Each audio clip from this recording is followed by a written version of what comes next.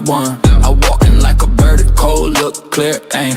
You wanted smoke, I heard it. You talk big, all wordy, all bark, no bite. You can't win this fight. I seen your hand shake when the room got quiet. I don't need a threat, I bring it, then I write. Yeah. Tick, tick, hear that whistle, step too close, get the missile. Blood in my eyes, stealing my job. Say my name once, then stand by the law. I'm not the one, I'm the right one. I'm not the one, I'm the right one. You came for when you left with none. I'm the right one, I'm not the one, I'm the right one. I don't just a crowd, I let them come. I stare hit hard like a loaded drum. You keep on talking, I keep on moving. Your chest gets loud, but your legs ain't proving. You want that title, you want that crown. I take one look and I shut it down. I crash when the flow gets mean. I came in clean, let the scene pristine. Tick, tick, hear that whistle, step too close, get the missile. Blood in my eyes, stealing my jaw. Say my name once, then stand by the law. I'm not the one, I'm the right one. I'm not the one, I'm the right one. You came for when you left with none. I'm the right one, I'm not the one. TRUF, truth. He's the mirage in the rear view glass. It's Ray from Dallas. Was he here? Was he there? Was he ever mine? Ray from Dallas? Just a trick played by time. This dude is savage as fuck. Or just a dream? What up, Ray from Dallas? Ray from Dallas, tell me true. He's fun. Hi, Ray. This appears to be a black man. Ray from Dallas. Let's take this walk. Is he real or just a dream? Falling stars or a laser beam? Ray from Dallas, tell me true. Are you the myth or the man I knew? This dude is Savage as fuck.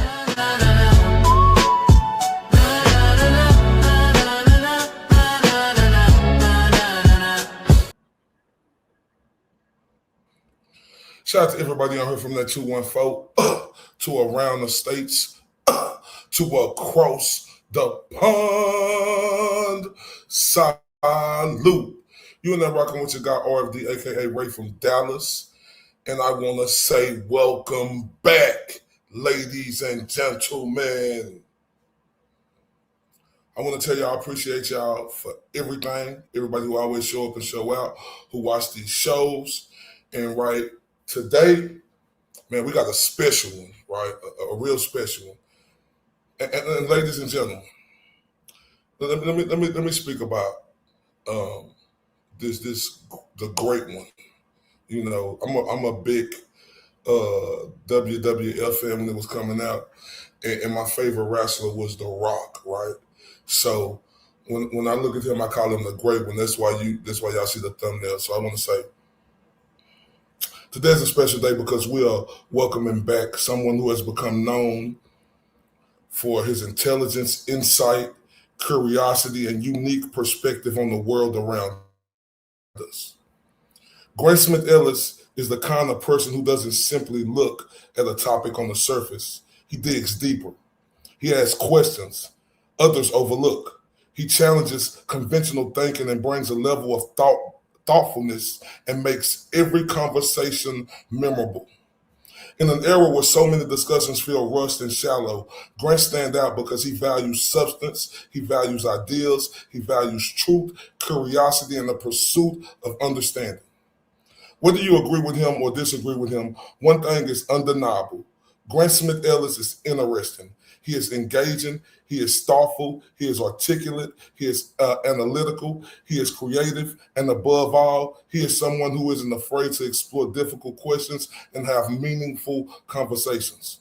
People are drawn to individuals who make them think, and Grant Ellis has built a reputation for doing exactly that. His ability to connect ideas, communicate clearly, and keep audience engaged has made him a voice that many enjoy listening to. Ladies and gentlemen, today we are excited to have him back. We look forward to hearing his thoughts, learning from his experiences, and exploring the ideas that have made him such a fascinating figure to so many people. So wherever you're watching from, make sure you hit that like button, subscribe. If you're new, join us and welcome back the one and only, the great one, Grant Smith Ellis. Grant, what's popping? Hold on one second. Oh, I'm sorry, you was muted. Grant, what's popping? Ray, it's so good to see you. You know how much I love my 1990s WWF. That was a very touching intro. Thank you for that. Oh, no, absolutely, man. I mean it, with everything in me. Grant, it's such an honor to have you on here. Somebody, with your intelligence, your wittiness, and like I say, your way of thinking, that you're not scared to deep dive into the controversial situation and ask the great questions that a lot of people are afraid to. It's my honor and pleasure to welcome you back, and I really do appreciate you from the bottom of my heart. Oh, I appreciate you too, Ray. I think we left our last conversation. We'd pick it up another time. I don't think either of us knew it would be under these circumstances, but I think they're very positive, and there's a lot to talk about. Well, maybe not positive for Michael Proctor and Sean Good, but positive for the rest of us. Yeah, now, I want to get right into it, right, Grant? Because, like, everybody was giving you praise, right? Because you were the one in school, Turtle Boy. I seen Larry Foreman. They were all giving you praise for getting, the deposition and feeding that to us. You know how I say, feed me, Seymour, feed me. And you were able to feed, everyone with that, and it's a pleasure. Now, let me get into this, and let's let everybody know what happened with Proctor and the other guy. Michael Proctor was supposed to appear for a deposition today as a witness in the wrongful death lawsuit being filed against Karen Reed. But on Friday, his lawyers asked for that deposition to be delayed, and this hiccup is not going over well with the judge overseeing that case. You state you'll produce him, but you don't give an indication in your filings when. Fired State Trooper Michael Proctor will not appear for a pre-scheduled deposition by Karen Reed's lawyers today for undisclosed family and health reasons. My client's situation is ongoing. We are in constant communication with him. The emergency request for a delay came on Friday, one day after Karen Reed sued state police, referencing racist and sexist texts allegedly found on Proctor's personal cell. But the Reed team still wants Proctor to appear today for the deposition. Attorney Jackson traveled from California here to conduct the deposition, and we planned around that, and strategically planned around that. It's the use of the word strategic that caught the judge's attention, leading him to scold the Reed team. Because I read in the media of an appearance on the Today Show Friday morning, where Karen Reed said, "This was always our plan." For that reason, the judge said Reed's team should have warned Proctor of the incoming lawsuit so that he could still prepare for his deposition without the distraction. in Ms. Reed's counsel filing its new action 4 days before the scheduled deposition with an obviously planned appearance on national television. Judge Gildea scolded all the lawyers present for the complications drawing out the wrongful death case. Civility in the legal profession is generally defined as treating others, opposing counsel, the court, clients, and others with courtesy, dignity, and kindness. Now, Grant, you covered that. You've been covering it. You've been one of the top guys who, been having their feet in the water, swimming with the sharks. What's your thoughts on that before I get into the questions I have? Yep. So shout out Christina Rex. That was a pretty good report. Here's the context. So I think a lot of people know about the Karen Reed and John O'Keefe criminal case. Karen was acquitted in the summer of 2025 after the second trial. There is now civil cases. And I say cases because there's 4 of them. There was one filed by the O'Keefe family that is in front of Judge Gildea. That is the case we were in court on last week, this week regarding Proctor. There's another case that Karen filed that is in she filed it in state court, then it went up to federal court. There is another case that what I call the Ham defendants, Higgins, Albert, McCabe, filed against Karen and Turtle Boy. That was initially filed in Barnstable Superior Court, but then moved sua sponte by the court to Plymouth in front of Judge Gildea. That's a separate case. And then there's a 4th case that Karen has just filed. This one's in Bristol. Inevitably, it's going to get moved to Plymouth in front of Judge Gildea as well for various reasons. But the point is, that case, Karen has sued the state police and the town of Canton. And in that filing, Karen reveals the racist messages and anti-Semitic and bigoted and misogynistic messages used by Michael Proctor, former state trooper, and Sean Good, former Canton police sergeant. Now, here's the timeline. The media really screwed the pooch on this one. I'm sorry. They got it completely wrong. What happened was, about a month and a half ago, Karen said to Judge Gildea through her lawyers, listen, there's a presentment period when you want to sue the state police in the town of Canton. Her lawyer said on the record, Judge, that presentment period ends sometime in the end of May. Our intent is as soon as the presentment period ends to file the lawsuit. You can't, barring like an emergency, you can't. I'm not a lawyer. This is not legal advice, but I did go to law school. Barring an emergency, you can't file a lawsuit within 6 months of sending what's called a presentment letter. If you want to sue a state government entity or someone who works for them, their agent, you have to what's called give them the chance to settle. In layman's terms, in the statutory terms, it's called a presentment letter. You have to present your claims to them. It's for the purposes of not like wasting taxpayer money, and they have to be able to have a chance to settle. They have to be able to say to you, listen, like, we're going to give you, $500,000, because litigation is expensive. The second you sue someone and they have to retain counsel, you're talking hundreds of thousands of dollars very quickly, millions in some cases. And so what's happening here is the state police in the town of Canton 2 weeks ago rejected Karen's presentment letter. She immediately filed suit, as she promised, and told the court she was going to do. And frankly, Proctor's lawyer was at the hearing when she announced this. That was last, I want to say, Thursday into Friday. That's the big one that we'll talk about with the Proctor messages, the good messages.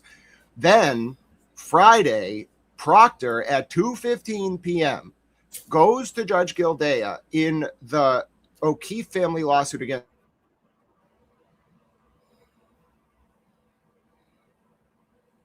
Michael Proctor's deposition, which was scheduled for this Monday, May, 2 days ago, cannot go forward.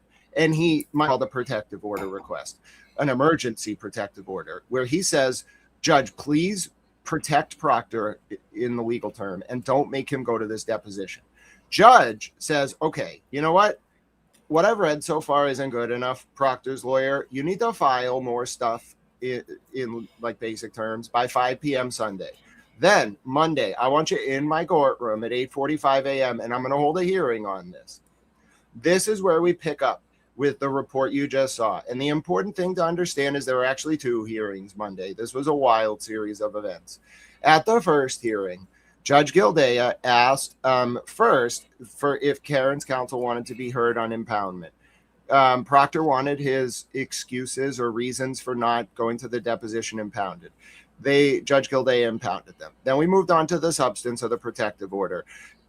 Judge Gildea, this was kind of weird. I've never seen a judge do this, but after telling Proctor's counsel to supplement his filings, Judge Gildea was like, you know what? I want you to try one more time. We're going to reconvene at 4:15 p.m. and I want you to provide me more evidence that Proctor can't show up for this deposition. In that ruling, and we'll just take a slight sidetrack here, in that ruling at 9:30 a.m., Judge Gildea did something that was very, I would say, extrajudicial. And I want to be clear here that I don't know why he did it. So I can't really explain where he got this from. But Judge Gildea must have watched TV, because no one put it's important to understand that in a court, judges can't just go look at things outside of court. They can, but they can't use it to form the basis of a decision. It has to be before them. You can't take notice of something just because you watched it on TV. A party has to bring it before you. Nobody brought Alan Jackson going on TV in front of Judge Gildea. Judge Gildea, I think, just wanted to send a message that he didn't like that TV appearance. So he just included that in the ruling, telling Proctor's counsel by 4 p.m. to file more documents with the court. Well, we come back 6 hours later for this 4:15 p.m. hearing, and Judge Gildea has already said, listen, I don't think this is sufficient from Proctor. I'm going to order him to be deposed, but I'll stay the order for 24 hours, which means Judge Gildea was going to let Proctor have one more chance. Proctor gets there at 4:15. Judge Gildea reviews the new information that Proctor files, and Judge Gildea tees off on him. He says, this is inadequate. It's unclear if this person who signed this document, which was under impoundment, so we don't know what it is, even has the credentials to do it. I don't have a CV from them. And even if I did, I don't think they have the credentials, because whoever signed this letter signed it by committee, and all of the committee members didn't sign it, whatever the hell that means. And so Judge Gildea is then you know what? I'm denying this protective order motion, and I'm ordering the Proctor be deposed tomorrow, which would have been June 9th. Well, Karen's team and all the other lawyers were like, hold on. Like, we weren't prepared. We were prepared for Monday and Tuesday, not Tuesday and Wednesday. And lawyers have like 50 cases going on sometimes each in their firms. So you can't just at the last minute tell a lawyer like, okay, switch the day. So Karen's lawyers and Proctor's lawyers go into a breakout room and they talk, and they come back to Judge Gildea and they're like, listen, we can do it June 25th or July 14th. And Judge Gildea is like, okay, I'm ordering that he be deposed. No more excuses. He's showing up on a date that you both agree on. Here's the thing, though. Karen's deposition is June 24th in that case. I think Brian Albert is June 26th, and there's some other people all right around that window. So the timing of all of this is fascinating. One more thing on timing. When Seligson, Karen's lawyer, said the word tactical or whatever he said, that was a very bad thing to say. He didn't mean it in the way Judge took it. What Judge took it to mean was that Karen filed her lawsuit in Bristol with the Proctor messages and then moved to subpoena Proctor for the depo tactically right after she dropped it so that he'd like be under pressure. That is not what Seligson was saying. Seligson was saying the order of the scheduled depositions was tactical. It had nothing to do with other cases, but Judge was mad. And that's basically an overview. So WBZ did pretty good, but there's a lot of context to it. And if you truncate it like they did, you'll miss a lot of the things that Karen did ahead of time that made what Judge Gildea did make no sense. Because Proctor was on notice that Karen was going to file this suit. Karen said it in open court a month and a half ago. Okay, so now they were willing to go, like you said, on Tuesday and Wednesday, but they were scheduled to do it on Monday and Tuesday. But you stated since lawyers have so many cases, that what brought them to the conclusion to go talk to the judge to bring it to June 25th. Now, let me ask you this question. We know Proctor is in a bad predicament. With the extra time like that, and the lawyers, have more time to delegate. Who is that good for? Is that more better for Proctor's side or Karen Reed's side? I don't have enough information to pass judgment because there's a lot of Alan Jackson doesn't do things by accident. If he knew, I don't believe that Alan thought that this motion would be denied. I think there's something else going on here. I don't know what. It could be as simple as Alan had another case. Maybe he had to go out to what's that guy who took his parents' lives and Renner. I don't out in L.A. Or maybe Nevada, whatever it is. I think the wealthy guy with the trust fund. Yeah. Nick Renner, Nick Renner, something like that. I know you're talking about. Yeah. His dad was a famous actor. Yeah. So it can be, and Alan's under no obligation to disclose this because it's how lawyers work in the courts are very deferential to it. If you're scheduled to be in court on Wednesday, June 10th, and you scheduled that like 2 months ago, you can't just go to the California judge and say, Judge, you know what? I got a depo in Massachusetts. California judge is going to be like, no, you said you're going to be here. Alan ain't doing that case anymore. Is that true? That's correct, but there was a motion hearing yesterday from Renner where it was revealed that Renner's trying to get access to his trust fund, and that's why Alan couldn't take the case. So Alan had to do triage PR on TMZ about it. Okay. Now, when you use the word, that was a civil attorney said tactical, right? When he said tactical, right? I took it the same way the judge did, but see, in this position, I thought that the judge would just brush that off because of the horrendous situation with the bigot and racist words that was revealed in Proctor text, but he didn't. Yeah, well, that brings up a number of issues. One, why did everyone from Judge Krupp to Judge Cannoni to Judge Doolin in Norfolk Superior Court hide these texts? These were under protective order for at least since November of 2025. Mm-hmm. Who hid these and why? The second thing, and Judge Doolin did, to his credit, did eventually let Karen use them. The only reason we saw them in the civil case was because Judge Doolin personally approved it, and Judge Doolin loves Karen. He always smiles when he sees her. But anyway, my point is, in terms of, hold on, bring me back, Ray. We were talking about tactical order. Being tactical. Oh, right. So it was a mistake on the lawyer's part, but it was more a mistake on the judge's part. The lawyer just was equivocating on the word. He didn't define what he was talking about. All he had to say was the order of depositions was tactical, which is perfectly reasonable and fine. What the judge did wrong, though, and this is why I think at the end of the day, the judge denied Proctor's motion for protective order and was so strict. Judge took into account information outside the record on his own accord, sua sponte, to prejudice Karen's lawyers in regards to a completely unrelated matter as to Proctor's depot. He just put it in there. He had no notice of it from the parties. He just watched TV and wanted to send a message that he didn't want this litigated in the press. You can't do that, in my opinion. It goes outside the bounds of how you are allowed to render a ruling. And that's why Judge, I think, pulled it back, because Karen could have appealed that. If the Proctor ruling went against Karen, then it's something called not harmless error, which sounds weird, but to appeal a judge, which Judge Gildea did say to Seligson, like, listen, we got a problem with it, appeal it. To appeal, it has to actually have caused you a harm. Harmless error is not appealable. So Judge basically rendered inert his earlier statements about Allen going on TV by denying Proctor's protective order motion, thus rendering his Judge's own error harmless. So he ended up treating Proctor more harshly because he did that to Allen in the earlier order. That's my analysis. Okay, so this is what I don't understand. Like you stated, they've been knowing about these texts. They've been knowing how egregious these texts were.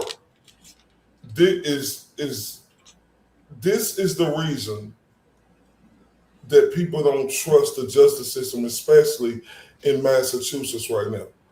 With them knowing the entire situation, knowing Proctor, Bukaki, Tully, Fanning, and all of them, Brian Albert, McAlberts, and all of them who were police officers, Higgins, was so detrimental to this case. Why would they hide these texts, Greg? Well, it's a multi-layered question because multiple people hid them. Proctor hid them, and it really goes back to who hired Proctor at the state police in 2013, 2014, after the Boston police wouldn't hire Proctor. That was revealed in Karen's filing. That Proctor was not hired at the Boston police because of derogatory information in his background.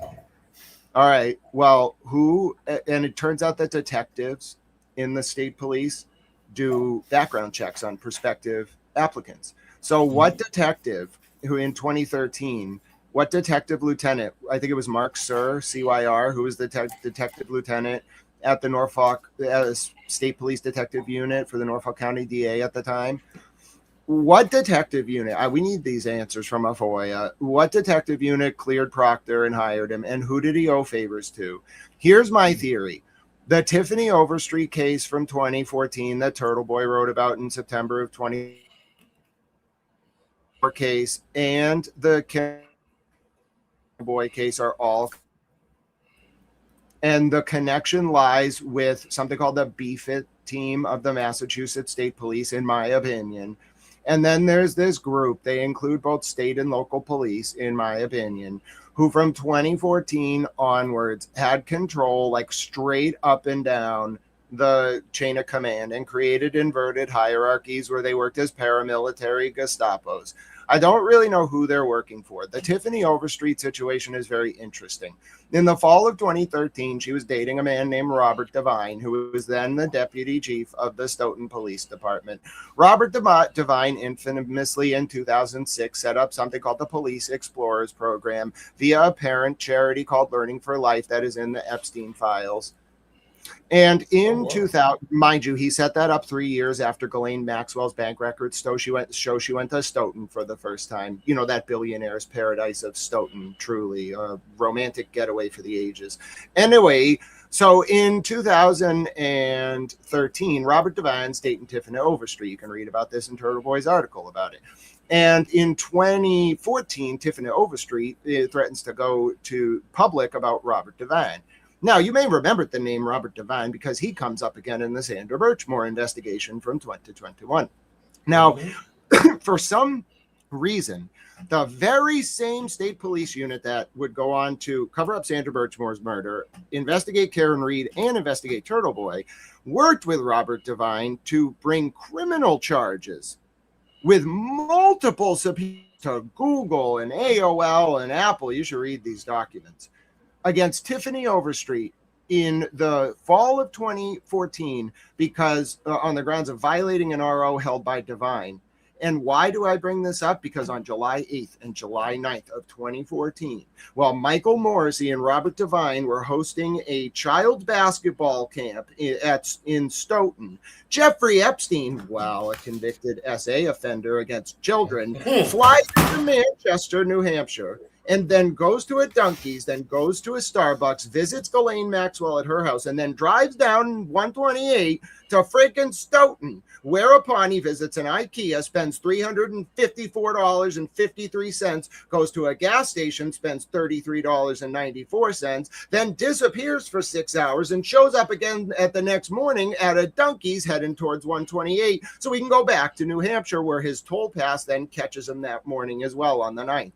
So, therefore, it's very interesting that in the fall of 2014, the very same Norfolk County State Police Detectives Unit that investigated Sandra Birchmore's death, Karen Reed, and Aidan Carney, then charged Tiffany Overstreet criminally. They eventually dropped the charges in the fall of in the spring of 2015. Charged her criminally to shut her up because she was going to expose Devine. Why is this so interesting? Because if you jump forward to 2021, Sandra Birchmore in 2014 was groomed by then Stoughton cop Matthew Farwell, who was working with Devine at the Police Explorers Program, into an underage relationship where Sandra was abused by Farwell until the federal government alleges February 1st of 2021 at 9:27 p.m. Eastern. Oh, no. Damn it, Hezbollah. This is not the time for that. Sorry, that's Hezbollah sending aircrafts into Israel. Anyway. We're gonna get to that a little later, Grant. February 1st, 2021 at 9:27 p.m. Matthew Farwell, then a Stoughton cop, goes to Sandra Birchmore's apartment, hangs her from a door, killing her and her unborn 8 to 10-week-old baby boy. February 4th, 2021, the Canton police, including Kevin Albert, respond to a wellness check at Sandra's apartment. Within 48 hours of that, the Canton police collect evidence confirming that Farwell was on surveillance camera at the time of Sandra's death, walking into her apartment with a COVID mask, despite the fact that he hated COVID masks. 2, he had an ideological opposition. 2, that Farwell was going around telling people that if Sandra was insisting on carrying her 8 to 10-week-old unborn baby boy to term, he was going to, quote, take care of the problem himself. And that 3, Farwell had been admitted to sexually abusing Sandra since she was a child. Why is this all very interesting? Because all unattended deaths in Massachusetts are in the original jurisdiction of the state police. The local police can arrive to secure the scene, but you got to turn it over to the state police by law. What state police unit did it get turned over to? None other than Brian Tully, the detective lieutenant, John Fanning, his executive officer, and Yuri Buchanan, the sergeant, their unit. And John Fanning and Yuri Buchanan both used to work as cops in Stoughton. Isn't that interesting? Oh, wow. In any event, John Fanning, for some unexplainable reason, writes a report in 2021 exonerating Matthew Farwell and blaming Sandra Birchmore for her own death. In August of 2023, the federal government impanels a grand jury. They actually impaneled it on May 26, 2022 for the first time. It's been a long-standing public corruption grand jury. Anyway, it got re-impaneled a few times. There's something to talk about there. But anyway, by August of 2023, and by the way, think about that date. May 2023, the federal grand jury starts meeting about the Karen Reed case. By August, they get an indictment. They start investigating Farwell, and by August of 2024, 1 year later, they indict Farwell. Farwell gets re-indicted on a superseding indictment for also taking the life of Sandra's unborn 8 to 10-week-old baby boy. Wow. He'll be going to trial in federal court in front of, I think it's Judge Casper, Denise J. Casper, in August of 2026. Shout out at Justice for Sandra Birchmore or at Sandra Birchmore on X. Definitely follow that account to learn more about the case. Why is this all intertwined? Because now you got this state police unit working for the Norfolk DA, charging Tiffany Overstreet to protect Robert Devine, and then covering up Sandra Birchmore's murder to protect a police explorers program connected to Robert Devine. And then you got this same unit showing up and doing favors for somebody to cover up John's death and frame Karen. And then you got this same unit showing up doing favors for somebody to put criminal charges on Aiden. The question is who? The question is why. The question is how much did they pay? And the question is why the hell were state cops doing favors for people? That's how the mafia works. That's not how my institutions of government work, and I got a problem with it. Man, Grant, man, like that's when I say you brilliant, intelligent, and like your mind. You one of the smartest people I ever talked to, who could dot stuff from corner to corner and have it right here in your head right now. With you speaking on that, right? It's been a big document dropped. I think it was like I read about this the other day, 1,700-page document on how the cops in Massachusetts are leaving and going to other locations before disciplinary actions are being handed down. Have you read that? Yeah, that was a FOIA from WCVB. And let's talk a little bit about a few things. Did you know there's a video from a FOIA that came out in the last month? John O'Keefe, well, it was actually Karen recording with John standing next to her. There were drug deals going on outside John's house. He recorded them.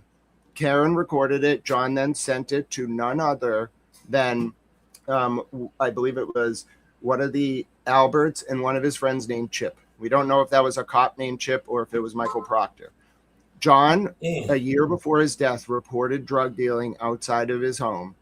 Okay, and it was clear it was a license plate from Florida. And you know, if you're gonna run non-fentanyl-based narcotics, you're gonna run it from Florida, like the pill mills, up to Mass and through Canada. It's a very valuable trafficking corridor. Other than the 5 going west to east, like people don't understand. 95 south to north from Florida is the most active drug trafficking corridor in Massachusetts. In fact, you want to know what the biggest like split point is? Right near Canton. Yeah, right near Canton. Because think about it, once you get up to the split there on 128, you can take a left and go up to New Hampshire, like in Vermont and Canada. They really want to get to Canada. It's a big market. Montreal's a huge market. The French Connection, you know what I'm talking about.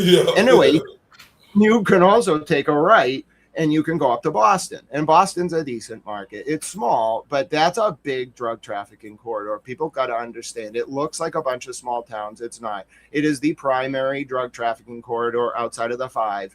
So running west to east, that the 5 is the biggest one, I think, or whatever it is that runs like through Idaho and all those states. Like that's big. That's a big one. But like the bigger one, especially for like prescription narcotics, which is probably the biggest market in the States, is from Florida to Quebec. And anyway, the point is it's relevant because it was Florida plates. It was clearly like a big transaction. Dude had like something in his, like he tucked it, like he did the thing where he put it in his shirt and tucked it, but like I could tell from the video, and it was like a big bag. It was not weed. You can just walk around with weed in Massachusetts. So it was probably pills. And that's like probably 10 to 20,000 pills if I could see it through his shirt. So anyway, John reports that. And for some reason, nothing ever gets done about it. And then there's these odd texts that also came out in the FOIA between Brian Higgins and John, where Brian and John are talking about not being overcharged for beers at restaurants. That's not a thing. That's just not a thing. So what were they being overcharged for? What could you buy at these restaurants? Was there one in Stoughton? Was there one in Dedham? Was there one in Boston? If you were like a cop or a fireman or a DA or a politician, could you go to these establishments and order something other than food or drinks from the menu and then go into the back room? Why do I bring this up? Because there was someone who texted Sandra Birchmore in the days before and weeks before her death, and they threatened her. They said they were going to reveal information about her being with members of the Stoughton police if she didn't pay back, quote, the money that she owed to, quote, the girls at a, quote, dorm suite. Sandra lived alone in a one-bedroom apartment. Oh, my God. Oh, wait. That is a lot, right? Because when I look at this in full circle, Grant, I see the bad actors getting a long leash, like, to where it's not going to snap, and the people who they are coming after and falsely trying to crucify and ridicule are getting the brunt of it. This is dangerous. And it's a very weaponized form of control. So I've heard that a lot of these girls in the orbit of this operation, the victims, they like lived in an open air prison. How would you make someone live in an open air prison in the United States? You'd have to have like state and local cops and DAs that would be willing to charge them if they stepped out of line. And that's what I think these guys were. I believe that there was a Gestapo unit of the state police protecting a brothel and drugs network that was and continues to operate in multiple states, but including Massachusetts. And I think it ties back to the property manager, Ghislaine Maxwell, and the pimp and drug trafficker, Jeffrey Epstein. And I can prove it. And that explains it. Think about this. You know Michael Bryant from Justice Served TV? Did you know that Epstein was spying on him? Oh, my. Michael Bryant was investigating Epstein. Epstein saw him and had his PIs spying on Bryant. You want to know something even more fascinating? Just a few years later, Linda Kenny Baden, Michael Bryant's co-host at Justice Served TV, it was none other than her husband, renowned forensic pathologist, Dr. Baden, Dr. Michael Baden, I believe, who did the initial autopsy on Sandra Birchmore for the family that proved the cover-up by the state police. You think that's a coincidence? I don't believe in coincidences, Ray. No, I don't either.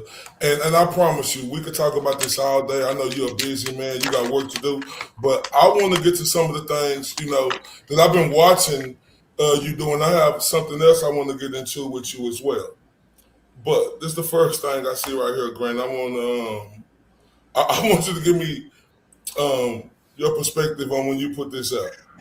Oh, yeah. All right, the war. All right. You said, oh, no, he's praising Allah.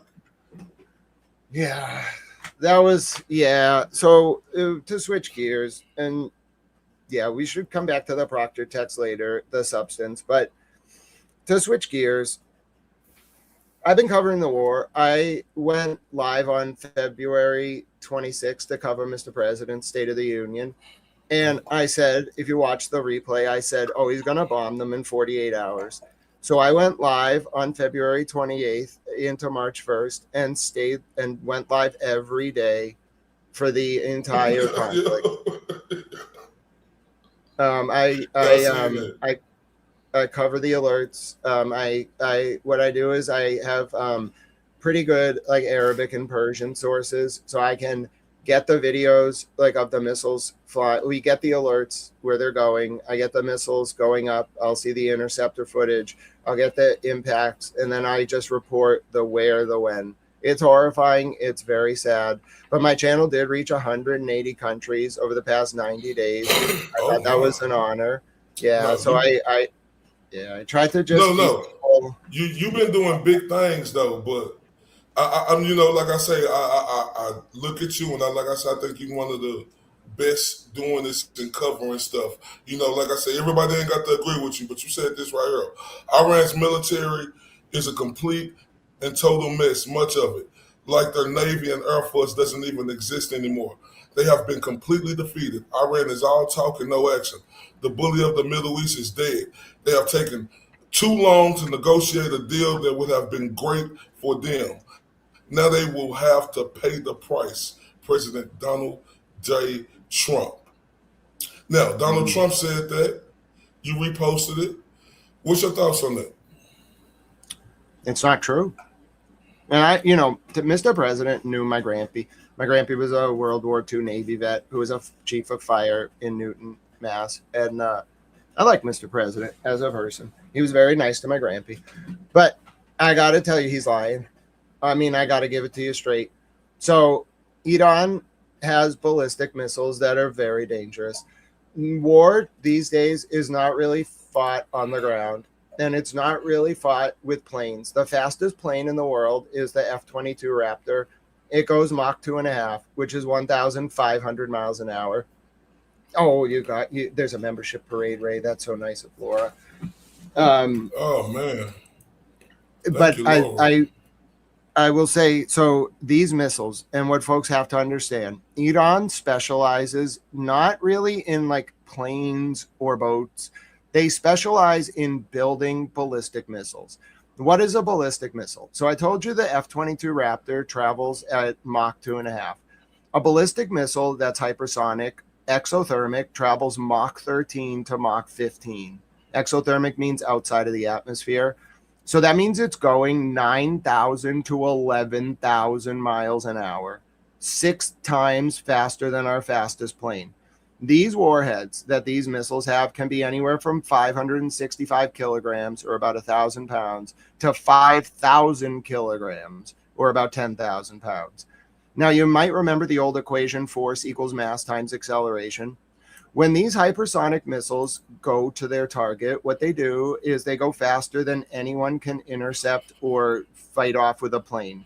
The interceptors in Israel and that the U.S. have are in 3 stages. One's called Iron Dome, one's called Arrow, one's called David Sling. At their best, they can intercept medium intercontinental ballistic missiles, medium range. Nothing in the world can intercept a hypersonic missile except maybe a Patriot interceptor, and those cost a lot of money to fire, like $8 million per interceptor.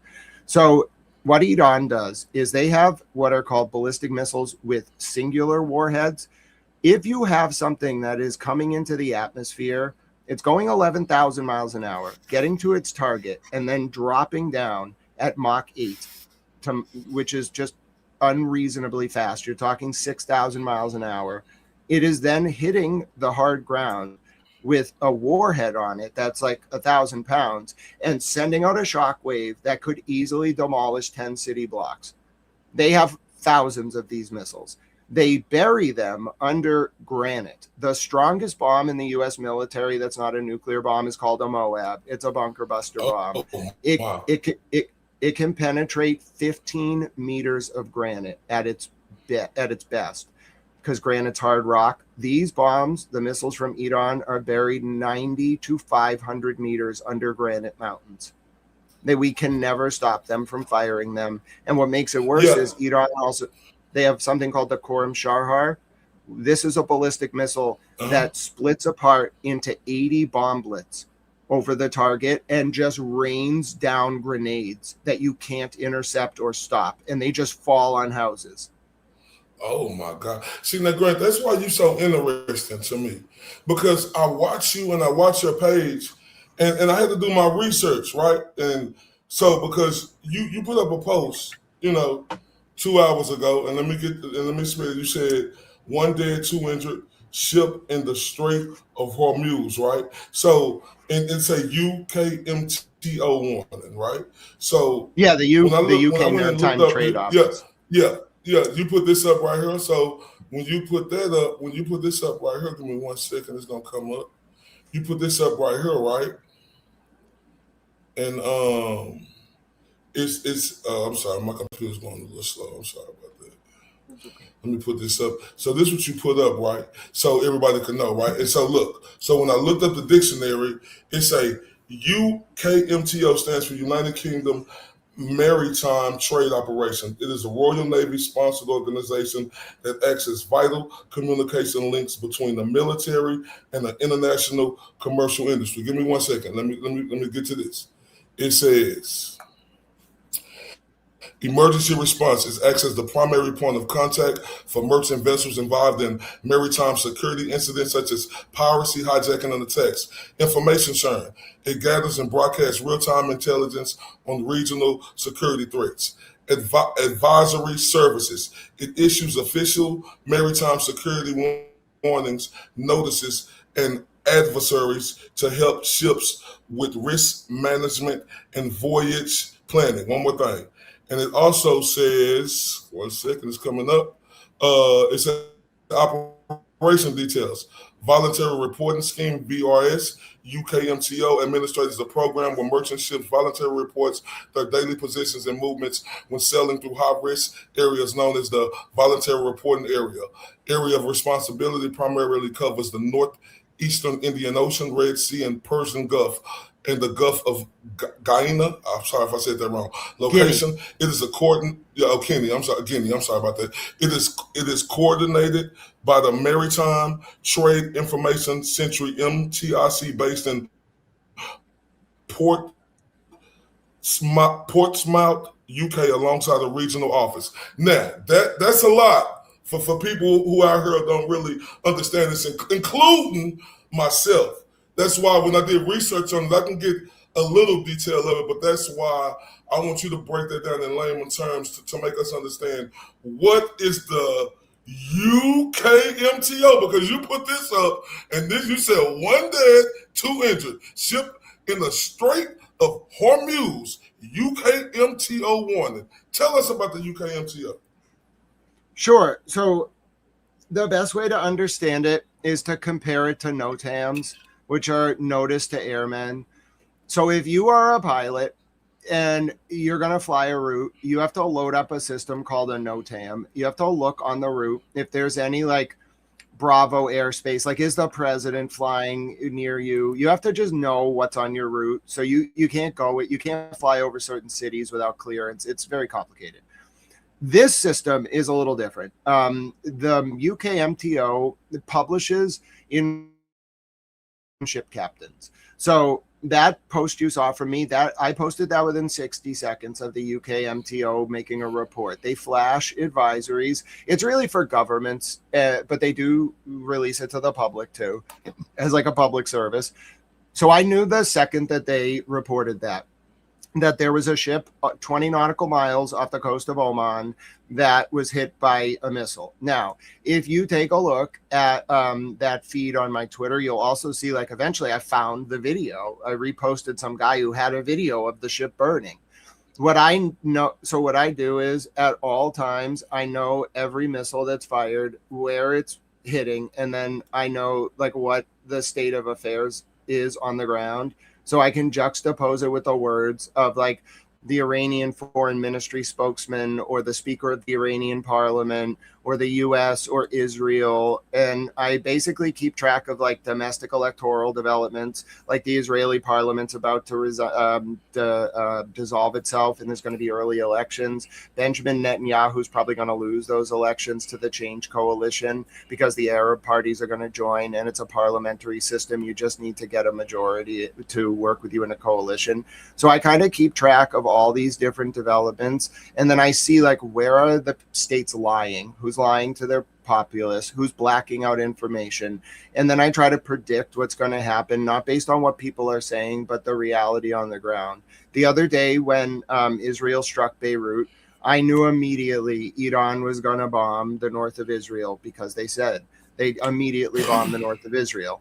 Israel bombed back in Iran. I was live at 11 p.m. when the Houthis fired the first missile at Israel 3 days ago. I, at 11:55 p.m., said, watch, at midnight, Iran's gonna fire missiles at Israel, and they did. So my best way to explain this to you is it could be something as small as like Israel bombing in the south of Beirut, and then Iran bombs back. This is called the Thucydides escalation trap. Iran bombs back in the north of Israel near Haifa. So Israel and the U.S. bomb back in Iran. Then Iran bombs back in Israel. So Israel and the U.S. bomb back in Iran. Then Iran takes down a helicopter. Then America bombs back even harder. We took out desalinization plants last night in Iran. Critical water infrastructure. People in the Gulf don't have regular water. They're in a desert. They have to take the ocean water and take the salt out of it. We bombed their desalinization plants to starve them of water and kill them. Of course, they're going to respond. So what do you think about that war that was started with Iran? Do you agree with President Trump or not? I got to give it to you straight. I think that war was started because the Epstein files were released. I think those files are going to bring down the intelligence apparatus and the powerful government that we don't know about, quote unquote. And so President Trump launched the war to take people's attention away from it. He's launched the war with unwinnable goals. Regime change, there's still a Khomeini there.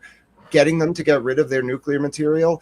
Iran has natural uranium deposits in their soil. I know for a fact there's a uranium mine on Old Combs Road south of Tehran, between Tehran and Combs, the holy city, south of Fador, the nuclear enrichment facility. They'll just mine more. They build their own centrifuges in their country now.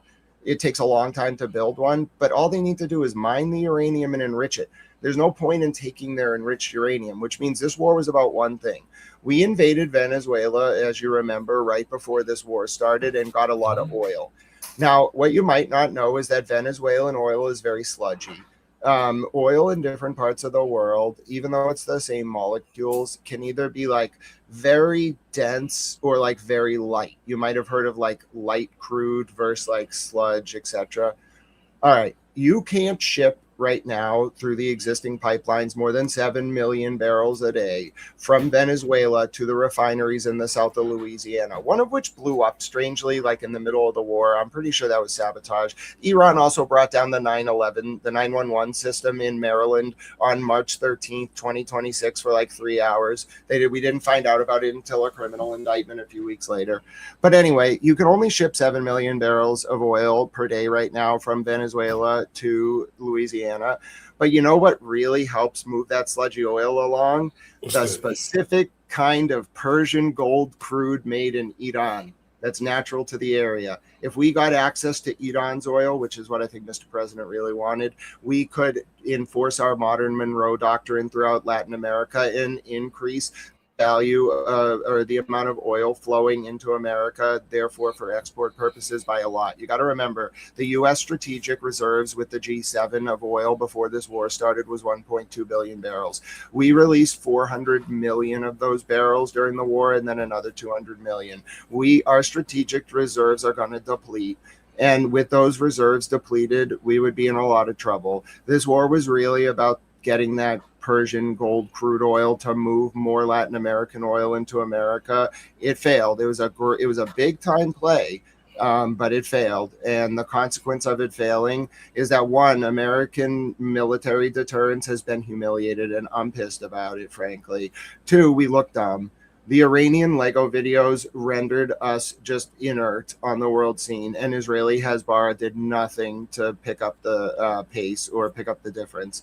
Fourth of all, what we did is we cemented the Iranian regime under the IRGC, and we can talk about Iran's unique theocratic democracy, but we cemented a hardline reactionary Iranian regime via the IRGC as a fourth axis of world power. The world is afraid of them. They made missiles rain down on Israel 24 hours a day for 40 days, and they were hitting Kuwait and Bahrain and Saudi Arabia and Qatar and Iraq, the anti-Iranian forces in Iraq. They are just unlimited in their capacity, and they've asserted themselves now in such a way where they control what's called the equation. So they determine how they want to act. Their old leader, Khomeini's father, he was actually conservative. He was afraid of U.S. military power. This younger Mohatab Khomeini and the IRGC that's in charge now, they're not afraid of anything. They'll take the hits and they will strike back, and they know how to do it. And they have something called decentralized command and control. So you hit them, they don't need to issue an order. Their commanders in the field just get authority to start launching, and they do. So they beat us, they humiliated us, they got rid of our tactical deterrent in the region, they established themselves as the protector of the Lebanese people, the people of Palestine, and the Middle East, and their end goal is to expel U.S. forces from the region and kind of teach us a little bit of a lesson about trying to like parade around in the Middle East when we can barely enforce our empire in Latin America. Okay, that's very interesting, right? Everything you said, because that goes into what I want to talk about, the First Amendment, but and you know, our constitutional rights, dealing with that. And like you said, you think it was started because of Epstein and a lot of the things you said, you know, to get that oil and to be a deflection, right? And our First Amendment rights is everything to me, right? And it's a lot of people who are upset with the president because things that he stated that he wouldn't do, he's doing it. And I want to play, it's one of my favorite people I like listening to. His name is Jesse on Fire, right? Yes, he's great. And listen, and one of my favorite fighters in the UFC is Sean Strickland, right? One of my and he is a real All-American. But before we get into it, I want Jesse on Fire to tell you the reason why I'm upset with Donald Trump, and it's in a huge way, right? Because what he did, right, to Sean Strickland and ban him from the White House 250 anniversary of the United States, you know, he banned Sean Strickland, a champion of the 185-pound division, right?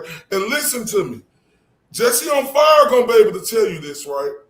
But everything he say, I totally agree with it. And hold up, I'm so happy I got you on there, because Jesse on Fire, like I got a couple of clips I need to get to, but the like one of the last ones, it totally messed me up, and it's about the military.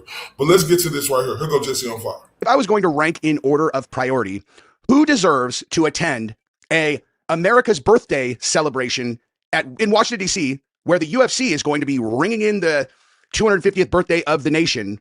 And I'm like, gosh, you know, who deserves to be at this event? You know, President of the United States for sure. Anyone that's kind of close around him, certainly the entire UFC brass. And then I would start in descending order, going through lots and lots and lots of Americans, you know, top of the list being any of the current UFC champions, especially those whose entire persona brand is that of a United States citizen who loves the country, might have some outspoken ideas that he says publicly that are probably, you know, not super advisable if he has, you know, I don't know, mainstream like marketability as his primary goal, which he doesn't.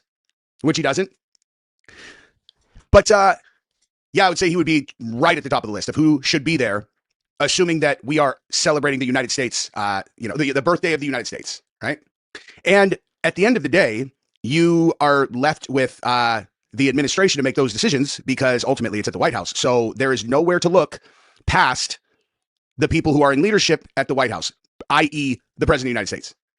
So when you find out that he's not allowed to go, Sean Strickland can't go to the White House card. Jesse, is it true that he already had his tickets? Yes, it is. He did, in fact, already have his tickets. So how can they tell him that he's not allowed to go? That's an interesting question, because obviously in order to get tickets, he had already been approved. Because check this out, guys. Why don't you go on StubHub and look to buy a ticket to the White House card? Oh, you can't? You can't do it? That you can't sell them on StubHub, and you also never were able to just buy them, as far as I'm understanding it, right? So that means that the UFC had already made a decision to give him tickets. So why would he not be allowed to go now? Right? Like, I don't understand. Now listen, what he stated was, and then he gonna get into it because this has me on fire, right? Our country was built off our constitutional rights of the First Amendment, freedom of speech and all of that, right? That's what make our country so great because other countries not afforded to have that. They can't say the things they feel, right? They have to act a certain way, and it's a law that they have to walk a straight line to, or something bad could happen to them. Now, Sean Strickland was invited to this White House card. He had his tickets. Now, all of a sudden, they say he's banned, and that comes from the administration, and at the top of that administration is Donald Trump. What's your thoughts, right? Just by what you heard. By what you heard. I had to look it up, Ray. And I'll tell you, I think the outrage has had an impact because just like 6 hours ago, the BBC ran an article where they're like, no, he's not banned. And they have this quote from Dana White. Quote, "Of course Sean Strickland isn't banned from the event," said White, who then joked, "From humanity, we don't want him near any human beings anywhere." So I think White was saying, like, yeah, he just didn't, like, they're claiming now that there were 4,300 tickets and they just couldn't get him one, even though, as you say, he already had one. So I think there's something going on. I don't know enough about it. Hold up. Let's get into it. Jesse on fire finna tell you why, right? Because I'm pissed, right? Because it's America, right? I'm country first. I bleed that red, white, and blue. And there's no way you do an American like this in America. Him tickets. So why would he not be allowed to go now? Right? Like, I don't understand. Why would he not be? Oh, wait. So did you say Bibi Netanyahu is attending? Cool. Okay. Cool. I don't care if he attends the UFC as long as he has no other impact. He's there and he's sitting there and he's watching the show and he claps. And then when, they show him on camera, everyone in America boos, all that, like, sure, good American fun. But when you then decide to prioritize whatever agenda they think that they're doing right now by banning the middleweight champion of the UFC, who is one of the most visible fighters on the entire roster, bad optics would be the understatement of the century. And as much as I could talk for 45 straight minutes about this without even getting to a single clip, I'm going to stop myself because I'm going to end up saying those things, shortly. Now, I want to give a shout out to Jake Shields because he got this out fast. And also he did an incredible job of, or his producers, whoever, of compiling the clips of Sean Strickland that tell the story of what Sean had said previously about this topic. And, you guys can make up your own minds about whether you think this is all right or not. As far as I'm concerned, okay, in terms of who gets to go to a celebration of the United States, and one option is the middleweight champion who says a lot of things that people might not agree with. Well, guess what? From my seat, he's the most important person who gets to go out of everyone except for like Dana and the president, okay? Because Sean going is the exact symbol of what we do here and why the United States is different than other places. He said a bunch of things that probably would have been a real serious problem in other countries, but not here because we have freedom of speech. Okay, 250th birthday party. What better person to have there than Sean Strickland to show that American ideals are still alive? Yeah. What's your thoughts? Listen, so beep me out. Is he like what does they call him? The Prime Minister. Prime Minister. Now listen, this is a foreigner, and look, have no problem with foreigners, but this is America we live in, and I stand on that. President Trump, you out your damn mind? You telling me? Go ahead. No, apparently he criticized the war. Is that what it is? Yeah, he criticized. He criticized everything. But listen, that's what we stand on, Harold. That's what That's what make America great, right? And you telling me because this BBM Yadu coming who is from Israel, right? And you telling me you're going to ban an American? Look, like Jesse on Fire said, besides the president and Dana, Sean Strickland is the most important American to be at that fight. And this is disgusting. It's a total disservice to this country and what it stands on. And Donald Trump, man, this is crazy. Like, what's your thoughts on a foreigner being in his feelings? Because Sean Strickland, American, said what he could say, and the White House has abolished him. No, not today, my friend. Yeah, I see it as, so I look at it like this. So during the early days of the war, this person came in to my channel. It was definitely like a militant faction. I don't know which country they're from. It's hard to tell. But they were like, Grant, you are not causing enough negative things about Israel. And I was like, what? Like they were demanding it. Now, I have criticized every side in this war for doing things that are just absurd. Missiles falling from Iran on the occupied West Bank and killing 3 women in a nail salon, including a 17-year-old. The U.S. bombing a school, Israel bombing children, etc. I criticize them all. But the one thing that I didn't like was someone who, one, didn't really know the context, and 2, had no position weighing in on the viability of my position, saying you are going to do this because I say so. And that's that's my reaction. Like, President Trump has a right to defend the military. People have died. I think we should not forget that 13 of our soldiers have died in this war. It's an ongoing war.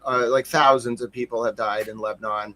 People have died in Israel. A lot of people have died in Iran. A lot of people have died in Kuwait, Bahrain, Saudi Arabia, Iraq.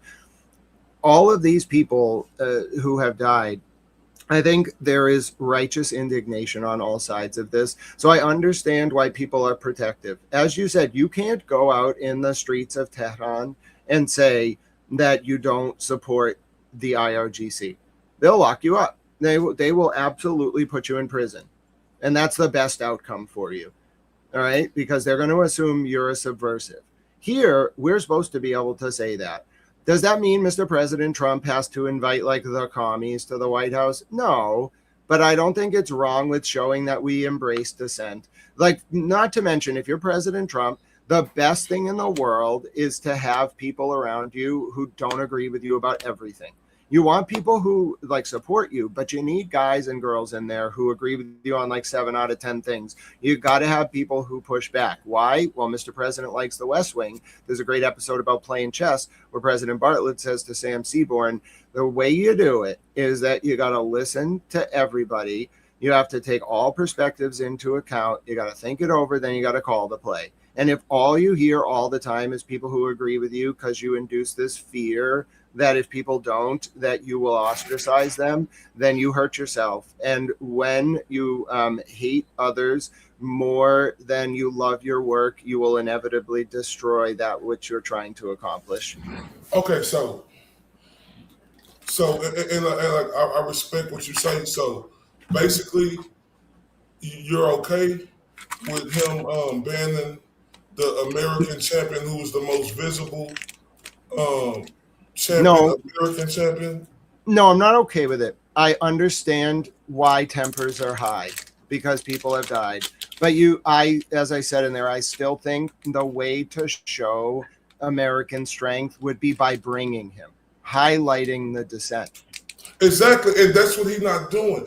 And look, this is the thing right here, Grant. You spoke it earlier. That's why I appreciate you greatly for coming on here with the type of, gold standard of a brain of thinking that you have, right? I mean that with everything in me. I'm not gaslighting you. You said he started that war, in your theory, because of the Epstein files that came out, right? Yeah. So, and that, it makes sense, right? So, if that's the case, I can't put that jacket on the back, but like you say, that's your theory. Like you said a theory about a bomb was gonna drop it, and it happened, right?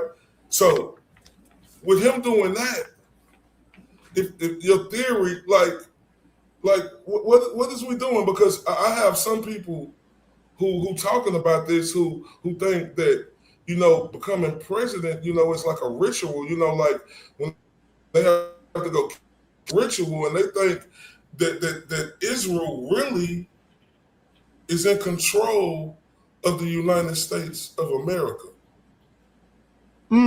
I'd say it goes, so it's not Israel, the state. States aren't monoliths. They have factions. Like all governments have factions within them. The relationship between Israel and America is very complicated. Now I'm half Jewish myself, but to contextualize it, what happened was, like, we started off on good terms in 48. Things got a little rocky in like 58 through like 63 because, well,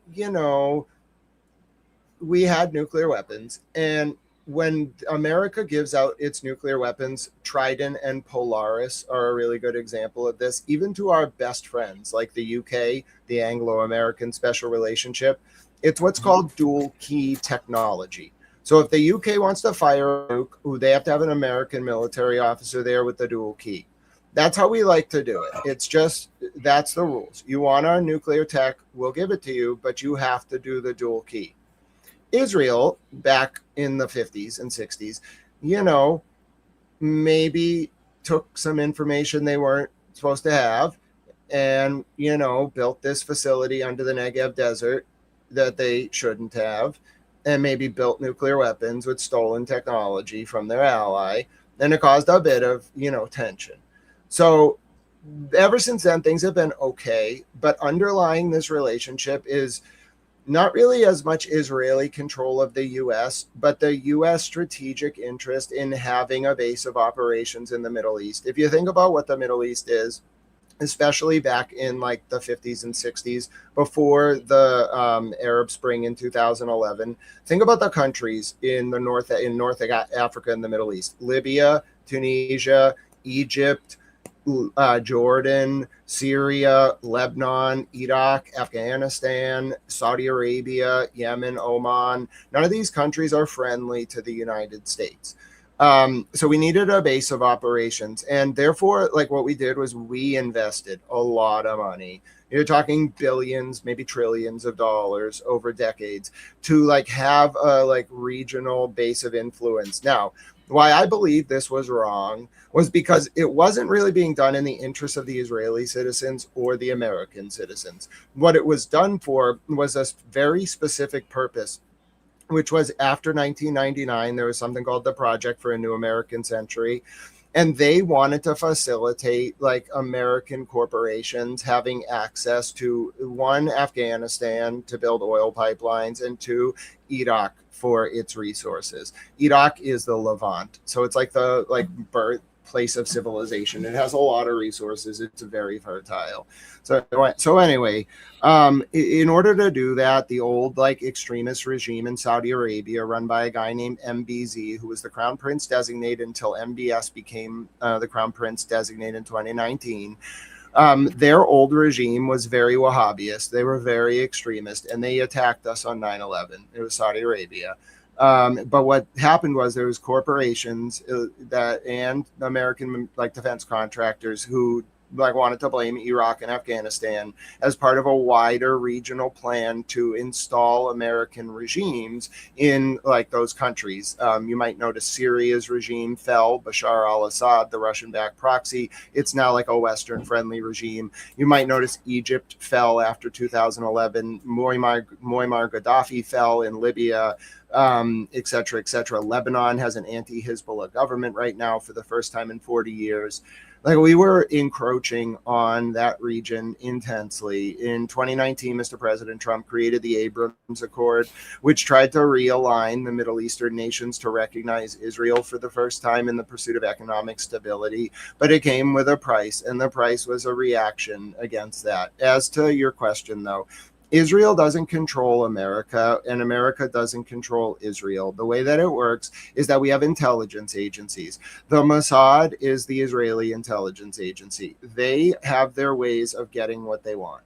America has its own intelligence agencies that, in theory, should have a way of getting what's best for our government and our corporations, which are an integral part of empire building, which is how you have a good quality of life. That's the reality.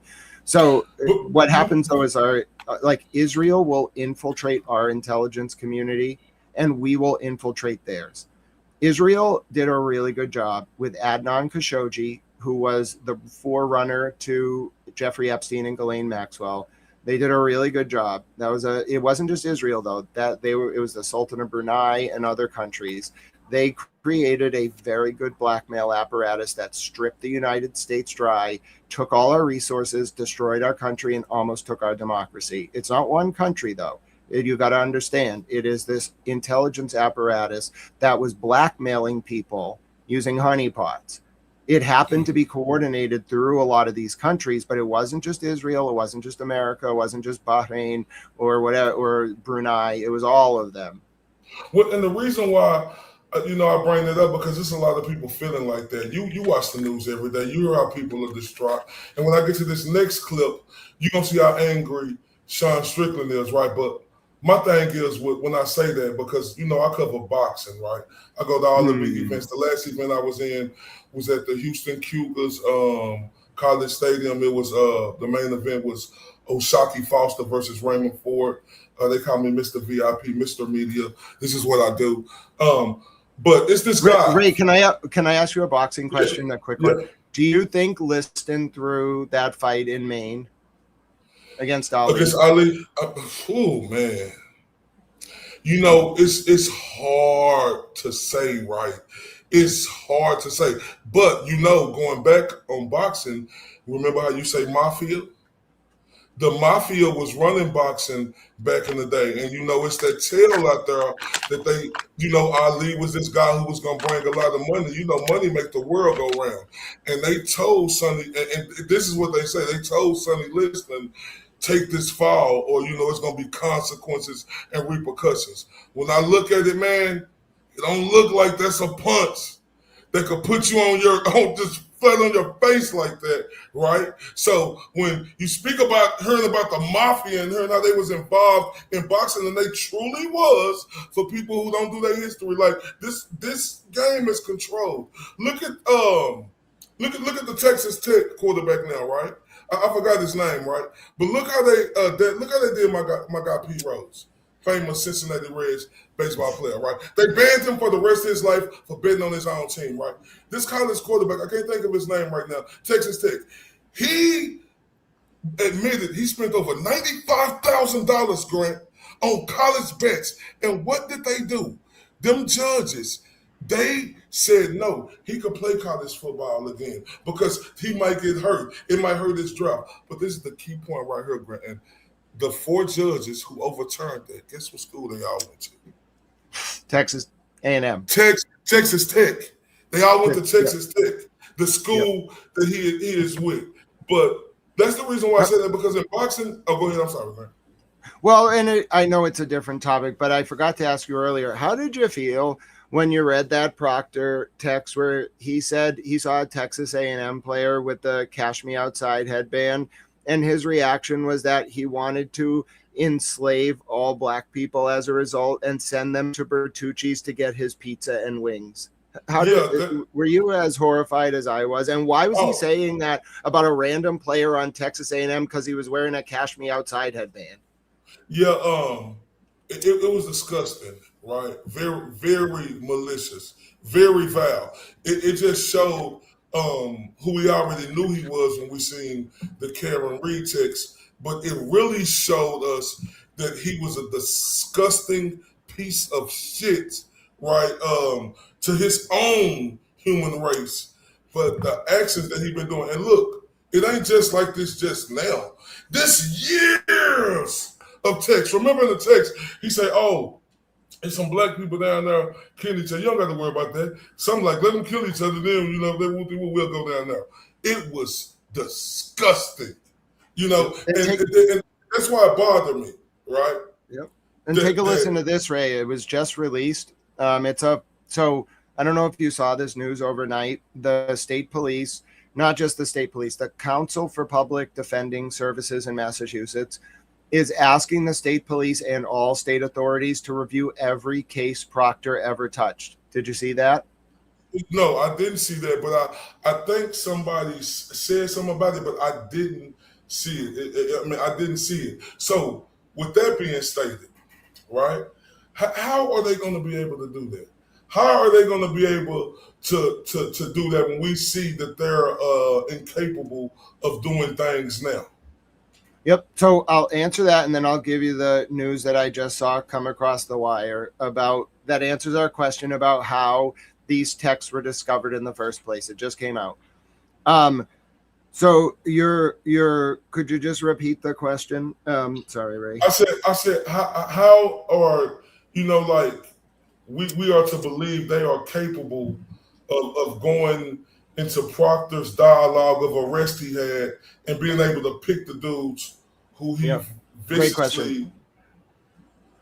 So there was a drug lab scandal in Massachusetts. Annie Dukem, does the name ring a bell? No. Explain. Can I give him some sure. You're going to see this one come up a lot, so it's worth learning about. So Annie Dukem was a chemist in the drug lab. Now, for people who cover true crime or otherwise, you're going to know, but I'll just explain it. When you do a prosecution, you can't just be like, I saw a dude with a bag of like hard white substance, so I arrested him for having like cocaine. No, absolutely not. Those field tests, that's not even enough. Those are only 50% accurate. They're terrible. Drug dogs aren't enough. Their reliability can be questioned. It's enough to get you a search, but it's not enough to convict you. To convict you, they need to take the substance. They need to do a chain of custody where the substance from your possession goes into a bag, then goes to they can field test it if they need probable cause. It's enough for that low threshold, but it's not enough for a conviction. Like they'll put it on the hood of a car and field test it. It's a primary indication. What they need though, and that's enough to arrest you, but they can take it to the lab, the crime lab. They have to test it. They have to take the substance, dilute it into water, and then test it. And they have to match the chemical structure of what you were possessing to the chemical structure that's in the law. So if you're charged with possession of crack cocaine, it needs to actually be free-base crack cocaine. It needs to be baking soda. It needs to have the molecular structure of crack cocaine. Otherwise, you only have cocaine, which is a different drug. Likewise, like if you but look, when you say they need to do that, but what if the defendant who got charged say, I didn't have that, Proctor put that on me? No, so we'll get there. But before we to even do the baseline, in Massachusetts, every single drug charge has to have the sample go to the lab, right? There is normally like 1 or 2 chemists, maybe 3, that do all this. It takes like a couple hours per test. You just do it all day. One woman named Annie Dukem processed 20,000 samples. And Ray, she manipulated a lot of them. Oh, my. Every case, methodically had to be reviewed. Why? Because the very foundation of the conviction, the chemical attestation from the chemist, could not be relied upon. You don't have a new trial for most of them because it's too late. You're not doing 20,000 new trials. You win. They got released, most of them, almost every defendant. Oh, wow. But that's what I'm saying. Look, to me, on the outside looking in, knowing who Proctor is, he called black folks niggas. He called Hispanic people saying niggas. He disrespected the Jewish people, and he disrespected the mayor down there, the Asian mayor. And the governor. And the governor. They said that Anne Frank. They said Anne Frank was a liar, and Proctor said, this one really cut to my core. Proctor said, quote, that he thought America sucks because in Proctor's words, he wanted America not to intervene in World War II. Ray, he said that outright. He was like, God. I can't believe we did that. That was so dumb. He didn't use those words, I'm paraphrasing, but he was mad at America for stopping the Third Reich. Oh, my God.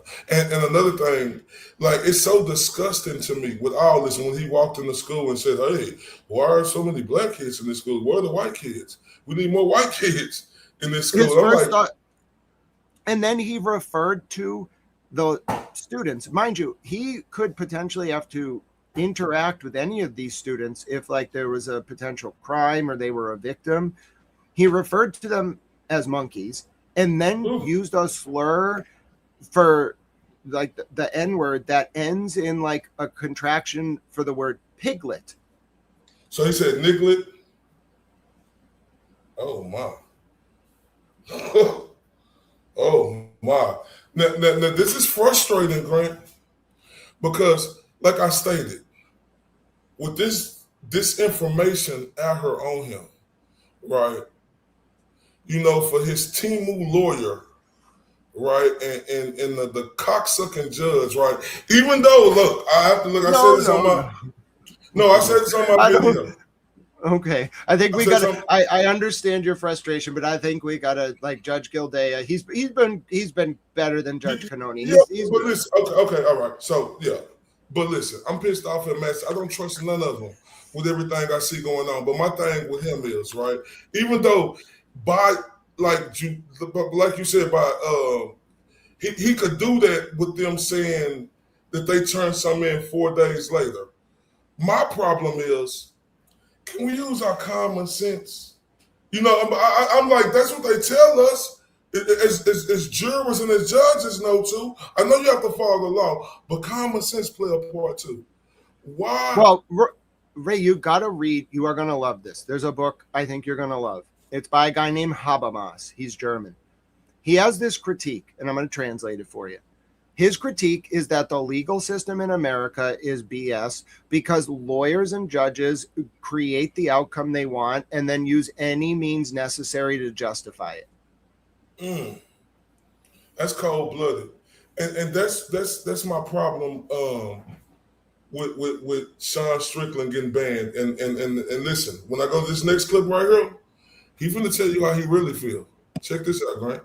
Video to start this out. I'm not surprised. And if you haven't subscribed to my channel, that would be awesome also, you know, and liking this video would be cool too. I got the call. The UFC higher ups called me, you know, big names. Mr. Sean, I gotta apologize, but you're not Israeli enough to go to UFC 250 Israel edition. The White House didn't clear you. And I'm not really surprised, you know, So, you know, I think moving forward, I would like to just apologize to Israel. I'd like to say I'm sorry, you know. I'd like to apologize to Trump, and I just want to prove that I'm Israeli enough for you guys. Like, for instance, you know, whenever the list like disappeared and Trump goes out there and says to everybody that he can't really go into it because people that by association will get prosecuted and like their names will be tarnished, I want to apologize because, you know, I don't want them to be prosecuted. Or, you know, when Trump goes and bombs the fuck out of Iran that no Americans agree with, it costs Americans $5,000 to $15,000 to go fight Israel's war. I want to apologize. Sorry. Did he say $5,000 to $15,000? I feel like he's missing some zeros on that, unless I misheard what he said. You know, a critic of that. You know, my allegiance was apparently in the wrong place, and I just want to apologize. Or when Trump goes out there and says, "Hey, Trump, your approval ratings are the lowest it's ever been across all demographics," and Trump says, "Well, you know what? I have a 99% approval rate in Israel." That was a pretty crazy thing to say. You know, I feel like we can all agree on that, right? You know, like I feel like everyone could agree that in the face, they're like, hey man, you know what, like some of the decisions you're making are very unpopular. He's like, yeah, but you know what? You know where I am very popular? Fill in the blank other country. You're all okay. Okay. Congratulations, dude. But unless I don't understand how the voting process works, and maybe I actually don't, you know what I mean? I would say the concern is supposed to be with the people who voted for you as well as the people who didn't. But something, you know, I don't know. Recently, I've been starting to feel like that whole, you know, voting thing might have less to do with who gets elected than I had previously, you know, believed. Now, Grant, shout out to the beautiful Helen Keller in the building. You heard Sean Strickland, right? And you heard what he said. He stated that Trump, you got a bad approval rating over here in America, and Trump did say, I don't care. I got a 99.9 approval rating in Israel. That is mind-boggling. What's your thoughts on that? Well, he's a troll. Don't forget, you remember WrestleMania, what was it, 4? Maybe 7. They were at Trump Plaza. He's like Vince. There's a difference between Mr. McMahon and Vince McMahon. Like Trump, when he talks, Mr. President, is playing a character. That's not how he thinks about like tactical decisions. But let me give you this in response to the gentleman, the champion there from UFC. He made a good point. Strickland made a good point, but let me counter with something. And I'm not saying this because I endorse it or because I don't like it. I just got to tell you the history, and then you can tell me what you would have felt at the time. And then you got to remember this still applies now, but I'm not a lawyer and there's not legal advice. Do you know what the Alien and Sedition Acts are? I heard, but can you give me a little bit more brief? I mean, it's not coming to mind right now.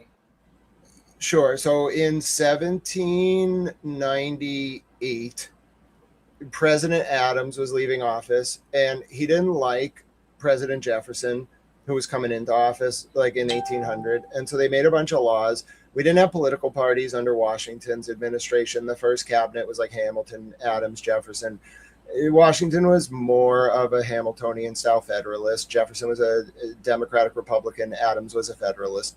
They split on the issue of central banks. It's confusing. But the point is, when President Adams was leaving office, he created the Alien and Sedition Acts. It's viewed on the whole as like a bad thing. It's very restrictive. But for our purposes, we got to talk about World War I. And this is what people have to understand. We can't really control world conflicts. They, like, our opinions on them, they're important, but they don't really matter. World War is not popular. Most people were isolationists in the 30s. Most people were isolationists even after Pearl Harbor. It changed the public opinion a lot, but we had a lot of isolationists. The way that it tends to work is in World War I, once we actually went to war, the rules change about the First Amendment. Do you know the famous phrase, "You wouldn't yell fire in a crowded theater"? Yeah. That's from a decision that justified, and it's still law to this day, locking up people who spoke out against. Your First Amendment completely away if we formally declare war. What I mean by that is you can't go out on a street and preach against the draft. You can't even do things that would discourage people from feeling like they should join the military. You can't talk about troop movements. You can't say where a ship disembarks from. You can't say where it's going. They will arrest you. Not you, but and people don't get this because they think, and I agree with you, the First Amendment is very important, but it's not unyielding. Now, we're not in war right now. There's no formal declaration of war by Congress, but it's going to be a shock to the system for a few generations who have never lived through an actual time of war. We've had some conflicts over the past 70, 80 years since World War II, but we haven't had anything like an actual declared time of war except for maybe the Vietnam draft. During a time of war, it changes completely, and I don't think this country... I was listening to a book by Will Durant, The History of Civilization, Volume 2, The Greeks, and his quote was, "Societies are born stoic and die Epicurean." And we don't know what hardship is anymore. And so we take our rights for granted. And that's what I'm worried about, Ray, that this society is getting complacent, that it doesn't know how to fight for the rights that are very important because we've just been handed them on a platter for years and we've never actually had to suffer. We don't know what ration stamps during war means. We don't know what growing a victory garden means. 90% of America couldn't self-sufficiently exist in the absence of commercial industrial structures. They would die in 48 hours.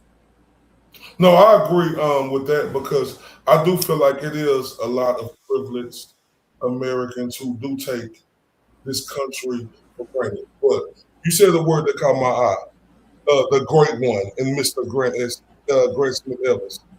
You said the First Amendment is unyielding. Okay, now listen.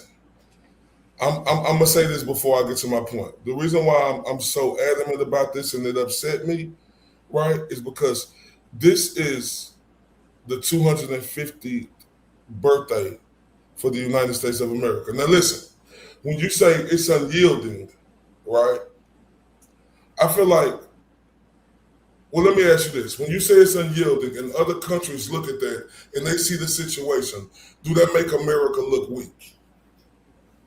Oh, I said it's not unyielding. So but you got what I'm going for. So not unyielding. Yeah, that's what I meant. Yeah, and I think no. So let me give an example. In Bahrain last week, a news presenter was sentenced to 5 years in prison because on TV she said she supported Iran. Those words. That was it. They think we are out of our minds for letting people walk around and say as much as they do. They don't get it. It's not a virtue to them. They see it as weak. They see our freedom of speech rights as like fomenting internal division that collapses the society.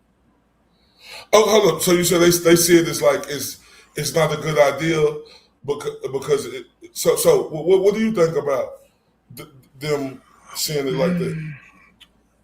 Well, you got to think about the time. Well, you got to think about a few things. One, I recommend people read Book 7 of Plato's Republic, because all societies naturally degrade from democracy to oligarchy to democracy to tyranny. So from government by landed people who own land to government by the rich to democracy to tyranny. The reason the U.S. form of government is so unique is it subverts that like natural trend or degradation by introducing representative democracy. So we like think about 1776, 1792, like by the time the Constitution was amended, what these guys were thinking about, and they were all guys, was we have like 1% of the population that can vote and that are going to get these rights. You got to remember, in this Constitution we all love so dearly, it originally had a clause that said black people were only 3/5 of a person for the purposes of apportionment of representatives. Yep. So not everything they did was great, and they were thinking about a very educated polity. Do you know the Federalist Papers that were written by Madison, Hamilton, and Jay? No. Can you explain that to the audience and me as well? Yes. So between, we had a government before our current government. It was called the Articles of Confederation. It didn't work very well. It was like a very heavy states' rights based document. That is what existed like in the 1780s. By like 1792, when George Washington first became president, 1788, when George Washington first became president, around there, we had a new constitution.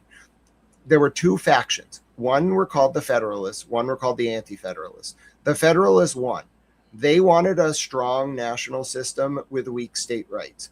The Anti-Federalists wanted a strong states' rights system with a weak national government.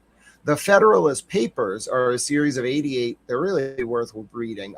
Number 11 the most. Number 10 is good too. But the point is, they were a series of papers that the Federalists published to argue and eventually win control over the government of the United States during the constitutional conventions in Philadelphia. The reason we have the form of government we do is because these guys won over popular opinion. But the point is, what did popular opinion mean? It meant like 1% of the population that owned land and was very smart. That makes sense. The First Amendment makes sense in that context. Where it does not make sense, and this is Isaac Asimov's critique of post-industrial liberal democracy, there is a belief that one's person's ignorance on a subject in a democracy means that they have an equal footing to express an opinion with someone who has a like learned perspective. That will kill this country. That will 100% kill this country. And that's what's destroying it. It's not the speech rights. It's that we don't have standards of anymore. You can have all the free speech you want, but you have to demand cogency from the people who are talking to the public, or the country will dissolve. Oh, wait, Grant, that's the realest. That's the realest what I done heard, man. And so, but just to finish it, to answer your question, so in the other countries, they think, you know what, like we can't risk this division and these like crazy, like ridiculous, like people in frog costumes, like throwing like grenades at federal agents. Like, no, we're not like going to like try to shame them out of the public sphere. We're going to arrest them. So they look at us like, why do they let those people like do that? Like their society's collapsing. Like what's wrong with them? That's how they think of us. So you think they laugh at us, Grant? They do laugh at us. I talk to people from 180 countries. We are laughed at around the world right now. Not the people. I think around the world, the people like the American people. They think we have good music. They think we like Jesus, which is a good thing because Jesus is the most quoted prophet in the Quran. And they think we're like held captive by our leadership. But in terms of our like government, no, they laugh at us. They don't take anything we say seriously, and they just do what they want. And they're busy like trying to overthrow like our influence on the international scene by building up the BRICS, the Brazil, Russia, India, China, South Africa. They're trying to build up like the Chinese axis, the Sino-Russo axis. They're trying to build up Iran. And meanwhile, they're like, look at that stupid government. That guy, that president doesn't even know look what he's saying to these people. He's telling his people that Iran doesn't have a military. He's out of his mind. We're not going to pay attention to him. He's kayfabing it. They know he's kayfabing, and they treat him like that. Oh, my, now, I do know that you do believe in theories, right? And me too. If people don't believe in conspiracy theories and think they could be true, then I don't know what world y'all living in. Now, I want to talk about Charlie Kirk, right? And I know if that's too much of a sensitive subject, please just let me know. Well, what I want to talk about is the gag order. I don't like these gag orders. There's a gag order in that case. The same judge, I think there's a gag order in the Lego case now. I don't like these gag orders. There was a gag order in the Karen Reed case. I understand gag orders for lawyers. I really do. Okay, lawyers are bound by the rules of professional conduct, which especially in Massachusetts, 3.6, you're under a gag order just by being a lawyer, basically.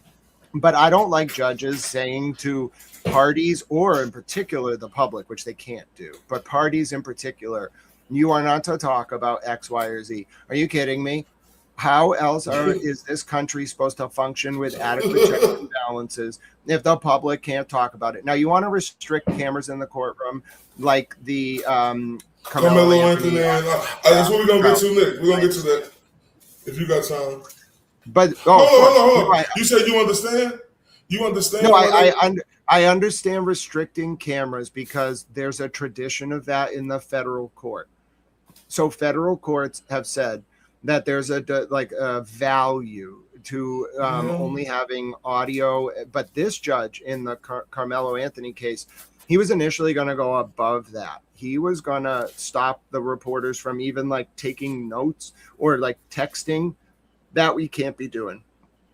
But the no cameras thing has some constitutional validity from the federal system. You probably know, no one has ever seen footage inside a federal courtroom. It doesn't exist. No, it doesn't exist. No, I know. So argument.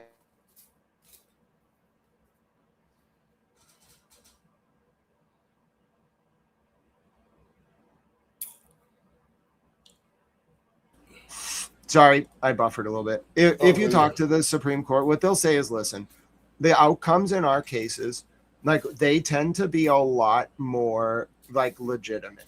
We don't have like external pressure or corruption. Are they right? Probably not. But like that's their counter argument. Now, what I think is a like response to them is saying, well, listen, what about a situation where a defendant is literally being framed? Like they have the evidence of it. They're being framed, and like you're going to really limit them to the rules of evidence as to what gets out to the public. You're only going to let the public learn about, like, that's what went wrong in the Idaho 4 case. That's why Richard Allen is sitting in prison unjustly, in my opinion. Oh, thank you. Yeah, because they restrict, when you actually look at the evidence, it's really bad. But Ray, there's a purpose to this. Let me be clear. So I think there's two things going on here. I think that there's a network out there that covers this stuff up nationwide in America and internationally, private intel work that covers this stuff up to like engage in cover-ups. I also think on the other side, there's like a network for defendants to try to expose this stuff. I don't know if that's the right solution. I think we need to just get rid of this systemic corruption. But I do know that gag orders, especially when I see them in cases where I think that the rules of evidence could be used to withhold material derogatory information that is damaging to the state's case, I get really worried. Why? Because look at the Proctor messages. Karen never got to ask about that. That is the thing I think I've been most mad about. First of all, I figured this out. And as you know, Ray, I evolved my perspective on the Karen Reed and John O'Keefe case, as I did on many things. because of what I ended up finding out, because FOIAs were eventually compelled through the great Corey A. Hopkins, Marbury v. at Barry Madison on X. I started actually seeing what was withheld.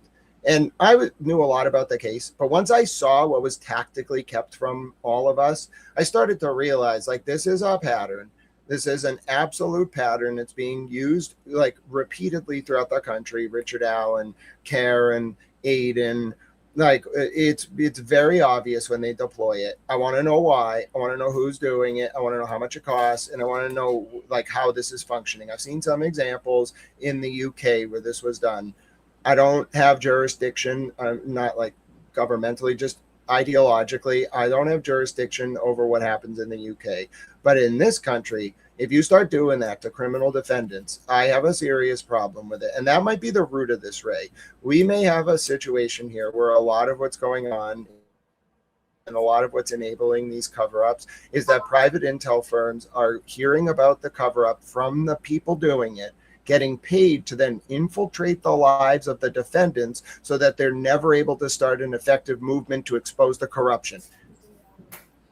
Oh, my. And if you think about it, who linked Turtle Boy and Karen up? None other than Natalie and Jen Altman, who are now both supportive of the state police. I say that proves my point. Man. Hey, man, listen. Now, one thing, Grant, you know, man, you got a lot of information, right? Oh, thanks. And you speak to, like you said, 180 countries. I mean, you are one of the most vocal people out here who got like elephant nuts, you know, to speak how you do involving the government. But let me ask you this real quick. Do you feel a sense of like fear, or do you ever think that somebody is following you, or do you ever think your phone is tapped or anything? They came to my home, Ray. Did you hear about this? Right when I was covering the Epstein files in February, while I was live, a guy came to my home. I'll get you the clip if you want. Yeah, I got to show you this actually. Yeah, I'll drop it in the chat. Hold on, let me get it. This is send it to me on X. Yeah, I'm gonna drop it for you right now. But you can, because I don't want to just. I'll tell the story, but you really want to play it because it happened live, and you wouldn't believe it unless you saw it. So let me take a look. I'm gonna draw. Oh, I got it. All right, I'm gonna drop it for you. So I was looking into Epstein, and like, I don't know how much you know about this stuff, but I was looking into his like nonprofit that him and Leon Black ran. And so on this live stream in February, and it was right after I figured out that Kathy Rumler was in the CIA. She was Obama's White House counsel, like the John Dean of the Obama White House. And then in 2014, she could have become attorney general because like the Senate wouldn't confirm her. So by January 15th, January 8th of 2015, she messaged Epstein being like, John Brennan gave me the CIA's Agency Award Medal today, which means she was CIA the whole time while she was in the White House. That's the highest honor you can earn in the CIA. You don't get it for 4 months of service. Then in 2015, later in the year, Epstein asked if he could visit Kathy Rumler for CIA, NSA, and boy stuff. I don't know what the hell that means. But anyway, my point is, so I was looking at this charity that Epstein and Leon Black ran, and then I was looking into their Form 990s that whatever they file. Yeah, 1099s with the government.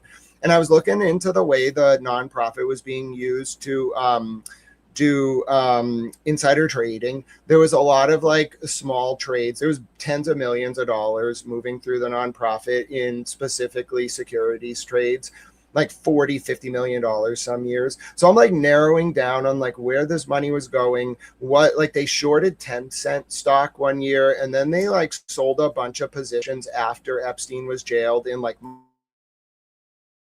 stock moves. But I was tracing like 1 year where this money was just not accounted for. There that moved through the nonprofit, and it was just not accounted for. I'm like researching this stuff. A dude comes to my door.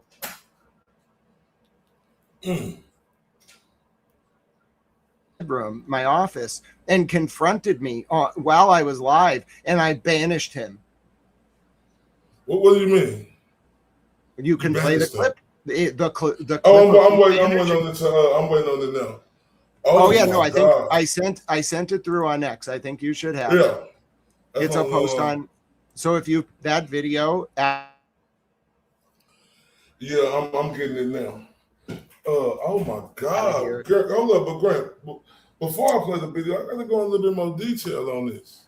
Sure. They came to your house. Yeah, bro. A lot of, then there's. I got to show you this other post because then the next day in my clean hallway, by the way, Ray, like spotless, a bunch of bugs showed up, and then 2 million people on X like viewed the post about like the bugs, and they all felt it was a demon, like Beelzebub himself. And I was like, whoa, all right. I don't know if it was a demon, guys. It was really scary. I can tell you about it. I've talked about it on stream, but yeah, that in terms of like pushing it, first of all, like I had already called the Congress. Rep Luna retweeted me. It was great. But then like I speak to people in government anyway. So if you're coming to my house, you need to either know like who I am and have their permission, or like you're risking getting in a lot of trouble. And so this dude did not have permission. He was just like one of these like operatives. I don't know who he was working for. I have some idea. He just tried to come up and intimidate me on live. And I was like, this is not happening. I could read from his vibe that he was some like dark force. And I was like, no. And I threw him out. Oh my God. I'm getting it uploaded now. Oh my God, Grant. Now, yeah, it was wild. Now I remember having you on the show last time. And I asked you that question. You know, I must have been super busy for me not to know that somebody came to your home, man. Oh, dude got like he got like up inside the home too. He had to go through multiple doors. If he can't, well, so I don't know, those of you who don't know this, I'm not a lawyer, this is not legal advice. If you break in, even if you enter in someone's home to a common area, like because you like trick someone or just open the door, you can't like keep going past like multiple doors into like a private space. Once you're in a bedroom or something like that, the law treats that, I'm not a lawyer, this is not legal advice, as lethal force. You don't have to have a weapon. Being like in someone's private home, especially like inside multiple doors without permission, is per se lethal force. If that dude, like in Massachusetts, we don't have a castle doctrine like you. We have to retreat, even in our home. I had 4 more feet. I could have retreated. 4 at most. If that dude came in here, like I don't have weapons, I would have had to take him out though. Like he was threatening my life already at the like where he was, but he didn't go any further. He just felt my presence, and I expelled him from. I banished him. I said, "You will leave," and he left. Oh my God, bro! This is this right here, Grant. Like, and that's why I got a lot of respect for you, bro, and that's why you know. When I watched you and before I even, you know, had you on my show, right? I seen that this guy right here ain't scared to attack nothing. And the DOJ tried to recruit me, and I turned them down because I felt it was too political. Like they brought me into a locked room. But don't you think that but taking a job like that, you know, you say you got offered that. Isn't that a way that you could like help fix the problem or uncover the problem that's going on if you had that position? I think Immortal Technique said, when you work within the system to change the system, it's not you who changes the system. It's the system that inevitably changes you. So when you say the system that changes you, you think you would have never had a chance working for them? You think that they would have been. They might have been able to do some, like a couple good things. They wanted me to do antitrust work. I was baffled. I mean, I am pretty good at it. like in Massachusetts. I helped like stand up the regulatory agency. I created a state-run loan fund and grant fund with a dedicated levy on the excise tax because I didn't like how lenders were getting capital at 12% and relending it out at 20 in the market sector. So I just screwed them to the wall. And it's great. 35 million a year. If you can get 500,000 with no conditions in a grant to open a cannabis business in Massachusetts, just because I didn't like how the predatory lenders were doing what they were doing, market consolidation.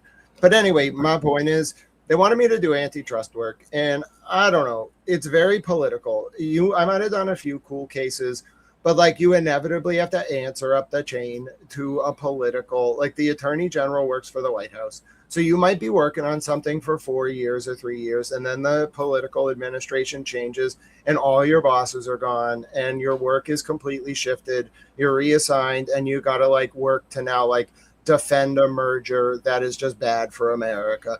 So I can't be in that kind of apparatus. One, I'm very opinionated. Two, I want to be the president one day. Three, I don't like answering to people. And four, I don't take like people telling me I have to be quiet about something I know is wrong very well. So I inevitably would like flip someone off in government and be like, I'm going to go tell people about this. Deal with it. You said no, that's a high stake to say you want to be president, but you know, with that, with what you want in that goal, and I'm not saying it's not able to be accomplished. You know how the politicians play; they play dirty.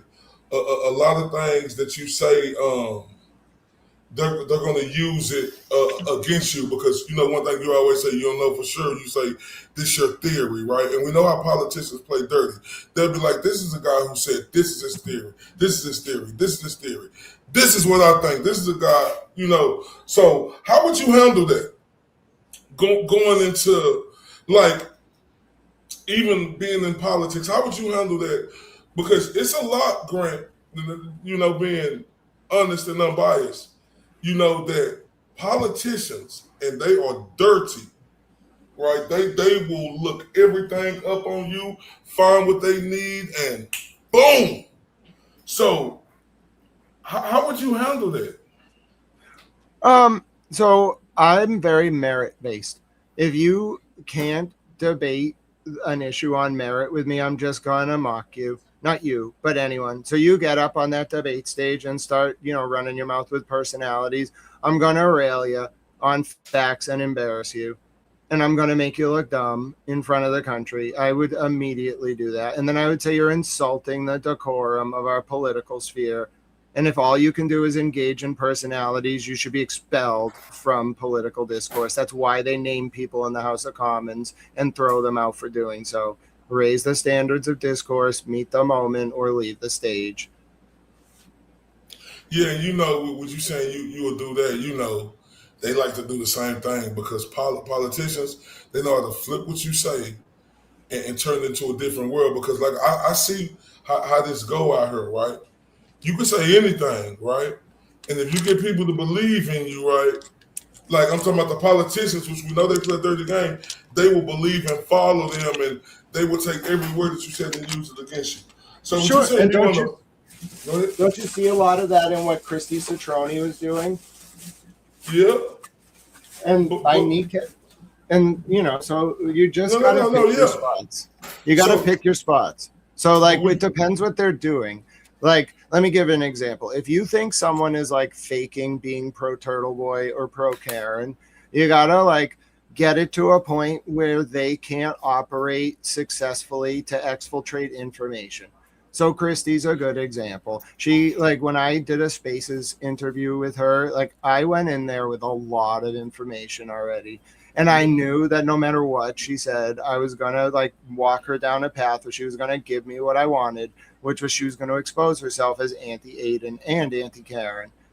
So you got to do it like that. You got to know your opponent. You got to know the context. It's a very methodical discipline. And then you got to kneecap them rhetorically when the moment. And I like that, though. So just saying you want to be there, what would you start at? Because Massachusetts, they need help. Like if you were to start in politics, what would be the first area you go? Like, would it be like mayor? Would it be like Like, what would you try to go get elected for first? President. I've already done what I wanted to do. Like, if you look at my reporting since 2017, I have drafted statutes. I've codified their regulatory implementation. I've exposed corruption within Article 1 courts, which are regulatory apparati. I've exposed interdisciplinary corruption between the constitutional branches of state government and regulatory apparati. I've worked with national, international, state level governmental oversight bodies. I have direct lines of communication to almost every agency of government in the entire country, across every state and federal office. And I don't know, I do governmental oversight. I understand our tripartite system of government. I understand how they function. I understand the machinations of legislative drafting, the check and balance provided by the executive, the role of the judiciary, and the way the different departments within these various governmental agencies function. I'm pleased to say I've done a lot of productive work over the past few years. Let's just do it. I have a lot of great plans. Wait till you hear my platform. I want to turn back into it how it looked in October of 1963. I'm changing the press room into a pool so I can do laps. I'm putting up the exact same posters that President Kennedy had on the walls. He had them like mural painted to look like the Cape. I'm giving the press full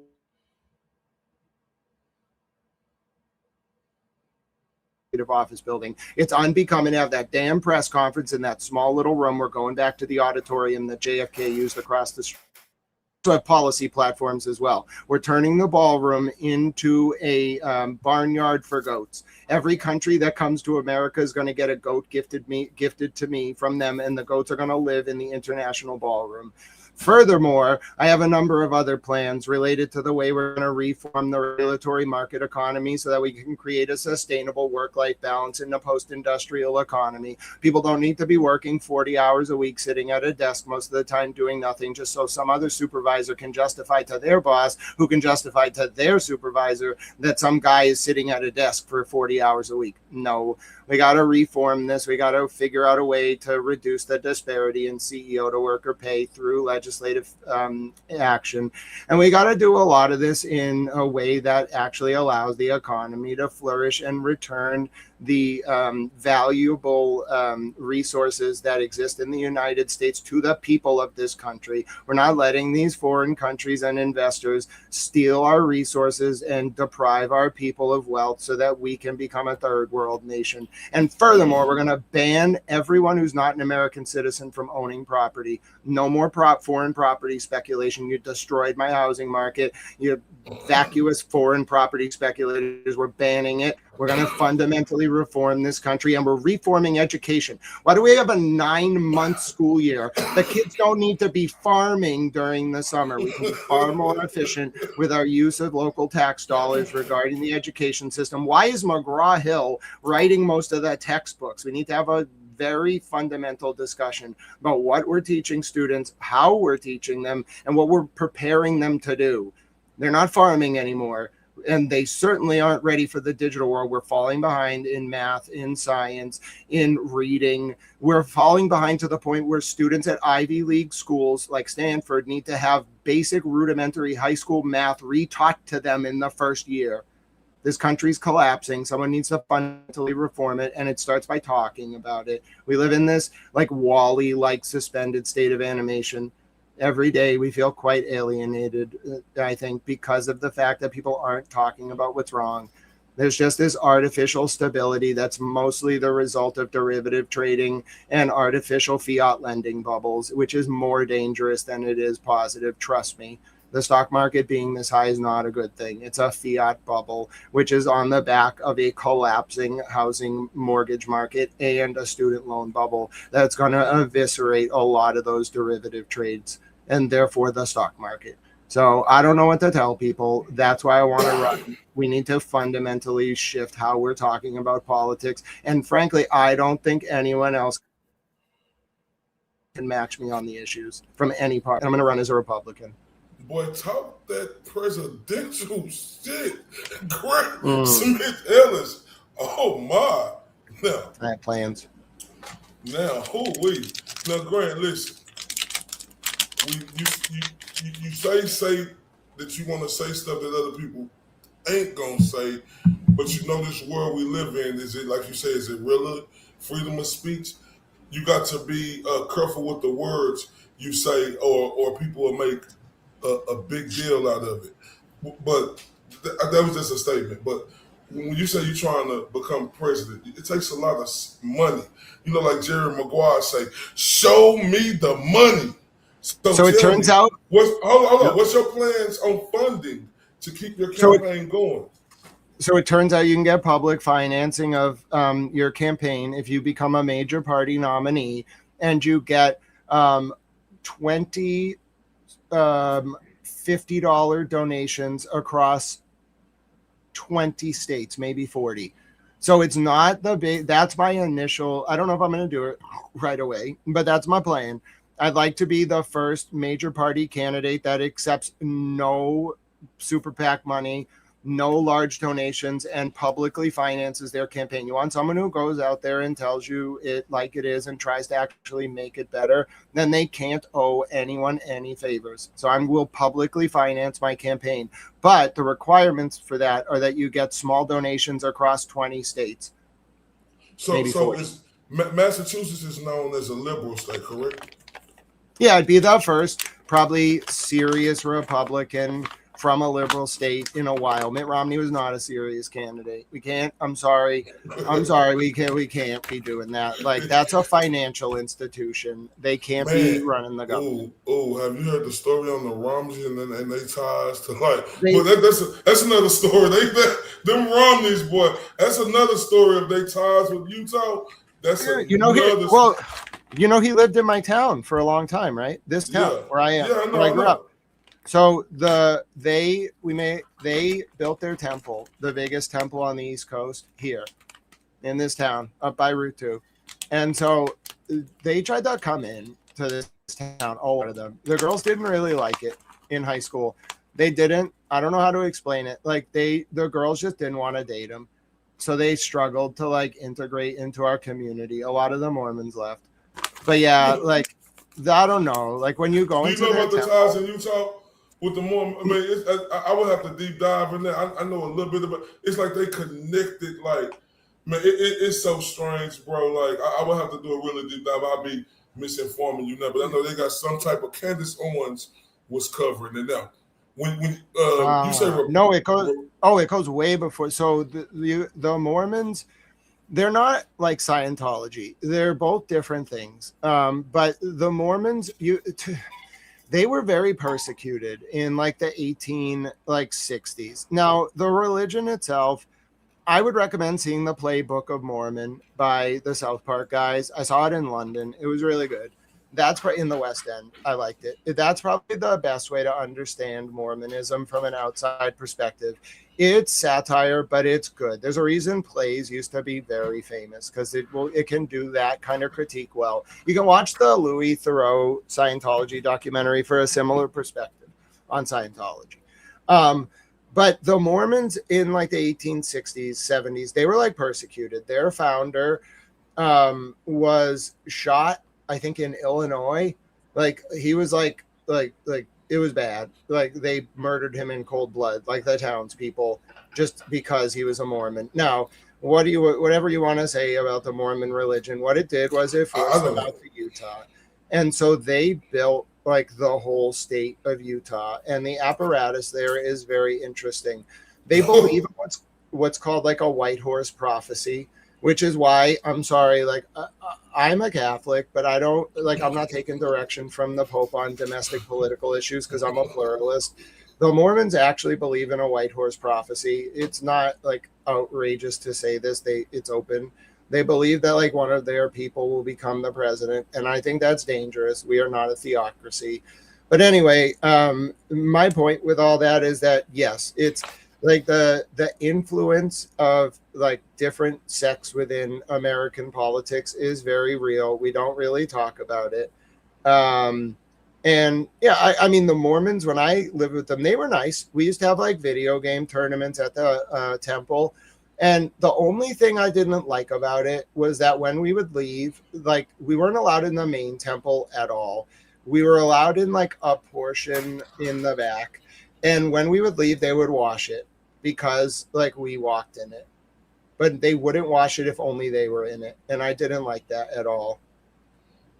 Helen Keller said, Grant, did anyone ever put pressure on you about Omerta? Am I onto something?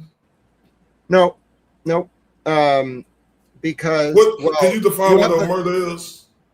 That's just an Italian word for the code of silence. Okay. But so we can watch that video of the person trying to come into my house. Yeah, that was the closest to it. I don't think it's OC. People have to understand that all the mafia is, and I don't mean all, but what it is a paramilitary organization, a secret society.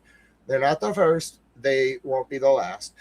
The CIA and the other apparati of the intelligence community that emerged out of World War II are just different heads of that same type of paramilitary apparatus. The state police in Massachusetts, paramilitary apparatus. The Jesuits, paramilitary apparatus, the Pope's Marines. Now, if you think about what I'm saying, think about the word paramilitary secret society. This goes back 8,000 years, okay, to Babylon, to like the cults of Ra, Osiris, Baal. Speaking of Baal, like this demon man who tried to come in my house.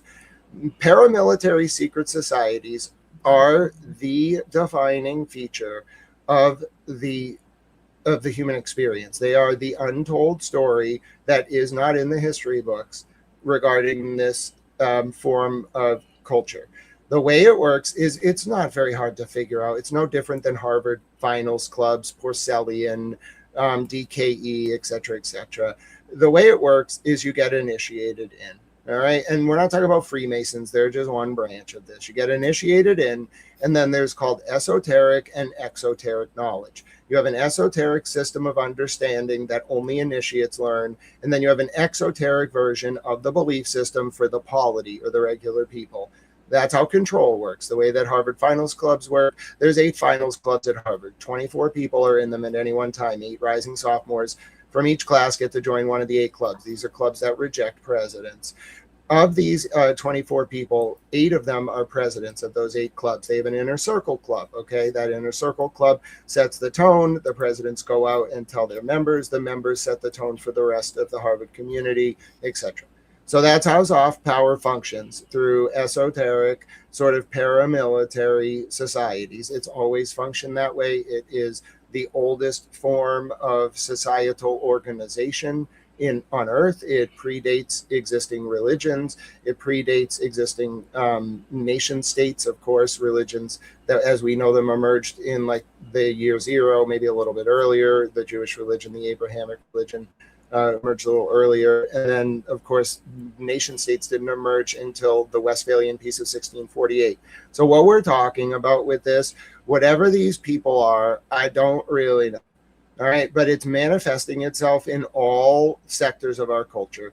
Local cops, state cops, DAs, elected officials. It's everywhere. It's pernicious. It's like, so Eyes Wide Shut by Stanley Kubrick seems to be the way to figure this all out. It's based on a book called Dream Story from 1880s Vienna.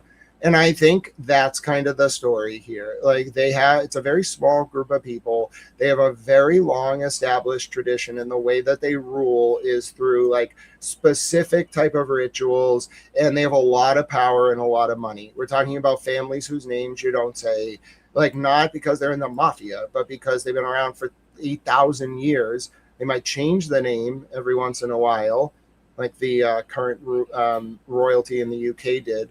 All right, but it's the same houses, same dynastic wealth.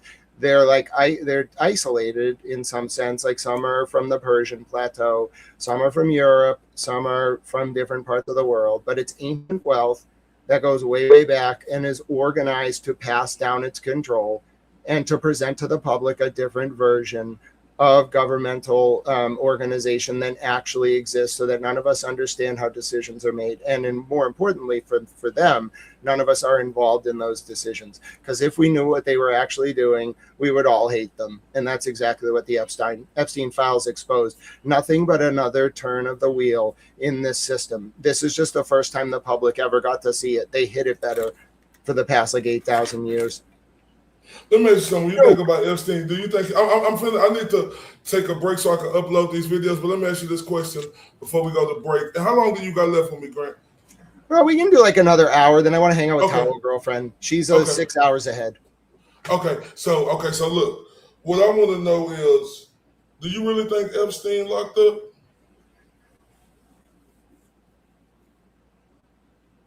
He's locked up somewhere, but he's not dead. Do you think do you think, because he can expose a lot of people, Grant? Yeah, he's alive. He's locked up. He can't ever go out. He's not walking around. He's probably living underground somewhere. Is he good? You think he good? You think he's still living rich? No, I think it's miserable for him because he threatened people. Do you remember Judge Krupp from Aiden's case and Karen's case? Mm-hmm. When Epstein was about to go down in 2019, he filed a lawsuit and included a document that had every person that was involved in any companies he owned. Judge Krupp was on there. Right around the time Judge Krupp represented a Russian spy in the federal district court as a defense attorney in like 2010. Are you serious? Yeah, it was called Green Jet. That was the company. So you don't think he in the penitentiary? You think they got him somewhere where he's secluded off? Do you think he by himself, or do you think they have other people around him? This is a theory. Huh? He's a prisoner. It wasn't his operation. So Adnan Khashoggi, you got to look this guy up. It was just an operation that passed down to Epstein, and will keep going. Well, I don't know if it can keep going now. It's pretty exposed. It existed before him, and what he did was this guy named Adnan Khashoggi, really bad, named the Nabia, named after his youngest daughter. He ran the operation that Epstein went on to run, but for like Middle Eastern sheiks for a while. It was a blackmail op. You give people very bad stuff, and then you film it, and then when you need a decision in politics, you tell them about it. That's why I got so mad with the private intel being run in the Aiden and Karen case. I was like, you're gonna bring those state level tactics into a criminal case with civilians, you got a problem with me. And that's why I got so mad. But anyway, that's how it works. You do a honeypot. A honeypot is a very nefarious, illegal sexual situation. You catch them, you don't tell them, you catch them. 10 years later, they're in a position of power, or even 5 years, you need a favor. You go to them and you're like, bro, I got this. I'm telling you, I got it. You're going to do what I want. That's how this has worked for a long time. Oh my God. It's nothing new. That's why watching these people, these ridiculous private intel ops, being run with fake profiles on social media. I was like, dude, this is absurd. Keep that militant intelligence community, state level stuff, out of the civilian sphere. You're not playing fair. It's wrong. It's malicious. And if I find out who's paying you, I'm going to tell the Congress, because you're interfering in my country. You want to do that internationally? Fine, whatever. It's not my business. I'm not a citizen of those countries. I can probably contact their governments now, but I'm not a citizen of those countries. But you do it in my country, we have a problem. I'm not going to lie to you, man. This is scaring the shit out of me. But what I want to do, Grant, is because I do want to play these videos, right? I want to get them uploaded real quick. We're going to take a brief 3-minute intermission, and we'll be right back, man. We got the great one, Grant Smith Ellis. He's in the building. If y'all ain't subscribed to him, man, drop that link in there, man, so we can pin that.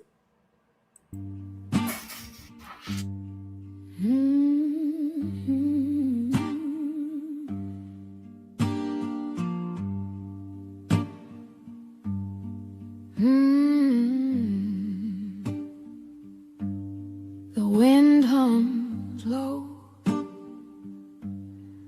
hollow refrain through cracked window panes. It calls my name. The clock ticks slow. Its echo stays. Each moment drags, then slips away. Blue, blue curtains are hiding all my pain. Blue, blue curtains are dancing in the rain. Blue, blue curtains keep the shine far away. Blue, blue curtains won't let me escape. The walls close in, shadows stretch along. Night wears a mask where dreams don't belong. A bird once sang, now silent it lies. The sky holds no stars, just clouded sighs. The pain's a prison, the glass cuts deep. Eyes wide open, yet I can't sleep. Blue, blue curtains are hiding all my pain. Blue, blue curtains are dancing in the rain. Blue, blue curtains keep the shine far away. Blue, blue curtains won't let me escape. Oh, if I could tear 'em down, let the light pour through. But they hang like chains, stitched with sorrow's hue. Every fold whispers secrets I can't erase. Every thread pulls tighter, leaving no space.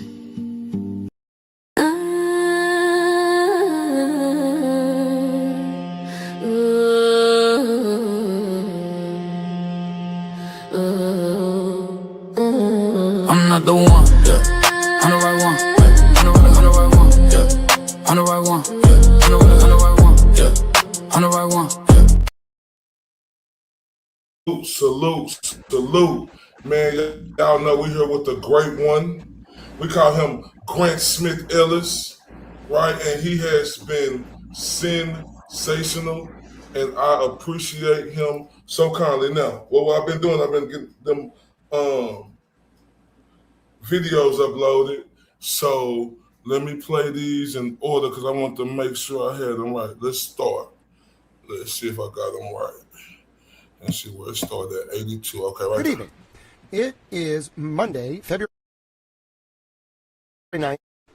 Hello. Good evening.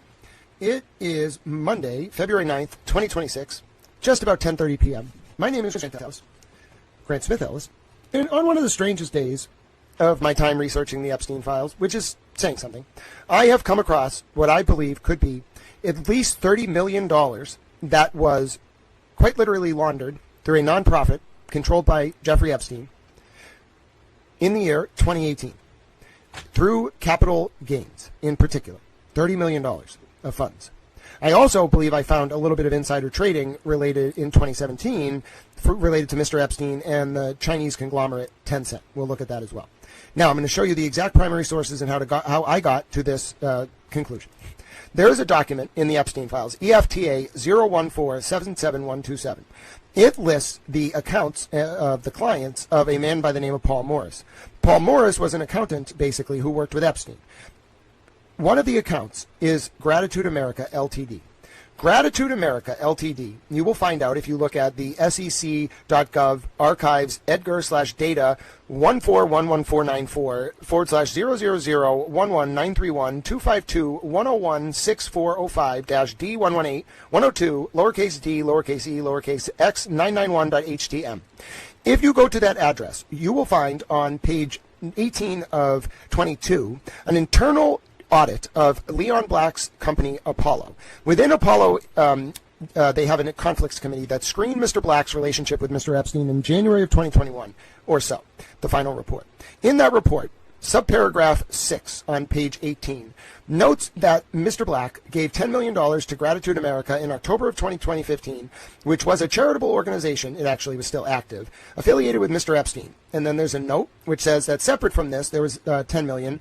Descartes, the firm doing the internal audit, found a letter from Gratitude America to Black on August 21st, 2015, in which Gratitude thanked Black for a $5 million donation. It was also confirmed in an email from Epstein to Black. However, Diehard did not find any document prepared by Black or the family confirming the donation or any bank record reflecting such payment. That's kind of separate. But the point is, Black felt comfortable making this donation because he understood that Epstein was a strong proponent of scientific innovation. The point is, so Black provides the seed money for this charity. But it's Epstein and his people that are actually running it. How do I know that? Because if you take a look at this CNBC article from 9/9/2019 entitled, Jeffrey Epstein directed allies to aggressively lobby for a meeting with Microsoft Bill Gates. He eventually got one.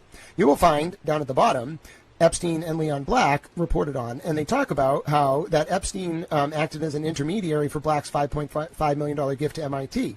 Records also indicate that Black, through shell company BV70 LLC, contributed $10 million in 2015 to Epstein's nonprofit Gratitude America Ltd. Okay, so you go to Gratitude America Ltd. It looks like, if you first look at it, the big story is there's still $8.175 million in this nonprofit. It was originally Mr. Black's money. Now it's being managed by Epstein's estate somewhere in the Virgin Islands under this shell nonprofit. However, that's not the story.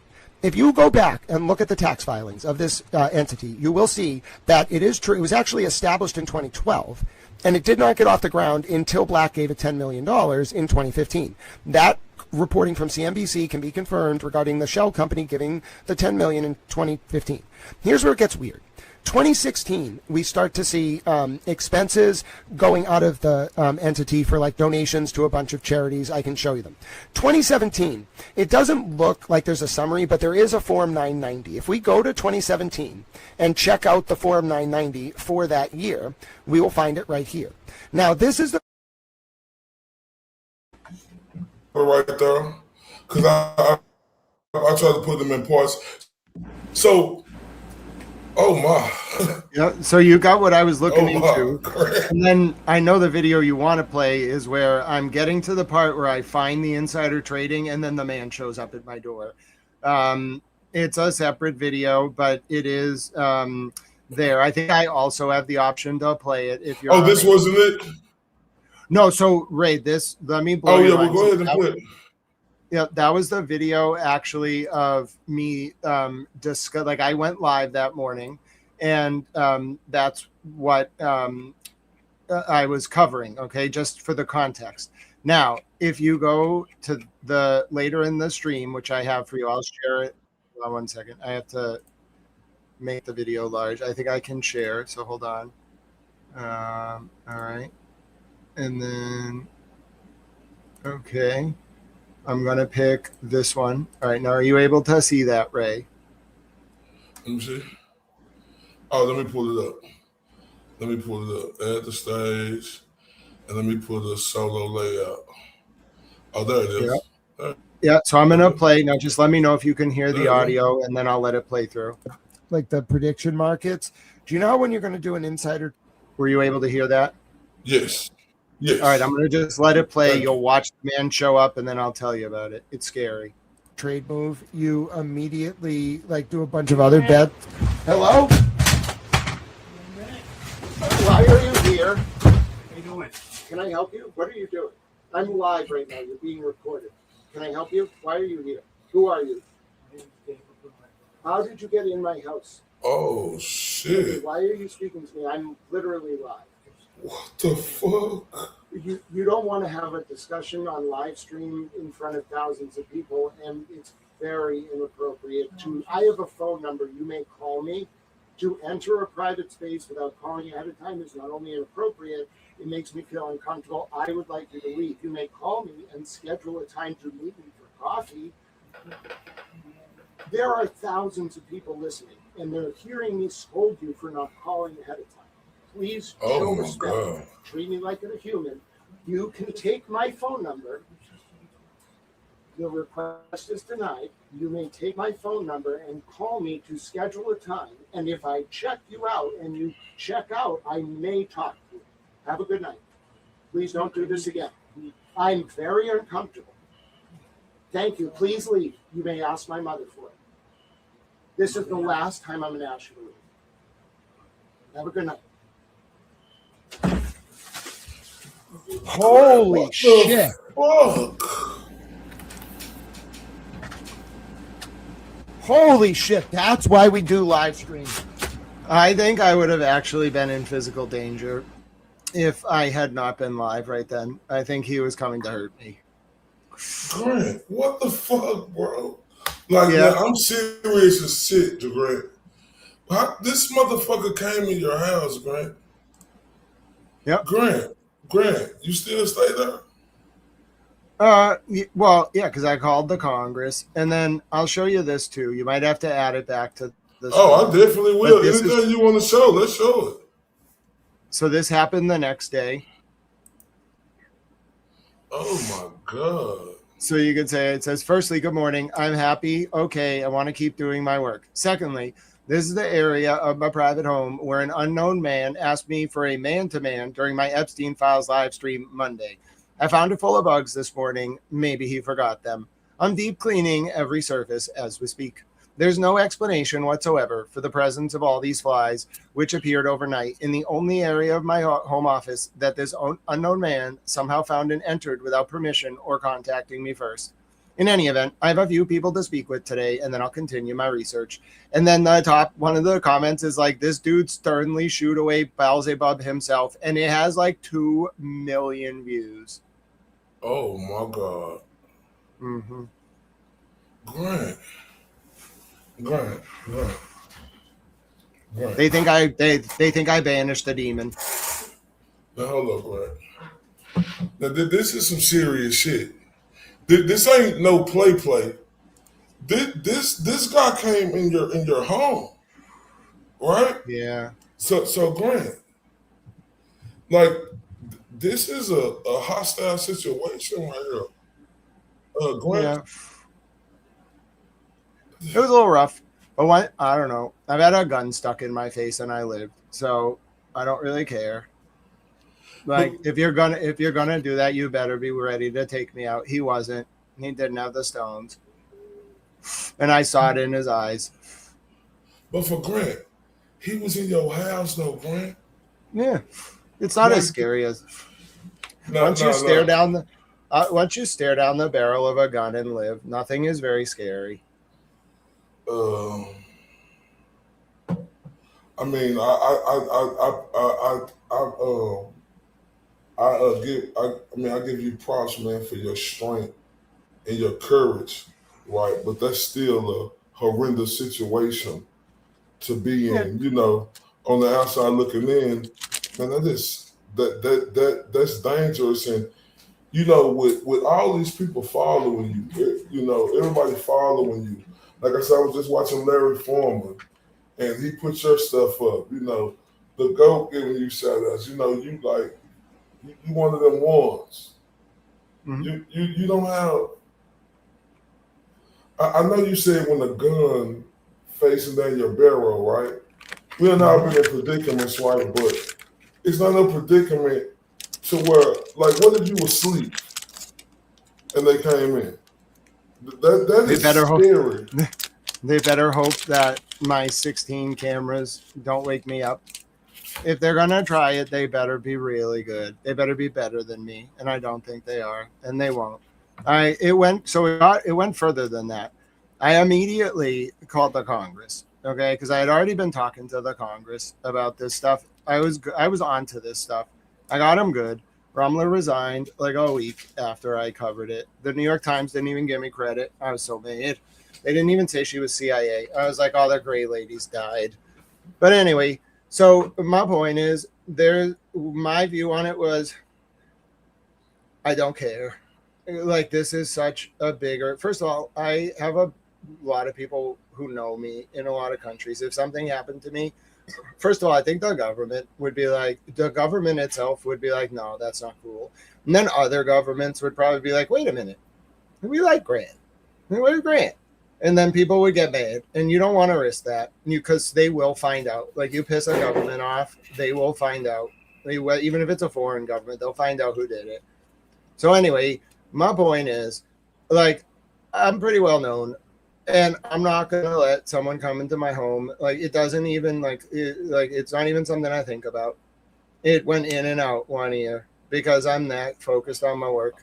I gotta cover serious stuff. I gotta like it's a very serious profession, and you can't scare me. If you can keep your cool while everyone else around them is losing your head, then you can make decisions in the best interest of the polity, which is all I try to do.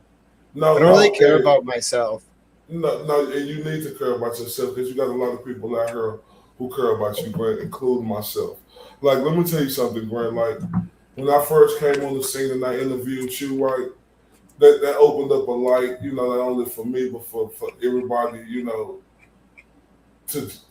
people already knew, but, I think that was one of the best shows I ever had. Like, that was my best show I ever had. You on my first show. And there's a lot of people out here who do care about you. And like I said, we want you to know that. We don't want you to walk around like you don't think it's people who won't feel a certain type of way.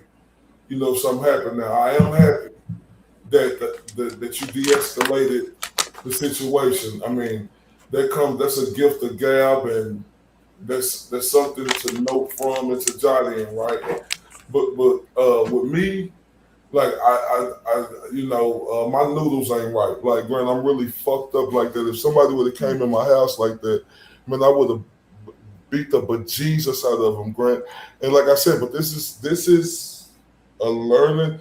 I don't even know if I could have been like you. Like, I couldn't have been like you. I couldn't have, like, I probably would have threw, like, it would have been some damage done there. But, like, that's honorable. It ain't honorable because he should have got the shit beat out of him. Right, but it felt more spiritual, Ray. It really felt more spiritual than physical.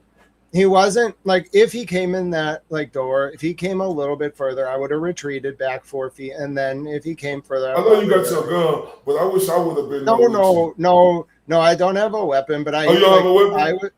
I was going to use my hands. I knew what I was going to do and which part of his neck I was going to go for. I was ready. He knew too. I was ready, but like, that's just to protect my life. The actual point of the exchange was I wanted to banish him. I wanted to banish the bastard. I knew he was this dark force. Like, I could only see his like when I went out in the hallway, the light was on. It was clean.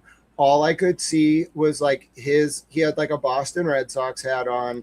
He had like maybe blue jeans, black shoes, and like just a regular gray sweatshirt. And now that I remember, his like hat was like tilted down, and I'm like 6'2", and this dude was like maybe 5'8", like 5'9". I towered over him, and he's looking up at me, but he couldn't look up because if he looked up, he would have showed me his whole face. So he kind of was just like looking up with his eyes, like a little puppy dog, but he was brutally, like, it was like the whole hallway became dark. Like, the only thing I could see was his like silhouette of like his body. It was very cold. It was very dark. And like, it was more like me telling him like, you're looking in my eye and you can tell that I'm not scared. You should leave. I banished him like spiritually, kind of. I was like, don't, like, you're staring into just pure like force, like energy. Like, what are you going to do? And he kind of gave me the vibe like, no, like, try, like, I'm like, you know, like I'm this like dark force. You want to like you have to listen. And I was like, no. And then my life got really good after that. Now that I think about it, like a bunch of positive things happened. It was really pleasant, actually. I don't know if I've Grant, or not, but you gotta understand. Listen, I got people on here saying they was watching this shit. Grant, yeah. Well, if we watching that, Grant. Now listen, I'm glad you handled it the way you handled it. But shout out to the beautiful Mo _ in the building. She said, come to move to Florida. You can stay in your crown here, pop. She is most great. I probably couldn't take a life. So even if he came in, I wasn't gonna take his life. I was gonna disable him, and then I was gonna call the police. I don't really feel like he was gonna physically hurt me, though. I really felt like he was trying to like envelop me in darkness, and I was like, bro, like no. Grant, I ain't no little dude though, right? I ain't no little dude, right? I'm like 6 feet and a half, right? 245, 50 pounds, right? I ain't no little dude. But Grant, if I hear a spoon drop on the floor, Grant, I'm jumping up, Grant. and I ain't gonna lie, I don't know what it is, but oh my God, I don't know how. I'm telling you, Grant, like I would have probably DDT'd them, Stone Cold stunned them, Shawn Michaels super kicked them. Like it would have been, my whole house would have been ripped apart. But like I said, bro, that's what I love about this community, right? Not gonna lie to you. Like I can still tell you this and tell you this to be honest with you. I don't know how I would handle that now, but since me knowing how you handled that, like it put some thought to my thinking now. Oh my God, Grant, I'm not gonna lie to you, bro. Like I would have been playing Ring Around the Rosies with these fists of mine, like and everything that was in. I would have picked them up and suplexed them. I would have jumped off the couch and people's elbowed. Oh my Grant, you would like they say Grant cooler than a cucumber, boy. Shout out to Grant, man. I like to keep my wits about me. Nobody's perfect, but I'm trying. I think I'm to a point where I'm just very in the zone. You could launch a missile, you know, you could do whatever. I have to just react to it. I don't have the luxury of emotionally responding. So I just have this mastery of like mind over body. I'll show you something else though. So you want to see what happened like a few weeks later? I want to see everything. Sure. And then I'll take you to the Stoughton connection to Morrissey. But this is unrelated to all this. It was just a different situation. I was in an H Mart shopping mart, just like getting some groceries a few weeks ago. And there was this man who was attacking, like he was kind of screaming at this woman. They caught him stealing. And so I'll just play you like how it all played out. He stole my phone.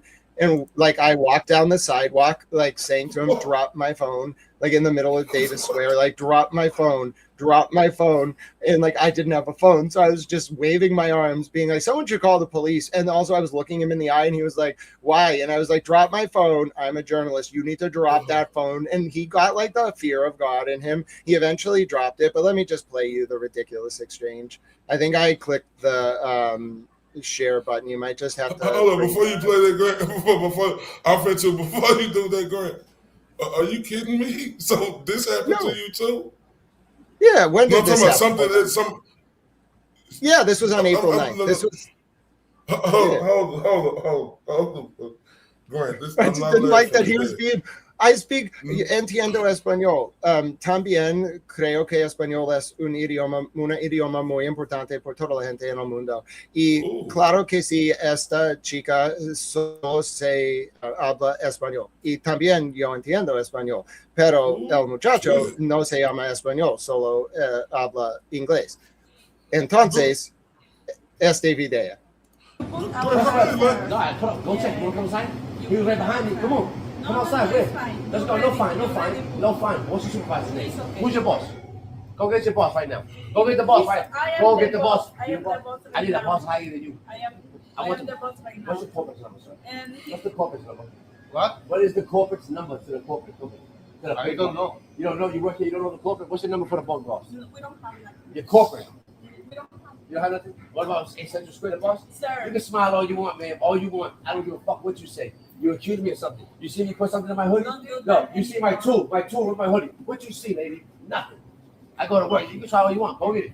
Go to the camera. Yes, I say don't do that. Now, don't do what? Don't do what? Don't do what? Listen, lady, I don't get no problem for me. Problem for you. Get the camera. Call the police. And then right now, I get you fight. Right now, I swear to God. You should address those comments to me. Oh, you're the boss. No, I'm not. You don't want to. You don't want to know who I am. Who are you? Uh-oh. What sweater? Oh, hold on. There's one more. He films himself stealing my camera. He stole my phone. I didn't steal shit. I didn't insult you. You insulted me. You got your fucking camera in my face. Get your fucking. I didn't steal nothing. Call the police. He stole my phone. Don't touch me, bro. He filmed himself committing the crime. Then I just walked out. No, the Somerville police are like, it's a liberal city. I think the cops are a little hamstrung. So how many languages do you know, Grant? Let's see. Well, I'm working on Arabic. That one's really hard. I'm trying to learn. I'm working on Persian. I speak a little. I can count in Russian. I speak a little German. I'm fluent in Spanish, and I speak English. And there's probably some. Oh, I'm learning Afrikaans, of course. So Speak a little Hebrew. Oh my God. Boy, you better than Helen Keller. You know, she did everything. She was blind. Look, God rest her soul. But look. French, let me ask you this. Je m'appelle Grant. Let me ask you this, Grant. We talked about a lot of stuff, but I want to talk about this with you because I know we got 15 minutes left. Or, you know, I want to talk about you being more personable with you because this is what I like to do with all my guests. And I never had the chance to do that with you because, like, we talked about so much information on the first two interviews. You just had me absolutely just mind blown, you know, by, you know, the intelligence, the accuracy, the you know, the just dotting everything out and bringing it together. Like when I tell you, man, you are the best guest I ever had. I'm not lying because one thing about having guests is I can ask questions all day long. And trust me, I like people who ask short questions. I do. But with you, it ain't nothing. I mean nothing, not a titi, Nathaniel, not a question that a person can ask the great one, hold up, Mr. Grant Smith Ellis himself, that he ain't gonna have an answer to. Shout out to Grammy. Hold up. Shout out to the beautiful Mary B. Man, they say we are towels. Yeah, we are towels. Hey, Grant, before we get to the next video, let me turn up for you and let me turn up for them real quick on some old school. I ain't never represent, baby. I ain't do no wrong. I can clean up good for you. Oh, I know right from wrong. Just I want to thank you. Me, that baby. Yo, you gotta chill, man. Yeah, and that was for Mary B, Grammy, the beautiful Moesh, and everybody else who been here. Because I'm telling you, Grant, boy, you are sensational, fam. You are sensational. I'm telling you, when I talk to you, man, I feel 1,000 times smarter. Because now since I'm looking at stuff the way I'm looking at it, right, I have to make sure I pay real attention to detail. And like they say, you have to be fair, and balanced and impartial when you're looking at stuff so you can really come to a conclusion without having any type of bias in it. But let me get a little bit personable with you, right? Because I know that you always working, man. You always working. You always grinding, and we love that. You know, you know, like I say, we like the little shop of horrors. We be like, feed us, Seymour, feed us, right? And you feed us, right? And you feed us, right? And you give us everything up to date. You do streams. It ain't a time where Grant ain't got something going on, bro. And it is simply fascinating. Bro, when I'm in my car, I'm listening to you, bro. Like, it's not a dry moment. Like, you gotta understand, the greatest thing I seen you did, right? Listen, and I like listen to you, bro. I got much love for you, Grant, bro. I really do. The greatest shit I seen you do was fucking read, you know, the cases, right? You know, when they put out the sidebars in my Queen Melanie Little voice, when they put out the sidebars, Grant, man, when I tell you that was the most extraordinary shit I've ever seen and listened to in my life, the way you made us feel like we were in the game. Oh my God. So that's what I say. That's about you, that you always giving that to us, and we appreciate that. But Grant, let's talk about your personal life, if that's okay. Do you have time to, you know, go out and enjoy, Grant? My downtime. So I'm blessed to have a girlfriend I love very dearly. She is from another country. Hello to our girlfriend. She's definitely watching. I love you dearly. Hello. How are you doing? Hello. She's very smart. And so my downtime, mostly, so I have a lot of things in the air at once. I might be covering a criminal case, covering a civil case, covering the war, covering various things. So my downtime is more monitoring time. So we try to, like, we spend a lot of time watching things. Like we watched His Girl Friday the other day, great film from the Hays Code era. We watched It Happened One Night. We watched The Third Man. That was terrible. It was way too avant-garde. But the point is, like, I watch something, we talk about it, and then if a major development happens, I will sometimes just, and she understands, I just have to be like, I gotta go. Okay, So we'll get back to that real quick. Mr. Monk Understudy, he said, Grant, did you send your address to Melanie Little so she could send you I went to Cancun with Alan Jackson sweatshirt? So I got the email address I have to email. And yes, I fully intend on it. Shout out to Melanie Little.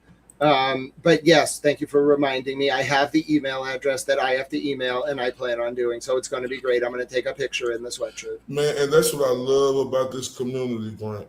That's what I love and got much respect for you and will go hard for you, bro. Because like when I first came in here in this community, right, you know, people were saying things about you, feeling a certain type of a way about you, you know, because of the case. And he said a lot of things. And even you did have words with, you said some harsh things about Melanie Little that you apologized for, and we could tell that you meant that from the bottom of your heart. See, this is a perfect example right here. Look at this right here. Look at this. Look at this world. Look how God works, or whoever y'all believe in, right? Look at this. Grant and Melanie, he finna get a sweatshirt now from Queen Melanie. Oh my, hold up. Let's turn up for that, then I'm gonna come back and break down my part. I gotta turn up for that on some gangster shit.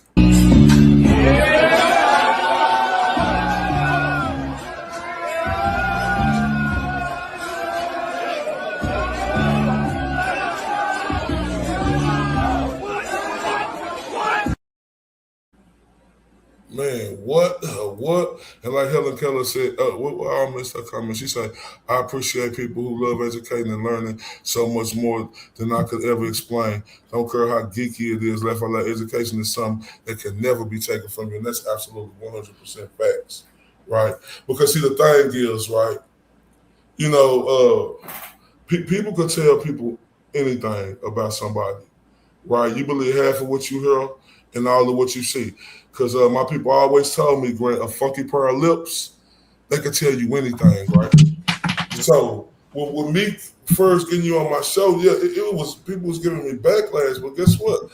I didn't give a shit because I this is what I do, and they didn't know that I was in this boxing field and been conducting interviews for years with the top fighters, top managers, top promoters. This is what I do. So, and you never, that's just like if two sides going against each other, right? you know, if you believe in one side, it don't matter if you believe in it. You have to give that side a chance to talk and the other side a chance to talk. Just saying if it's something that, like you in a race or something, just say it's a Democrat, Republican type situation. And you may agree with the Republican or the Democrat, right? But you got to be fair, open, and unbiased and come at them. And like I said, everything that I have experienced with you, man, you know, has been absolutely great. I'm talking about Tiny the Tiger voice. Great. And I mean that with everything in me. Grant, what you do, you give people a sense of thinking harder, right? And you definitely do that to me. Like, I'm not gonna lie to you. When I be on her, I am paying attention to every one of your words. And I'm not finna sit up here and act like that, you know, I don't have to extra listen a little hard and keep listening to you, but I be getting it. I done got better. So I understand everything now. But Grant, you so smart. You be shooting them words in there, and you be like, huh? Like, and sometimes when I'm even watching your show, I press rewind and listen to it again. But man, you is as sharp as they come. I'm happy about your personal life, and that you having a great time. You have an understanding girlfriend, and shout out to the Queen Child lady, you know, who with Mr. Grant Smith Ellis. We appreciate you for letting him get on here every day for hours and hours and hours. I mean, 24 hours showing us what we need to do. That's much appreciated. Now, Grant. So, what are some of the things that you like to do? I know you can say watch football. To tell something, I want to know something about you that people don't know about you, and something that you do that you never share. If you're comfortable in saying it. Well, all right. I'll answer that, and I'll also say this. So, Ray, your gut was right. I don't think you knew why you were right. I think you just got it right, though. That's why I did this interview with you. You got it right, and you didn't know, but you sensed it. So just to give you the sort of like quick inside story, what had happened was I was deeply propagandized by the other side. No. I'm not talking about that. I get that, and that's neither here or there, because I get it. Right, I'm talking. You know, listen to what I'm saying. Melanie Little emailed you, and she's finna send you a sweatshirt. That's over with. We don't got to, and I get it. When you said, well, you know what? I'm sorry about that, because I just don't want nobody coming at you, because you my God, Grant. So, but no, go ahead. I'm sorry. I just be extra. Want to. Guard somebody, but I know. Go ahead. I'm sorry, sir. No, it's not a word. It's nothing negative. It's a positive. And so I think what makes me unique and what I do that maybe other people don't do, there isn't anything, there's no sleight of hand. I don't have a personal life. And that's what, like, outside of my girlfriend, and that's what insulates me from, that's what allows me to do my work the way I do it. So what makes me unique is I don't report on a story, I live it. I learned it from Ida Tarbell, who was a reporter that looked into John D. Rockefeller's Standard Oil Company. I learned it a little bit from Lincoln Steffens, too. He wrote about Boss Tweed, and Tweed Days in St. Louis, a lot of good stuff. And I learned a little bit from Hunter S. Thompson. And then I apply like a pedagogical, like critical theory lens to it. So what I'm doing is I'm constantly trying to get inside the mind of people, not in a malicious way, but I need to understand the gap between what, not you, but what anyone is saying and what's in their mind. And I want you, hey, please, Grant, scope me. Tell me, hey, I like that. Hey, tell me about myself, Grant. I apologize, sir. You can tell me, though. I ain't going to be soft about it. But I authentically believe, either because of like my upbringing, raised by two prosecutors, or like the fact that like people were manipulating me who were close to me at the time, I authentically believed in the like position I took at the beginning of the Karen Reed and Turtle Boy cases. What happened though was the way I measure when I don't report stories, I live them, for better or for worse. And what I found was that there was a bigger disconnect between what the prosecution side was like thinking and doing behind the scenes and what they were saying publicly than what the Karen and Turtle Boy side was saying publicly versus what they're presenting behind the scenes. There was more authenticity because there was less obfuscation. That's what tipped me off. Then the other thing is like it was not manipulative. I authentically believed in the state's position. So I like, because of that, like I'm autistic, right? So I just like, I don't really understand or care about social rules. It doesn't make sense. I just want to. When you say you're autistic, you have a slight autism?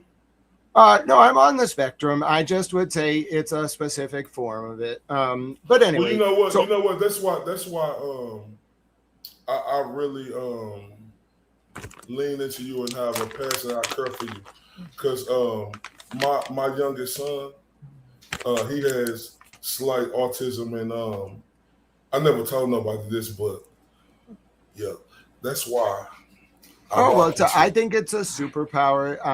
I have like an eidetic memory, but socially, it's a little weird. But anyway, I'm just a reporter, so I'm not being subversive. I just want to go to like D&E and be in Canton and like learn. Okay, well, like they gotta kayfabe it, right? Because like I am Grant and I'm gonna be around. So like they let me in and they weren't malicious. I didn't see anything that like immediately tipped me off. But there was just enough of a vibe, like in D&E, where like I was like, whoa, like I don't have to go into specifics, but like I was just like, whoa, like no, like that would make me really uneasy. And like I get it. I get it. Trust me, I get it. My family's from down the lake.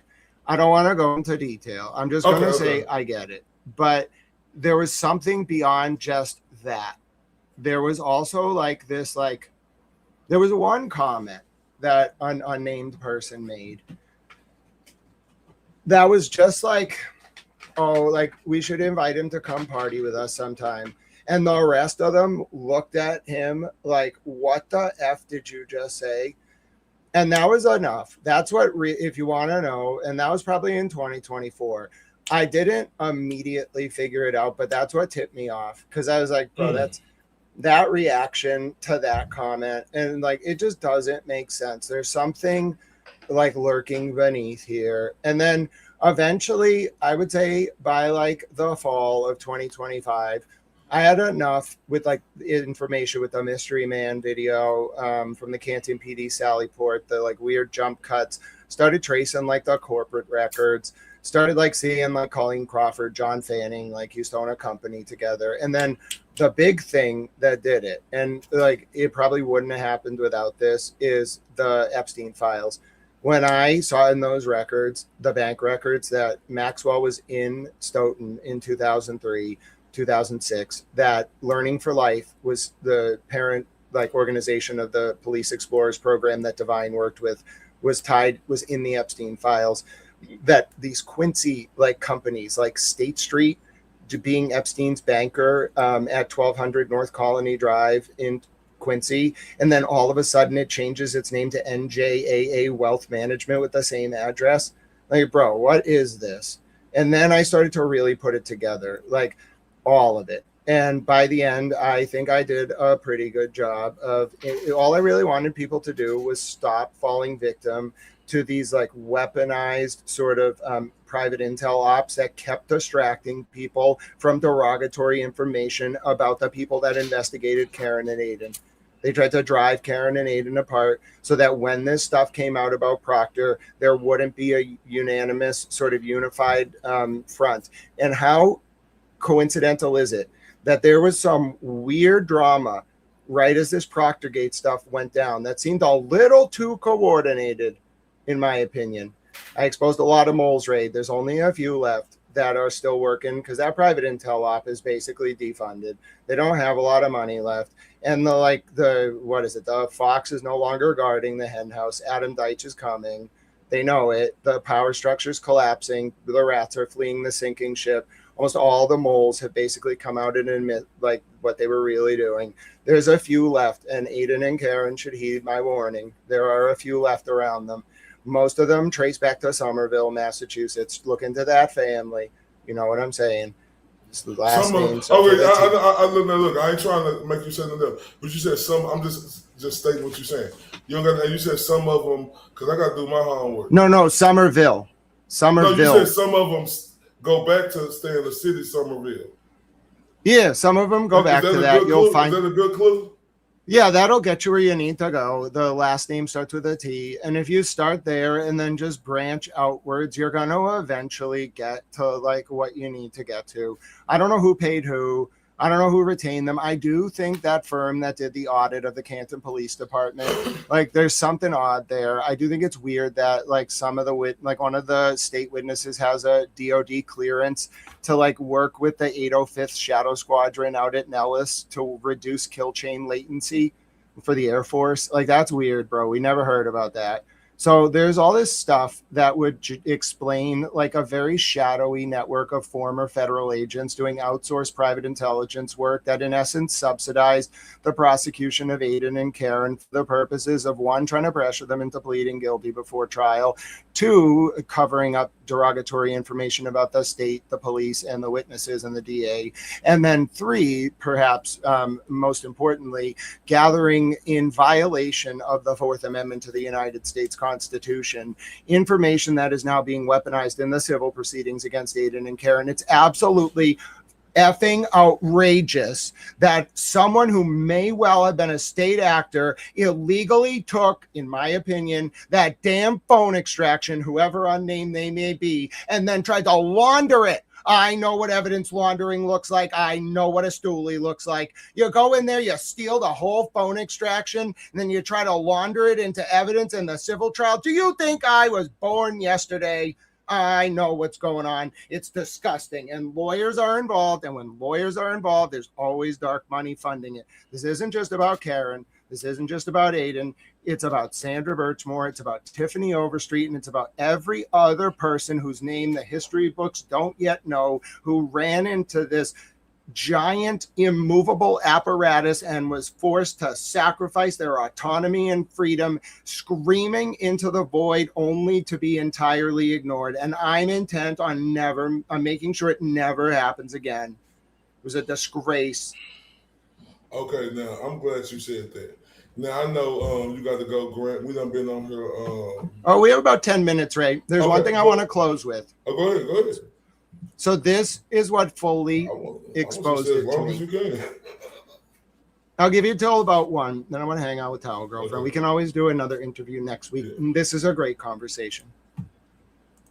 Thank you. All right, so let me show you this, Ray. This is what did it for me. So it should come up on the screen. This is what put it all together. And you can read it if you want, Ray. I'll scroll as you read it. And maybe you reading it would be good. I think that would be fun to end it that way. Okay, 1 second. Okay. It says Jeffrey Epstein and somebody Maxwell used a charity called Learning from Life to formally contract with former Stoughton Police Deputy Chief Robert Devine in order to run programs for children in Norfolk County, coordinated by District Attorney Michael Morrissey. Robert Devine was involved in Sandra Birchmore cover-up, and many have been Jeffrey Epstein's point person for a Gestapo group of state and local police in the Commonwealth in Massachusetts who operated brothels, groom underage women, and then kept the girls in line by any means necessary. Forced addictions, threats, fake criminal charges, and if necessary, murder. All she wrote. Quoting Crimes Timeline. The Stoughton Police Department ran the Explorer program for about 15 years but could only locate a single one-year agreement with Learning for Life. The scouting affiliate that oversees the National Explorer Program, Robert Devine, has led the Stoughton Police Explorers Program since 2003. Oh my, a young initiative under the department. Source for Devine, contact with Maxwell and Epstein Learning for Life Conspiracy, crimetimelines.com, Sandra/Birchmore. Interestingly, new Epstein files confirm that Maxwell visited Stoughton for the first time in 2006, right as Devine was starting his chapter of the Learning for Life conspiracy. Find confirmation that Maxwell and Epstein ran Learning for Life, and all of its associated programs, including basketball camps, baseball camps, and otherwise the young children in the Norfolk County area. Here, oh Lord Jesus, what's that? This dude is dangerous. Oh my God. Now it say, in any event, the state officials have been contacted. I'm working to immediately end all of these programs. I will have more information shortly. Earlier Monday, I reported I confirmed that Jeffrey Epstein, Norfolk DA Michael Morrissey, and Robert Devine, all three men potentially connected to a cop-run brothel in Epstein's network that used the state police in Massachusetts to enslave victims, in Stoughton on July 8th and 9th, 2014. Read the primary source confirming Epstein's presence in Stoughton on these days. Read the post confirming Devine, the potential point man for Epstein and Maxwell's operation in Stoughton since at least 2006, was in Stoughton on that day for a young basketball camp. Devine used to run the basketball camp for kids in question before it was taken over by Morrissey. And Devine was involved with the Police Explorer program where Sandra Birchmore was groomed, potentially brought into Epstein's brothel, and then killed when she wouldn't stay silent. A crime that covered up by the Norfolk DA State Police until there. Then they say, strangely, although the camp was run and altered by Morrissey for multiple years in the summer around the same dates, there is no press release. There is no press release on the Norfolk DA website covering the July 8th, 9th, 2014 camp in Stoughton.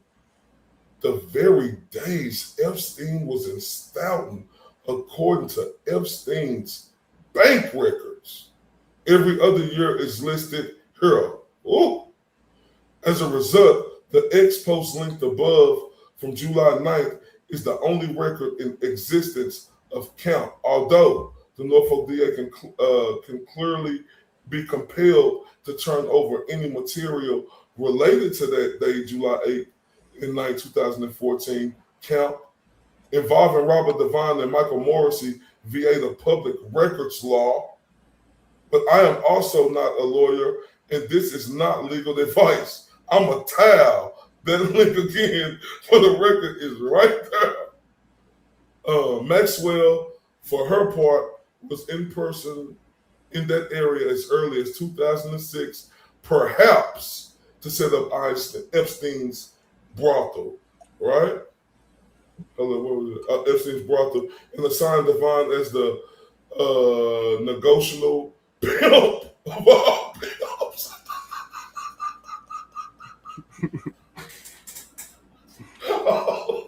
I'm sorry. That's not funny. It's just the way he words it. Oh my God. Late Saturday, I reported that there is something called the MSPBFIT team that links together a number of men, including the former colonel of the state police, who may well have been involved in Jeffrey Epstein's operation out of Stoughton, Massachusetts, as an enforcement wing of Epstein's cartel. Jeez.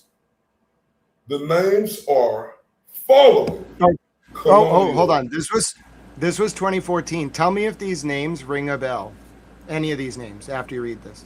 Okay. Colonial Christopher Mason, Major Joe King, Captain Lenny Coppenrath, Detective Lieutenant Mark Sias, whatever, Sergeant John Fanning. That one is one I remember. That's definitely one I remember. Let me keep going. Oh, I see another one. Team Captain Vince No, and there he go. Brian Pussy Tully, right? As well as Trooper Joseph Cords. Oh, look at Bukaki. Oh, English is my third language. Smush, then little bitty lips having ass motherfucker. Jeff Kapkowski, Sean Quirk, Daniel Sante, Anthony Ferreira, and Catherine Lamb. So I seen Tully, Bukaki, and Fanning. Kutowski and Quirk were also on the unit. Note that Brian Tully would go on to become detective lieutenant of that very unit that Sir was running. I think we got, I'm not positive. I need more paper trail to confirm it. I'm going to petition my government for redress of my grievances till I get it. But yeah, you should keep reading because I got the primary sources at the end to show you, and it gets more intense. No, I'm ready. Let's say it seems that almost all of these men sparing the state police command and the Norfolk DA, SPDU, MSP unit were show how. That's a typo. That's a typo. It's supposed to be somehow, but it just shows you I write all this by hand. Yeah, well, somehow connected to the Robert Devine and a ring of police who were targeting young girls, grooming them into a brothel, and then strong-arming those women into staying solid for life via trumped-up criminal charges, or in some cases like Sandra Birchmore. Oh, wait a minute. Devine worked in Stoughton for decades as a deputy chief, and Maxwell visited Stoughton for the first time in 2006, apparently to set up a brothel run by cops as pimps, enforcers. John Fanning, the trooper who in 2021 wrote the report covering up Sandra Birchmore's murder, also worked in Stoughton as a cop before going on to work at the Norfolk DA MSP, Massachusetts State Police Unit, as did Bukaki. In turn, Devine then hired Matthew Farwell, the man now charged with murdering Sandra Birchmore, and Devine nearly blew the entire operation when a woman named Tiffany Overstreet, almost exposed Devine in the summer of 2014. Did I say that right? DA. No. Yeah, you got it. Yeah. Overstreet started a relationship with Devine in the fall of 2013, and then exposed Devine to his wife in the summer. Overstreet started a relationship with Devine in 2013, then exposed Devine to his wife in 2014. Via Patriots Coach. Oh my God, this is nasty work. Intricately, Epstein personally paid a visit to Stoughton on July 9, 2014, and within months, Overstreet was targeted by Norfolk DA Trooper Sean Quirk. I heard of his name before. Have I heard of him? I'm just talking to myself. Who in turn worked closely with Robert Devine to arrest Overstreet in the fall of 2014. Charges that were then dropped in the spring of 2015. Oh, to the credit was the first person to figure this out, thedailynews.com. Brian Tilley, for his part. Well, hold on. We got to pause there. Do you see the date of that article that Aidan Turtleboy Carney, the journalist from Massachusetts, the man you so revere? I respect him a lot too because I figured this out. Do you see the date of that article, Ray? Let me see. September 27th, 2022. Yeah. If you read if you read this article, which I will show you, hold on one second. Oh wait. You have a hero in your midst. He can't talk about it all yet, in my opinion. I've never talked to him.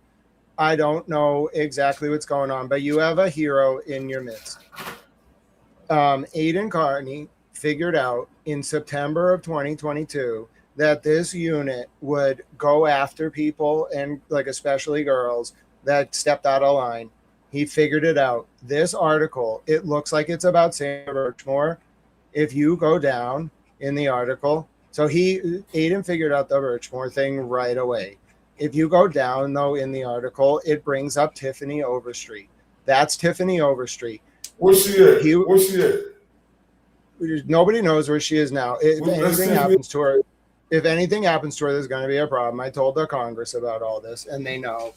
So the point is that she was the blueprint. If you understand how they set her up, the charging documents are brutal. That state police detectives unit spent so much money on subpoenas to Verizon and Google to prove an RO violation to arrest Tiffany Overstreet.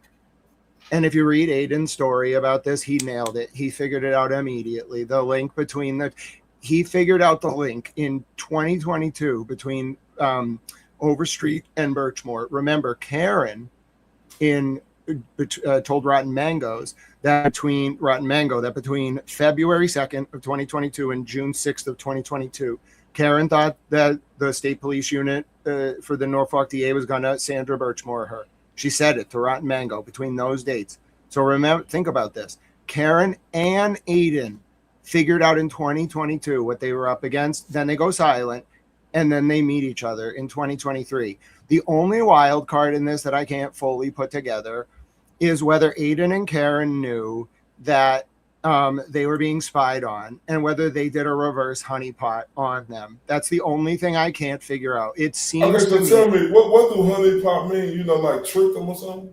Yeah, so a honeypot is where you go to someone and you're like, I'm your biggest supporter. Let me link you up with Karen Reed. My friend knows Karen from college. So you talking about Natalie? And Jen Altman. Let me link you up. That's a honeypot. But if you know, so intel work is all about knowing, it's not just you don't just call somebody out for doing that. That's not useful.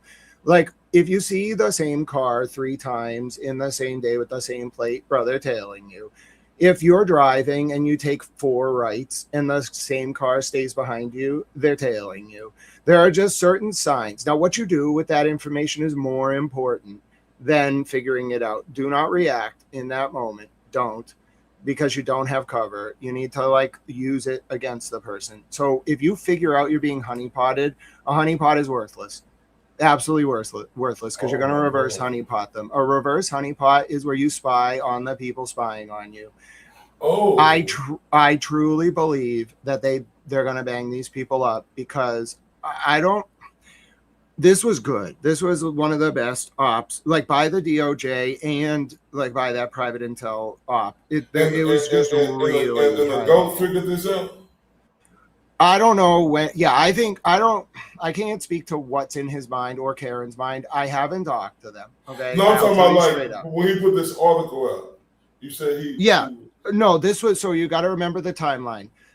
Karen gets charged in February of 2022, and then she gets indicted in June of 2022. Then this article comes out in September of 2022. Then the federal grand jury starts in May of 2023, which is right around when Karen and Aidan start talking. Now, ostensibly, if you looked at it, you would probably think they started talking because of some unrelated situation from Rhode Island. No, I think that was the cover. I think they baited these people. They're geniuses. I think what they did was, Aiden, here's the thing. The only way you can really get charged for like talking to a witness, like if you're not a party to the case in Massachusetts, is if you go to their home.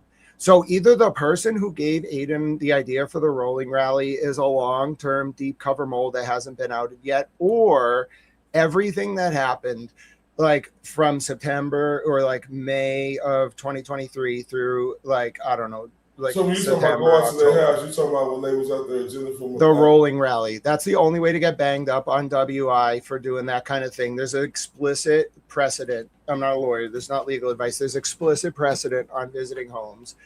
You can kind of do it sometimes if you're a reporter, but no, you're not in Massachusetts, not during the pendency of a criminal case. There's a case on it. I found it. This helped me put it together. Somebody set him up. Or, and only Aiden would know this, if the rolling rally was not a setup, like if somebody didn't bait him, then it was a reverse honeypot. He knew what was going to happen. And he, like, you got to think about what he does. A lot of the ratchet stuff is cover for his real work, which is police corruption. What does police corruption really mean? You're looking at it. It means vulnerable women in very dangerous positions who could die if you screw up. So if you think about it from that, perspective, everything makes a little bit more sense. The federal grand jury into John's death was very real, but it's what's called a backhand operation. When you're the DOJ, I'm not speaking for them. I'm not part of the government. I've never been in the government. I don't know anything about the government. But the point is, a backhand operation is where you trick the target of the probe. So if you're investigating people who are like paramilitary state police who do their own investigations, you can't tell them they're under investigation for covering up Sandra Birchmore's murder. You backhand them. You flood the zone. You tell them they're under investigation for everything under the sun, like, you know, the Loch Ness Monster, the abominable snowman, whatever. Just confuse the ever-loving hell out of them. It's probably going to bait them into doing stupid things, charging Aiden Carney as a favor or to cover up what was going on, covering up evidence in Karen's case, okay? All sorts of very bad behavior. And then what you do, this is why it sucks. Aiden really, if this is true, Aiden took a huge bullet. I don't think people understand the self-sacrifice he made. I legitimately think he went into jail so that the heat would go onto him and he could, like, because it doesn't make sense that Karen's case went to trial. It doesn't make sense that Aiden's case is going to trial. The only explanation is they're honeypotting them. The trials were the investigation. The federal investigation, in my opinion, never stopped. The trials are the investigation. It's the first of its kind operation, in my opinion, in American history. It's genius. So with this Overstreet right here, right? Yeah. Oh my God. Oh my God. Oh and that's the key. If you look at the Overstreet charging docs, I got them eventually. Oh my God. They put so many resources into that RO violation. Like, they banged her up hard and they did it to silence her. And as soon as I figured out that was the pattern and I found all these connections up and down the hierarchy, it blew it wide open. But the key piece was Epstein. I don't think Aiden, so let me lay this out. The one thing I don't think Aiden knew, and I'm just guessing, reading through his articles and other stuff, I don't think he knew it was Epstein. Because to know it was Epstein, let me just show you this. You would have to have, and we didn't have these documents at the time, you would have to have these specific documents. Let me show you them. That document is an email from a woman named Janet Larson to Ghislaine Maxwell in 2003, where Janet Larson says, "I'm sorry I wasn't able to be a better diplomat on behalf of Learning for Life." So you'd have to have, that's the like key to all of this. It's this document, because it shows that what happened was, like, it looked like it was a Boy Scout thing. It wasn't. It was an Epstein and Maxwell thing, the Learning for Life program. Then you'd have to have this contract from the Stoughton Police, the only one in existence, with Police Explorers, because then you can see that the Police Explorers program is Learning for Life. It's the same company. That is learning for life. And then you'd have to have this bank record from Ghislaine Maxwell from 2006 showing that she went to Stoughton, right near the IKEA off 128. You can just trace it in the bank records. And then you'd have to know when the Police Explorers program started. Then you'd have to have this Twitter post showing that, because it wasn't on the DA's website, this Twitter post showing that Devine was at Morrissey's basketball camp on July 8th and 9th, 2014. Then you'd have to have Epstein's bank records showing he went to the IKEA and the gas station and the Dunkin' Donuts near that area in Stoughton where I think the restaurant was. There were 3 of them, one in Stoughton, one in Dedham, one in Boston. And then you'd also have to have the bank records, as I mentioned, showing Epstein's trip on July 8th into 9th, 2014. And only then could you look at the Norfolk DA's records and see every basketball camp from every year over decades, except for that year. I found one article in the Patriot Ledger about it, but that it's not on the website for the DA. And that's why I think this was so hard to put together. Epstein was the missing piece. All of it makes sense because there's such a dark force. Think about it, and think about what I said about Dr. Baden and Michael Bryan from Justice Served TV earlier. There's a dark, pernicious force that targets people that look into Epstein and his crew, and that's what we ran into, all of us that eventually figured out what happened to Karen and Aiden and Sandra Birchmore and Tiffany Overstreet. We all became victim to them. They're ruthless. They're international. They're well-funded. They operate with weaponized intelligence community tactics on American soil. They're traitors. And I'm going to find them and take them in front of the Congress, and they're going to answer questions like it's the Church Committee in 1975. Hold up real quick, man. Now look. So, God rest her soul, Sandra Birchmore. And her unborn baby boy. And her unborn baby. And fuck Matthew Farwell and Robert Devine and the fucking Maxwell in this. Now listen. Now, I have to, because I'm hearing all of this. But the one thing I'm hearing, what I read was it said brothels. Right? Take a second. Brothels. They was creating brothels. So, I know about Central Birchmore. You told me about Overstreet. Now, I just want to ask you 2 questions. I want you to answer this first. Did I hear you say nobody know where Overstreet is? And second question, have any other women or young girls came out?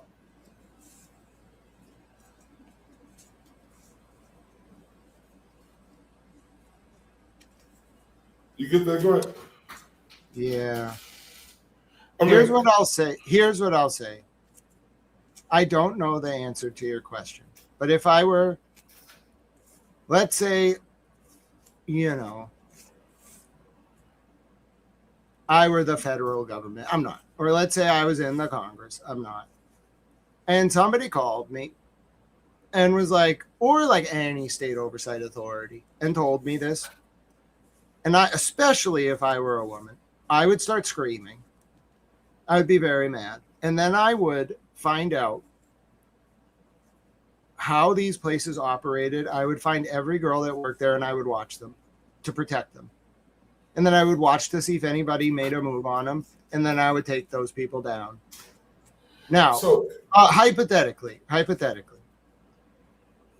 think about what the Police Explorers program was. It was a pipeline for young children, especially girls, to become cops. Ray, you think about any cases in Massachusetts with a female cop recently? It seemed a little weird, almost like targeted. You talking about Kelsey Fitzsimmons? That name does ring a bell, but I'm speaking more hypothetically. So speaking hypothetically, there's this tattoo. All right.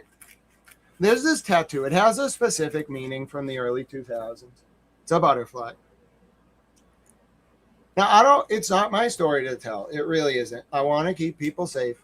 And I've spoken to the government and I petitioned them and I told the government what they needed to know.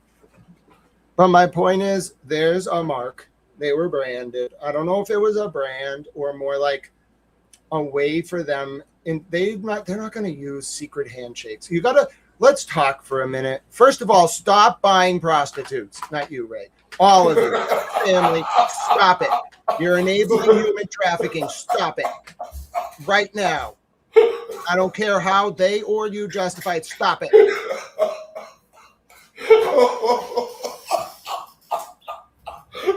Second of all,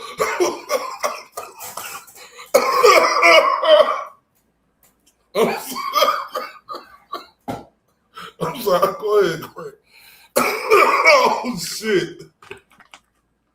Second of all, you got to think about what we're talking about. What are we talking about here? Like, what is this network?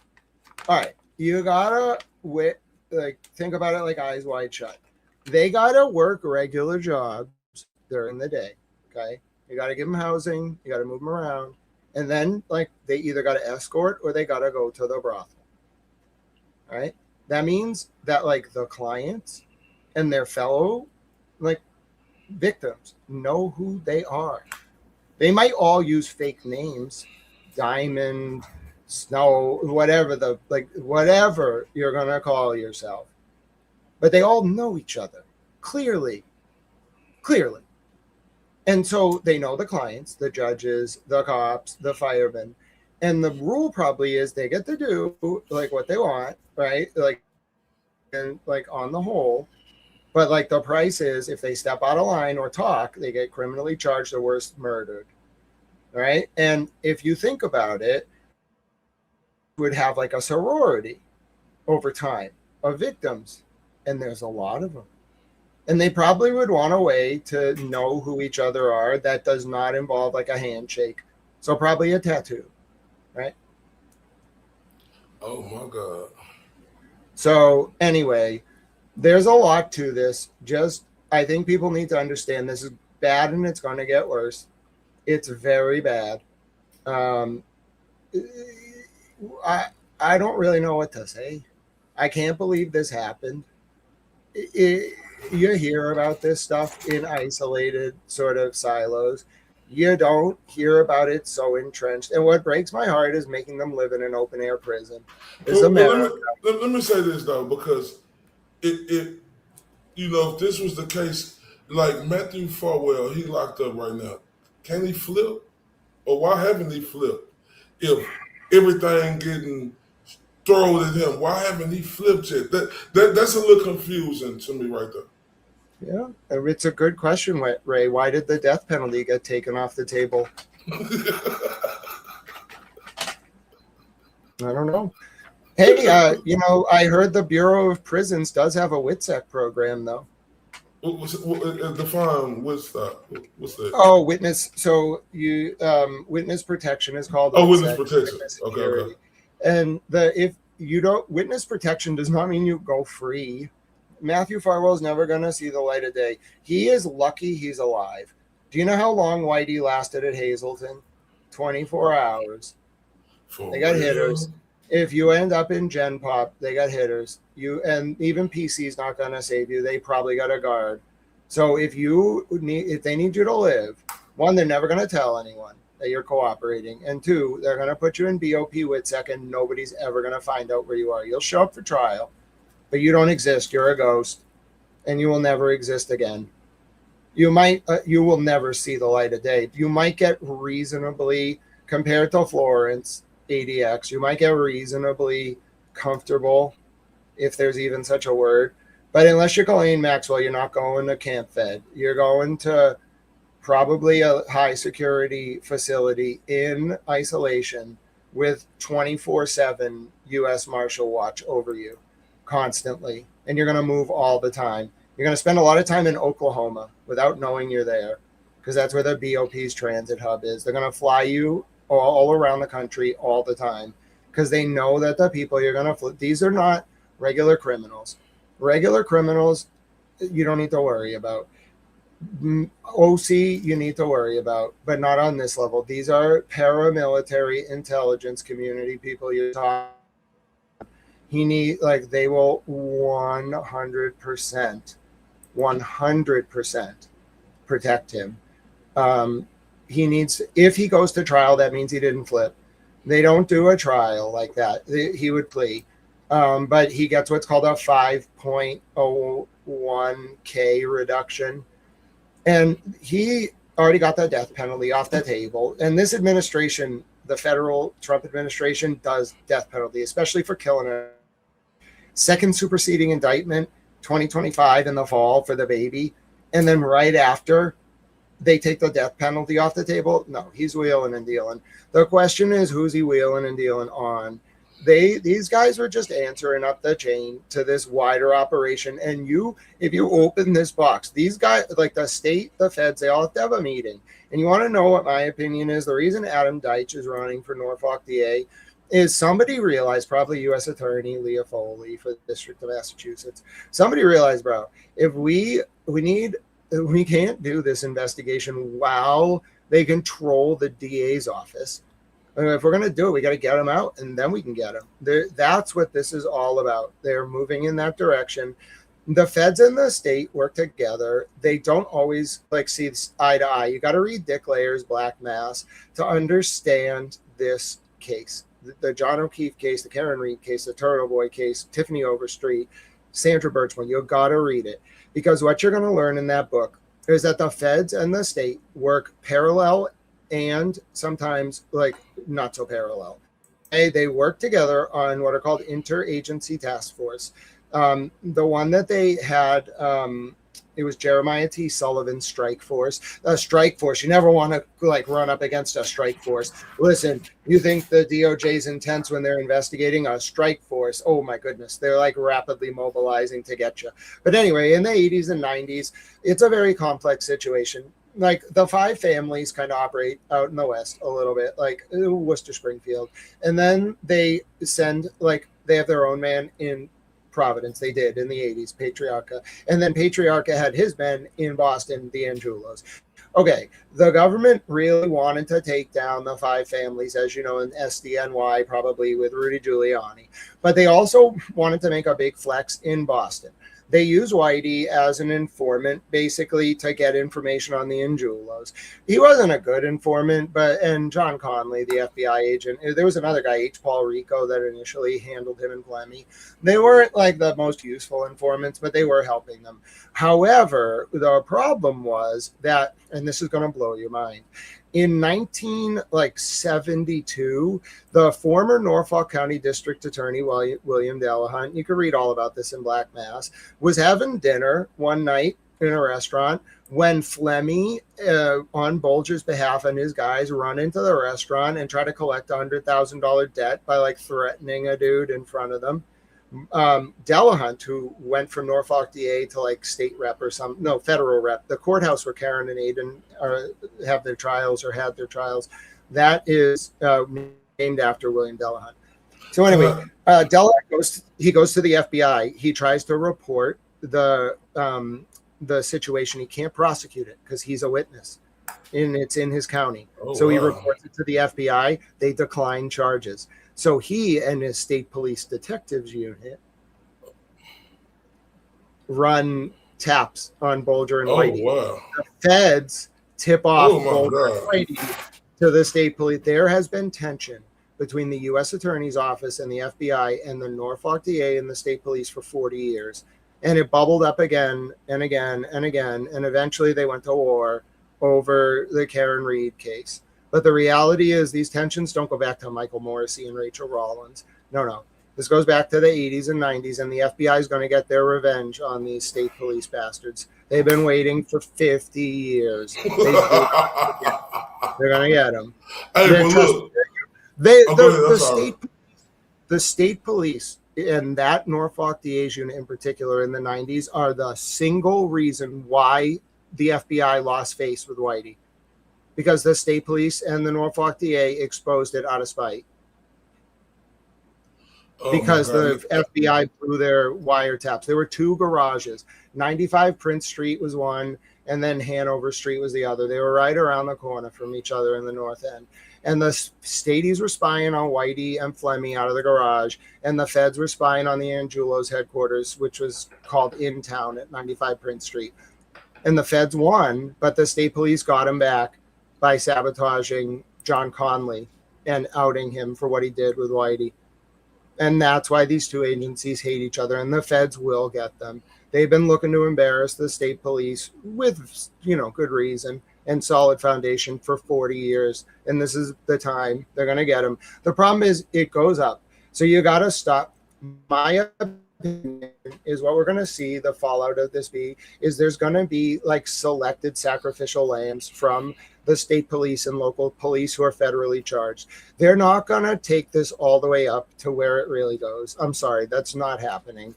They will probably, when these operations go bad, they pick the lowest guy on the totem pole.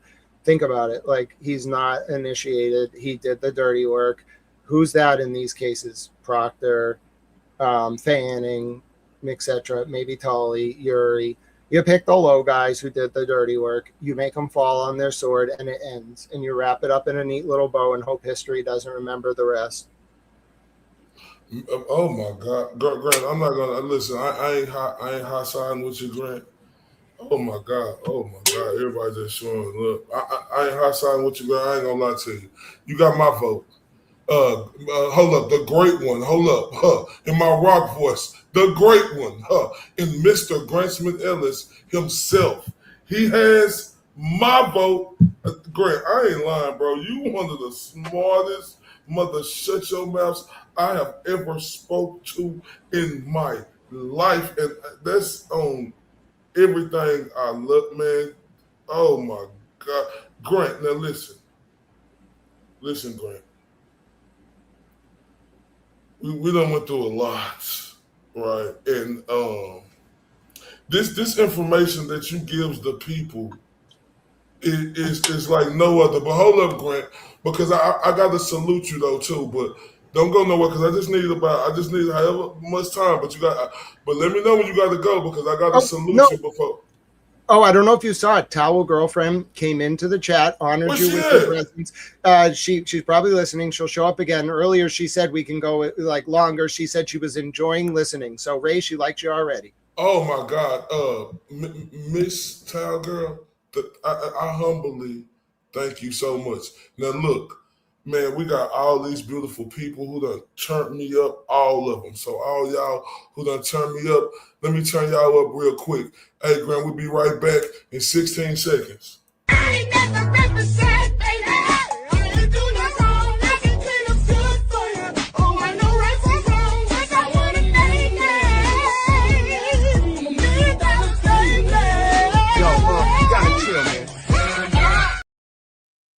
Shout out to the beautiful hippie chick, the beautiful Linda, the beautiful Akasha, Moez, Laura, everybody on her. Like, man, y'all are great. Sarah, be creative.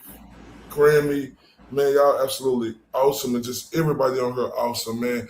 And I'm telling y'all right here, man, this is my favorite person to interview, Grant Smith Ellis. My interview I did with him, was my favorite interview, but I can't take my favorite interview away. But this one right here getting up there. But like the first one I did with you, man, and I ain't gonna get into to full details, but it was about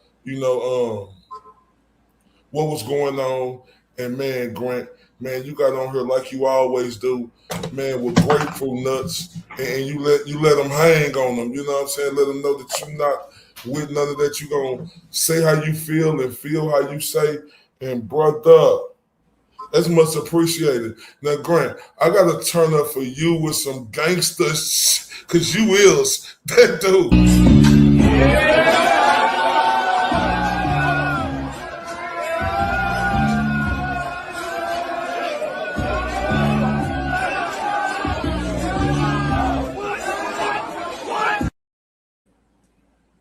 Man, and I appreciate every time, I get a chance to just chop it up with you, because, brother, I ain't gonna lie to you.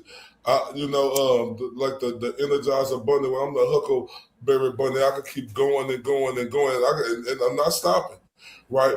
But, Grant, look, while we got people on here, right, I want to say this to you real quick. I want to say this to you. You know, because I really appreciate you and everything that you do. You know, because in a world where so many people are focused on themselves, right? Because remember, like you told me, you put all your time, besides, and even Miss Tal understands your time. You don't do nothing. And look, that's honorable of you, because what you say, you want to make sure that you help the people.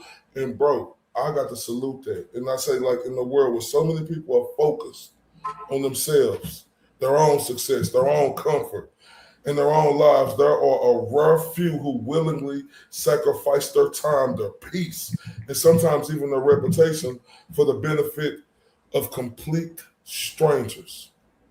Smith Ellis, you are one of those rare people, right?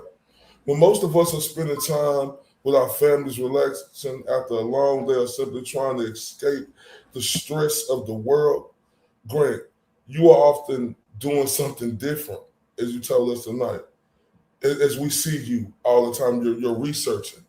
We see you when you do your investigating. You know, you are bringing up these difficult questions, right? Because you want to know, and you are looking for facts, and we always see you search for truth, right?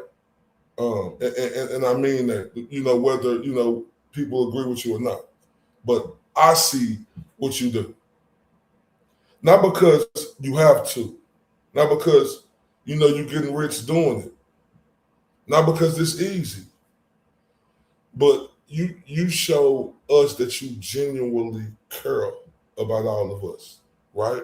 You care about justice. You care about accountability, right? You care about every single person in this world, and that's what matters. See, the reality, Grant, is that many people feel powerless today. They feel like their voices don't matter. They feel like nobody is listening. I get it. I've been there.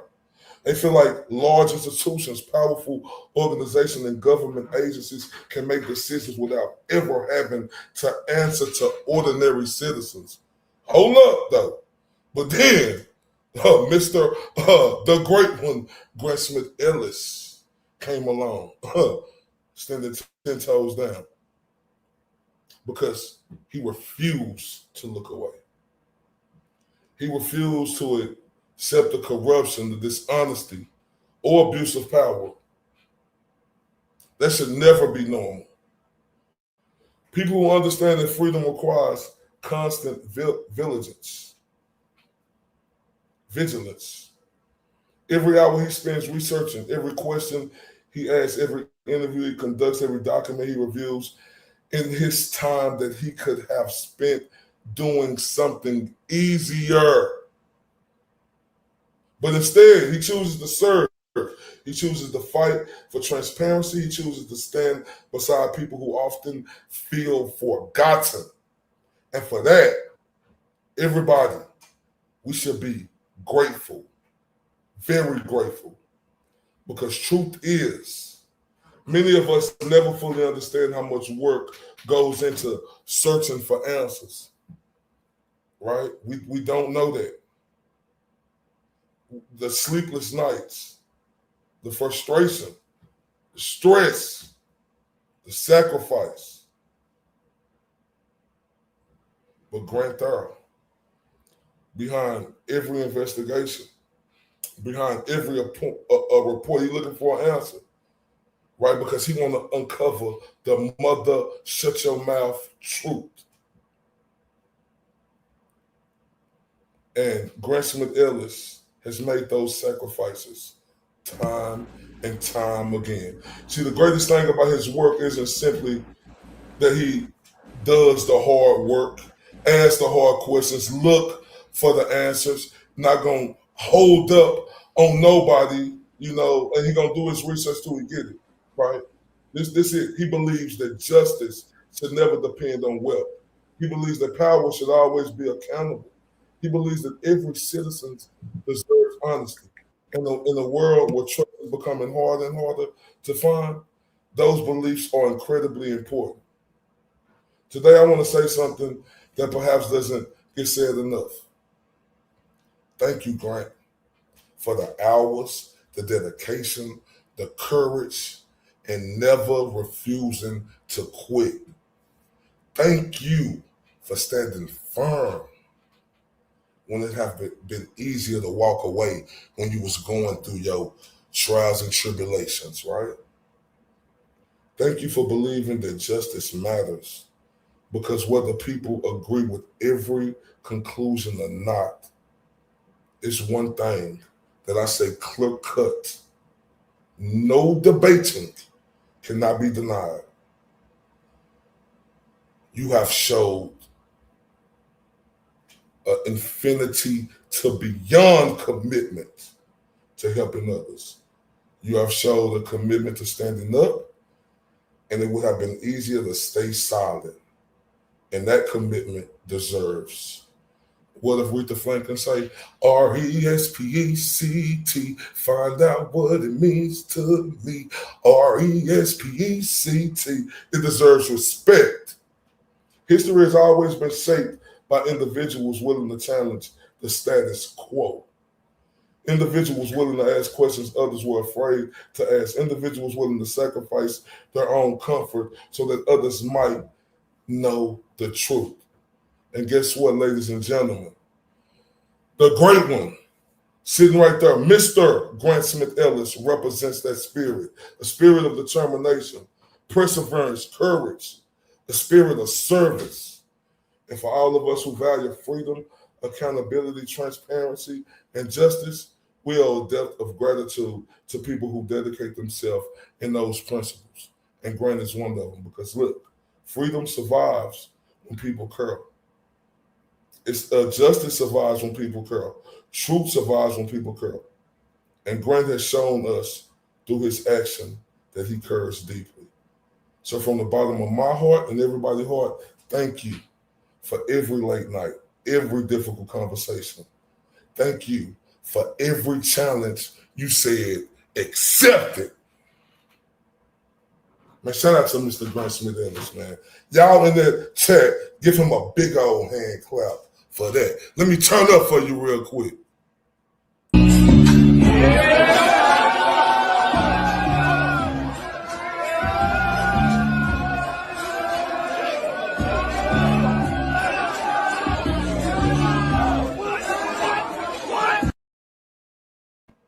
Man, shout out to Grant.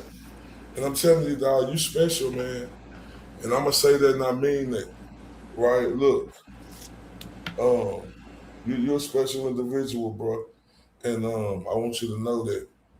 Right? And everybody know that. Because they throwing up Towel Gang and her Towel Gang, man. You done made Towel Gang, man, a sensation. Right? It's the new Degeneration X. You understand me? Right? It's the new, you know what I'm talking about? But Grant, give everybody your final thoughts, man. Gonna wrap this up, man. It's been excellent. Your final thoughts on everything, and just tell everybody who don't know where you at, which I know everybody on here do, they can find you at. Oh, sure. Thank you for that, Ray. That was very touching. Thank you to you and Attorney Melanie Little and Lawyer and Turtle Boy and all the wonderful people who have been, and Emily C. and Nurse Kim, who have just been very kind and saying similar expressions of gratitude. Yours was certainly most eloquent, though, Ray. Let me just say a few final thoughts. One, I'm thrilled that so many people are engaged in learning about either the war, the humanitarian crisis, different criminal cases, cover-ups, systemic danger to the vulnerable. But the real heroes don't get the credit. The reason I can do the work that I do is that I don't work within the system. Maybe I'm less effective in some ways, more effective than others, but the real heroes, I hope if you take anything from this stream, it's that there's a lot of heroes out there that you don't hear about, and that even though you may see them, they can't tell you what they've done. So we will learn this story. It will take a long time, and eventually the heroes will get their plaudits. Like Karen and Aiden are on there, and don't let them divide you or your fan bases. Anyone forcing you to choose is a subversive private intelligence operative whose only interest is in fracturing a movement that, when consolidated and joined in a single voice, can expose this octopus and bring down the Morrissey machine.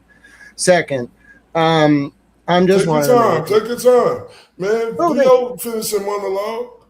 Oh, We ain't sure. in no rush. You finish it up. Take your time. Yeah.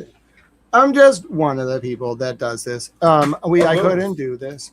I couldn't do this without the work of untold, probably hundreds of people who are constantly on a daily basis scouring FOIAs, reading documents, like decoding information, putting together the pieces. I may have an didactic memory, but I just use it in the service of trying to help you all protect the vulnerable. The thing I'm most proud of, out of all the work I've ever done, I'm proud of a lot, but the thing I'm most proud of is the other day, after the Houthis launched a missile at Israel at 11:24 p.m. I went live, and although the Houthi missile was intercepted, because it kind of comes up like the Red Sea, and it's just easy to intercept. Saudi Arabia can get it, etc., etc. Djibouti can get it. Iran, I knew they were going to launch. I knew it. And at 11:57 p.m., which is 6:57 a.m. in Israel, I said, if you are listening to this stream, they are going to launch at the top of the hour, and you need to get into your safe space. It's like a protected shelter in Israel. At 12:02 a.m. Eastern time, 7:02 a.m. local time in Tel Aviv, Iran launched, and they launched 17 missiles throughout the whole country. And the thing I'm most proud of is when they launch, that you get 6 minutes and 50 seconds. If you're in Israel, it's an early alert. They can use acoustic detection to tell you immediately when the missile launches from the different, either Isfahan or Tabriz or Tehran, Karaj, wherever. They have missiles everywhere. But Israel from a satellite can tell you when it launches, but you have 6 minutes and 50 seconds. I gave those people 3 extra minutes. And I hope a few people got to their shelter as a result. A lot of people in Israel watch because they black out the news. They have you want to talk about First Amendment? Go to Israel. Not you, Ray, but just in general. They have a military censor that blacks out their news.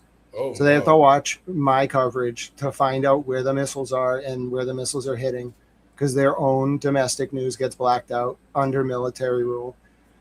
I hope I gave those people even 3 extra minutes, if even 3 people. It was the whole country too, the alerts. It went from Kiryat Shimona in the north to Neratanya to Haifa Bay to Tel Aviv to the Gaza Strip to Jerusalem to Beersheba. It was everywhere. If they add at least 3 extra minutes, that's the greatest moment of pride I could have. Not because of me doing it, but because the point of my work is to make people safer, vulnerable people in particular. And if you notice, I get very righteously upset if if anyone messes with the vulnerable, especially if it touches on an area of my work I know about. You may not find me knocking literally, but trust me, that pressure you feel is me. I have a lot of friends and a lot of people in government like me. So there are other people that do a lot of good work, but if you end up on my radar, you won't see it, but you will feel it. And by the time you realize it's me, it's too late for you and all your friends. But anyway, so the other point that I wanted to make is if you want to support me, buy me lunch today. That would be great. I have a Cash App, $, Grant Smith Ellis. Drop it, Grant, so I can pin it. Drop it so I can pin it. Oh, yes. Okay. I don't know if, it might mean, so the Cash App is. Well, can somebody drop it for him, please? Yeah, it might not let me do it. One of the mods. And then. Pretty please. Venmo equals at Grant-E1, and then the PayPal is paypal.me/Grant Ellis. So if you want to support my work, that's a good way to do it. I also have a YouTube. See, Ray, it won't let me post the comment, but I can send it to you in private. Somebody's finna do it. I can post it in private chat. We're gonna stay on here, man, because we're gonna stay on here for some minutes till we get this posted and let them marinate on it.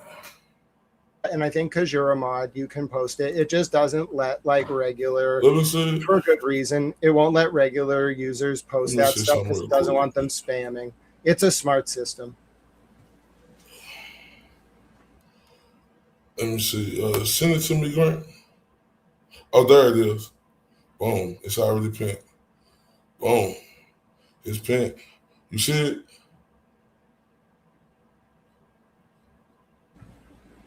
Am I back? Hello. That's the cash app. Yeah, it's pinned. You see it? Yes, you're the best, Ray. God bless you. Nah, bro. You the best.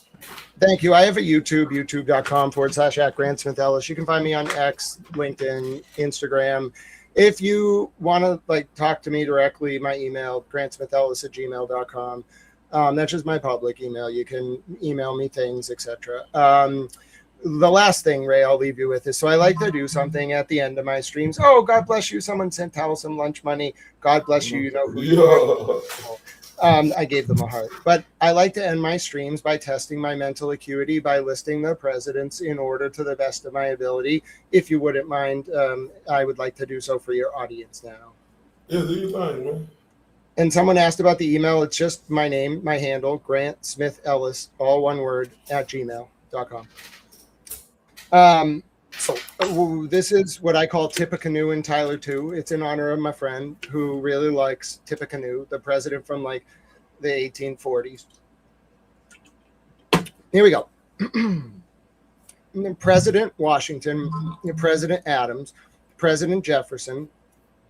Oh, yep. President Madison, President Adams Jr., President Jackson, President Van Buren. Skip 9, 10, 11, 12. 13 is Millard Fillmore. Then you get Tippecanoe and Tyler 2. So that's going to be Polk, Taylor, Pierce, Buchanan, Lincoln, Johnson, Grant, Rutherford, B. Hayes, Garfield, Chester A. Arthur, Cleveland, Harrison, Cleveland, McKinley, Teddy Roosevelt, William Howard Taft, Woodrow Wilson, Harding, Coolidge, Hoover, FDR, Truman, Eisenhower, Kennedy, Johnson, Nixon, Ford, Carter, Reagan, Bush 1, Clinton, Bush 2, Obama, Trump, Biden, Trump. Oh, my God. Oh my God, great. Mr. Steal Your Girl with intelligence. I mean, I'm just making jokes. I know you got a woman, but you know, like, you that smart. No, like, no, I assure you she likes that very much. That's impressive. But yeah, the reason I'm trying to do that is it's not just root memorization. I want to memorize every Supreme Court justice ever appointed. So when I read slip opinions, I can understand the political constellation of their appointment, both when like the executive who appointed them, the Senate that like voted on their confirmation, and then their evolution, like over time, like from the president who appointed them to like when another president was in power. So I can read a slip opinion from any time during American history and instantly get inside the mind of the justice who wrote it and the concurrence and the dissent. Gee. Oh wait, like I say, you're impressive. You're impressive. You're a very impressive gentleman, right? Like it's So like I say that you know you're thinking, you're moving, you're working, you're passionate. You know you doing your due diligence. That's undeniable, and you know. I ain't gonna lie, boy. I finna start emailing Jeopardy. I ain't bullshitting. That'll be fun. I would like Man, that. I guarantee you will go on that mother, shut your mouth and win. But you need to be on Jeopardy. We need everybody to get Grant Smith Ellis on Jeopardy. Yes, oh indeed. My God. But Grant, man. Say, man, you are impressive. Come. Well, thank you, Ray. I had a lot of fun today. We will definitely do a follow-up. I want to do some other interviews. I'll reach out to some people. I can't wait to get my sweatshirt from Melanie Little. I'm going to come back and talk more with you, Ray, in a few weeks. There's stuff coming. I don't know when. I think we got to look between like now and September. My prediction is you should all be ready for the world to change, like in Massachusetts in particular, localized to Norfolk County, but you should expect it to change fundamentally after September's primary in the Norfolk County District Attorney's office. And then by January of 2027, you should expect like all hell to break loose. The first day he gets in office, I could imagine, like, watch who is left. Everybody that leaves office between now and January of 2027 was a problem. Mark my words, that's my opinion. Look at the people who resigned from the clerk's office. Clerk Jim's gone, the clerk from the Karen Reed trial. Look at the people gone from the Canton PD, the state police. They know Deitch is going to win, and they're running because they're afraid. Hold up real quick. Hold up now. I'm sorry, listen. I hope with everything in me, Grant, that Deitch win. But Grant, listen, I'm sorry. That system down there, it got me in a chokehold to believe that they gonna allow that to happen. Remember, you said they play people like puppets. They know how to make them chess move. So I hope and pray to whoever y'all believe in. I know I believe in is Jesus Christ, right? But I pray to him that Deitch win. Well, Ray, I'll leave you with this, and then I will go hang out with my wonderful towel girlfriend. Don't ever lose hope that a small group of authentic, committed, informed individuals can change the world, because in fact, that's the only thing that has ever done so. People write history every day. It just requires a little bit of elbow grease, and all the sacrifices that you're all making have been worth it. As I said earlier, societies are born stoic and die Epicurean. What that means is they're born from struggle and hardship and die from stagnation due to luxury and idleness. Don't become idle. Save your country. Stay informed. Ward off the usurpation of our form of government through cogent discourse, and protect the legacy of this precious gift that is our constitutional form of government. It's your duty. You can do it. I believe in all of you. God bless you. Thank you for watching today. God bless you, Ray, and I hope you have a wonderful rest of your afternoon. Man, salute, Glenn. Have a great rest of your day. Salute to Mrs. Town for letting us take 4 hours of your time. Have a great day, sir. Thank you for coming on. Talk to you soon. Man, shout out to Grant. Shout out to Grant. Like John say, this is so interesting. I'll have to be on replay. Grant knows everything. Ain't that the truth? I mean, I'm not going to say that Grant knows everything, right? But I'm going to tell you this. Grant is one of the smartest people I done talked to. One of the smartest people I done ever talked to in my life. Boy, it was an honor and a pleasure, bro. Like, that's the third one with Grant. And just every time he just seemed to amaze me more and more. That dude is an encyclopedia, a dictionary of whatever. His intelligence is past a 4.0 grade point average. Man, hold up. Man, thank y'all so much for saying that, man. I truly and really enjoy myself, like, with Grant. Truly did. Right? And you know what was the most touching moment? You know, somebody, last time Grant came on my show, for the first time, everybody was giving him shit, about Melanie Little, because, everybody, thank you, beautiful Mary, Morris, and everybody, Helen Keller, everybody, I thank y'all so much for that. But everybody was giving them shit, and y'all was protecting Queen Melanie, right? But he showed his true character as a man, right? He apologized to her, right? And look now, the Queen finna send him a sweatshirt. Man, look at God. Now, the way I first came on her, that's why we call him the GOAT. That is the GOAT. He the GOAT. It's no question. You know, he stands supreme. All capitals, GOAT. THEGOHT. He the GOAT. Right? Man, I ain't bullshitting. Grant, look, and that's what's beautiful, y'all. Look, him and Melanie Little, compliments. Grant getting compliments from everybody now. That's why I say about all the noise, right? That's why I say never say I can't or I quit in your vocabulary, right?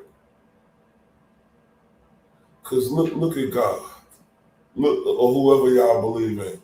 Look. Melanie Little sitting in Grant a t-shirt. Man, that's why I say, y'all, this community is everything.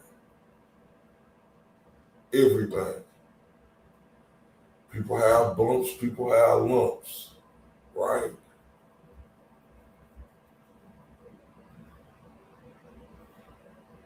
But look at that. Man, that's amazing. Y'all don't understand. Like I said, when I first came on her, boy, like I got not from, like the people who was her, but like a lot of people was giving me the shits for interviewing Grant. I said, nah, I like Grant. I like Grant. Because I listen to Grant. That's why I say it. People, like he said, he thought Karen Reed was guilty at first. I'm not gonna lie, if I would have knew who Grant was at the time, I probably would have been mad too. And that's no lie about it. But man, that's a beautiful thing, y'all. Man, that made my day right there. Somebody saying on her that, and then Grant, co-signed it, that he sent the email, man. That made my day right there, man. Damn, that made my day. And why I say y'all, words I heard about Grant, and people disliked him. People disliked him. No, thank y'all, man. Everybody. But guess what, though? That was then. This is now. Look at God. Or whoever y'all believe in. So I understand that's real. That's real right here. This ain't no play type stuff. Man, Melanie Little complimenting, Larry Former complimenting, the GOAT complimenting, everybody complimenting, and that's great. But Grant is already great at what he do, right? But how everything turned around, man.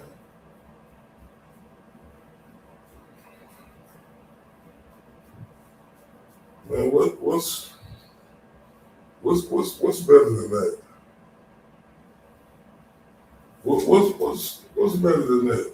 That's why I say all for one and one for all, right?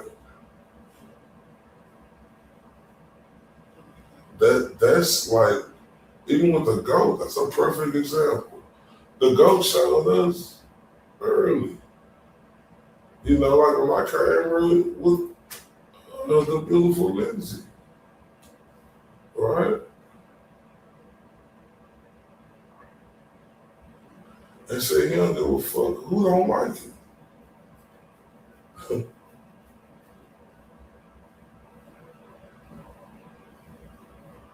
Man, he did what shit he can't talk about. Kids abuse from not letting it stop him. For real, I told y'all he is special, and I mean God gifted. He's a talented man.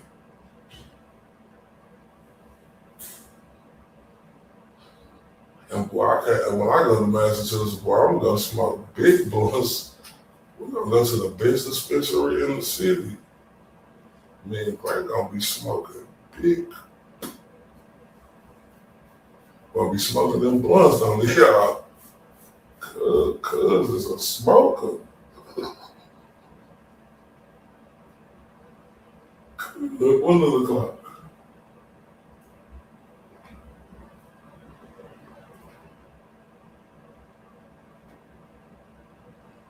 It's okay.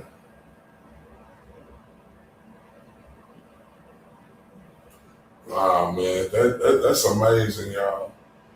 And what I'm saying, you know, egos, man, it's okay to, I'm saying, you know, but I'm just saying, I like that. That's beautiful right there. Because my first interview, boy, them comments was reckless. I was like, oh my God. Like, for real. I had to, but my mom was on double duty, married me. Oh, man, Kayla, it was a lot of people. Oh, man, but that's great shout out y'all. He built Massachusetts tough. He don't break, he don't fall, like Mary B said. Man, them moms held it down, boy. Cause like, boy, ooh, boy.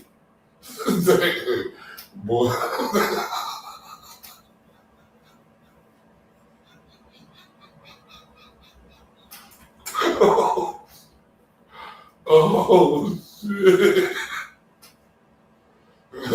Oh, my God.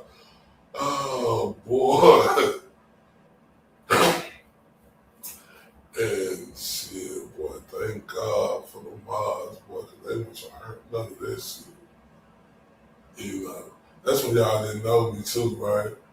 Oh, man, that was so funny, boy. I ain't gonna lie, I know, I get it, you know, because this case was a hot case, right? It was, but oh my God. Oh, you know, like shit. You know, I get attacked like a motherfucker, but damn, that shit made, I was like, and Grant, boy, he was, man, he made y'all, in my Jimmy voice, put some spec on his name. Right? And y'all have the right to feel how y'all feel. Yeah, you ain't lying.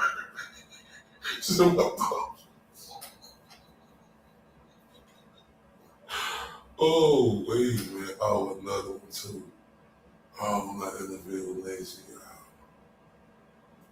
Oh, the madness. I don't know which one. What's the crazy? Oh, my God. Oh, wait. Boy. Man, I can't forget this shit. Yeah, I'm doing a tournament. Oh, man. Man, Grant, we had, it was a good show tonight. Cause, man, boy, say, you gotta understand. That's why I tell people, all you gotta do is do your research.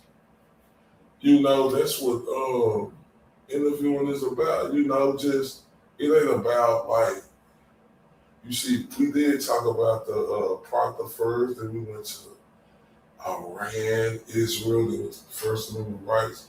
Speaking on that, but this was nasty work tonight. Thank you very much, Mary B, for real. Thank all y'all for real. Thank all y'all for real. Man, who next? Who next? Like, for real. I ain't gonna lie, I want to interview the OG. I want to interview the OG, man. I ain't gonna lie, that's like my goal to interview, because you know, OG Christian me in the game, you know, like real talk. So that's one I want to do. But with that one, you know, whenever he give me the opportunity in the future, you know, when his schedule allow, man, that one right there, I got to really dig in, you know. Because it's easy. Cause I ain't know, because I like to see which one. Yeah, both of them. You know, but I'm not you know, I don't want to interview the guy right now while he going through what he going through. I want him to go and get through that, you know, because y'all know how it go. Perception is everything, right? And I don't want to bring no extra noise on the go right now. Like, real talk, we don't need that. You know, he can go interview with, you know, like the people he just interviewed with, what's my last time I just watched it. Justice served, like that it. Yeah. But nah, for real though. Cause this shit finna be over with. I'm just ready for this shit to be over with. So then I can give the proper one. I want him to get through this shit. Like, I did want the interview to go early, but I still do, but now, you know, like, I want him to get through this shit. I want him to go do the proper channels, melody little, you know, like the OG and all them other, you know, like that. Nah, I'm gonna stay out the lane too. This case over with.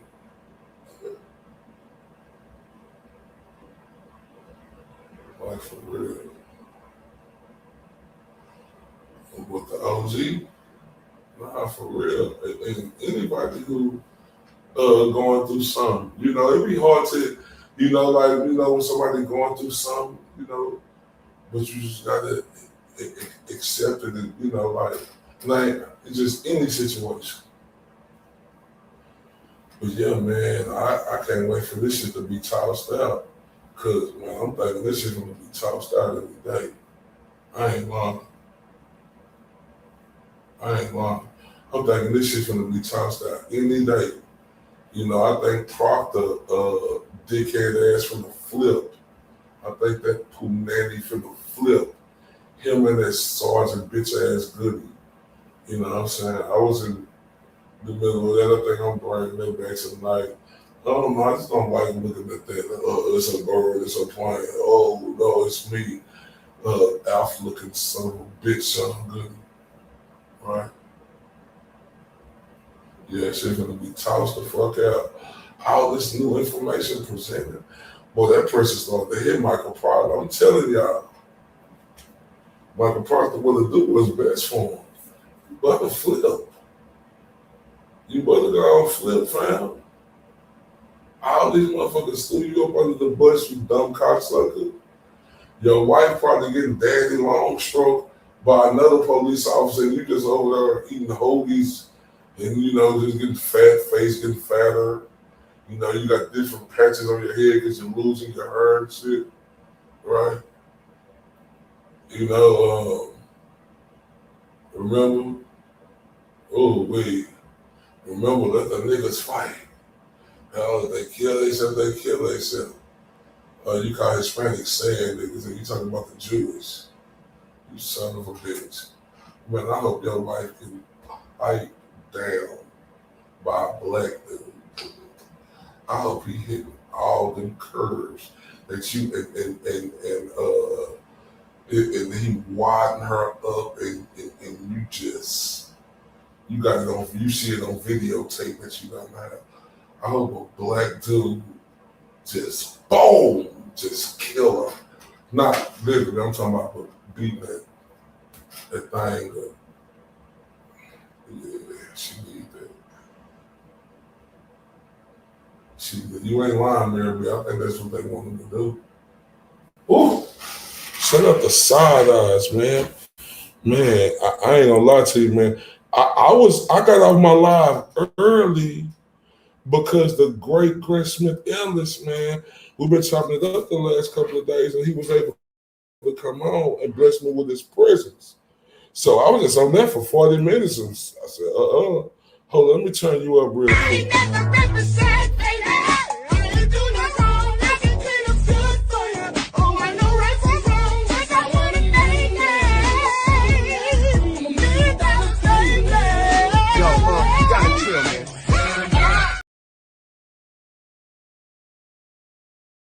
And yeah, appreciate you saying this. So that side eye soul side underscore eyes underscore Jess.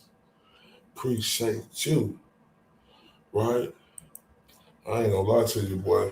Let me go holler at whatever her maiden name. Anybody know her maiden name? Because I don't want to call her that big name, last name. What's her name? What's her first name? Let me come play Twinkle Twinkle Little Star up in your Helen. Hey, oh no, for sure. Let me come play Hang Go See. Let me come show you how you ain't got no, Proctor look like he a minute man. You know, he look like it. Because the way he talk, he just look like he don't got shout out to the beautiful Jess. She said she met that person, the beautiful Mosa, and she is a delight. Mm-hmm. Right. The way Proctor talk about women on there, like, he got the weight. Like, he got a little, he probably littler than a Vienna sausage.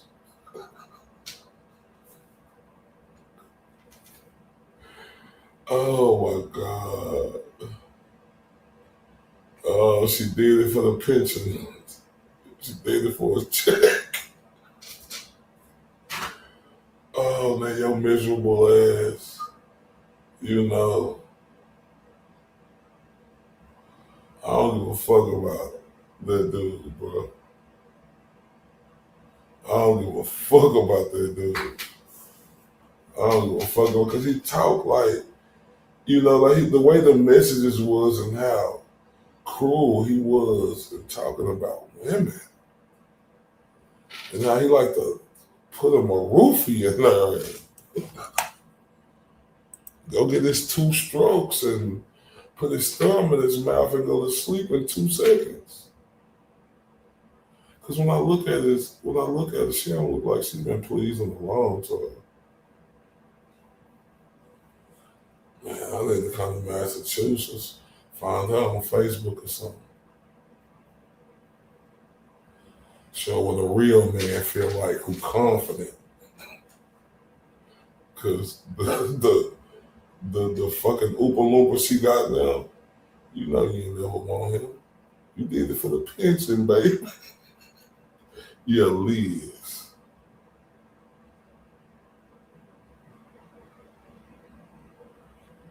Yep.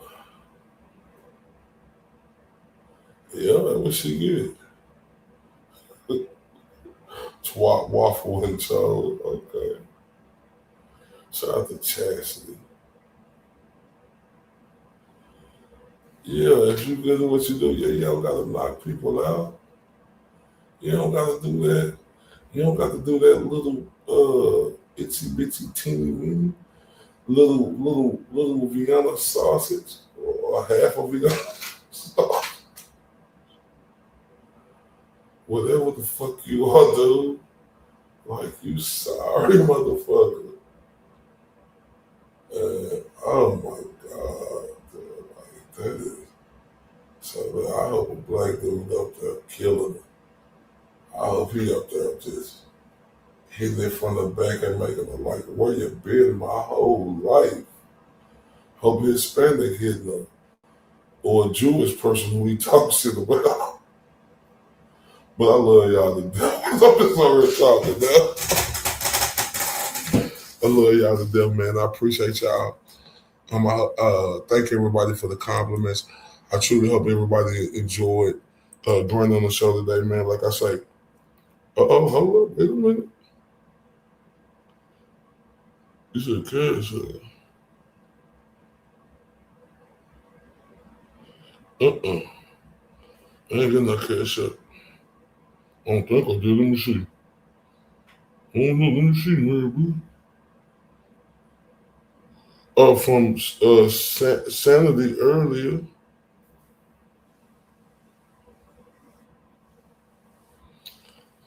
But I thank y'all with everything in me. Because I'm telling y'all, man, y'all the truth. And this community is the truth. Right? This community is the truth. Yeah. Oh, yeah. Oh, yeah. Oh, no, I thought I turned, oh, my bad. Sandy, I think I did turn up, but I don't think, if I forgot, let me turn up for you again. Hold on, let me see. God damn, I'm so silly on her, y'all. I ain't lying. I got to get, let me see. Hold on. Sanity. Okay, let me turn up for all y'all on her. Sanity. Laura.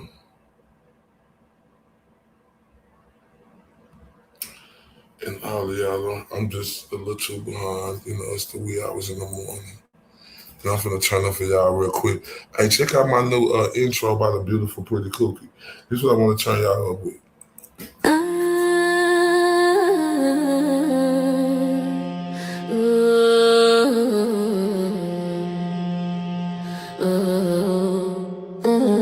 I'm not the one, yeah. I'm the right one, yeah. I'm the right one, yeah. I'm the right one, yeah. I'm the right one, yeah. I'm the right one, yeah. I'm the right one, yeah. I'm the right one, yeah. I'm not the one, I'm the right one. I walking like a bird, cold look, clear aim. You wanted smoke, I heard it. You talk big, all wordy, all bark, no bite. You can't win this fight. I seen your hand shake when the room got quiet. I don't need a threat, I bring it, then I write, yeah. Tick, tick, hear that whistle, step too close, get the missile. Blood in my eyes, stealing my jaw. Say my name once, then stand by the law. I'm not the one, yeah. I'm the right one, yeah. I'm not the one, yeah. I'm the right one, yeah. You came for when you left with none. I'm the right one, yeah. I'm not the one, yeah. I'm the right one, yeah. I don't just a crowd, I let them come. I stare here hard like a loaded drum. You keep on talking, I keep on moving. Your chest gets loud, but your legs ain't proving. You want that title, you want that crown. I take one look and I shut it down. I crash when the flow gets mean. I came in clean, let the scene pristine. Tick, tick, hear that whistle, step too close, get the missile. Blood in my eyes, stealing my jaw. Say my name once, then stand by the law. I'm not the one, yeah. I'm the right one, I'm not the one. Hold on, I'm not the one. I'm the right one. Let's get that turn up from Pretty Cookie, you understand me? Turn up there. Yeah.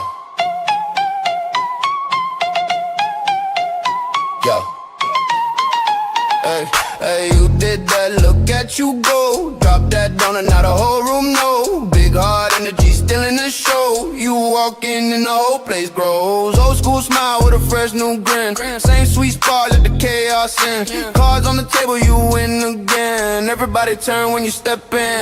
Hands up, look alive. You made the whole night rise. They've been waiting on your name. Now it burns through the frame. Let's fucking go. Let's fucking go. You did that, and everybody knows. Turn up, toast to them, move. Let's fucking go. Big heart energy still in the show. Toast to them.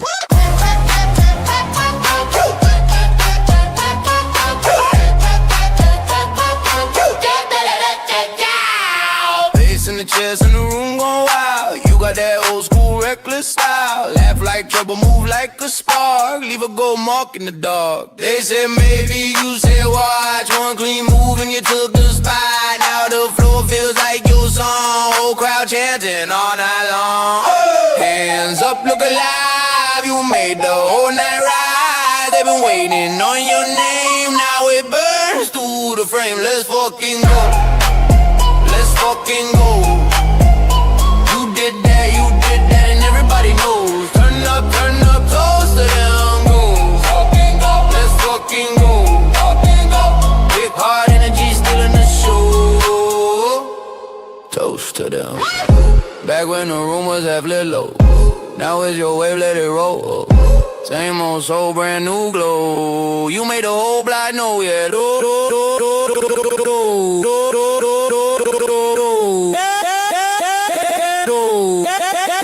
Toast to them.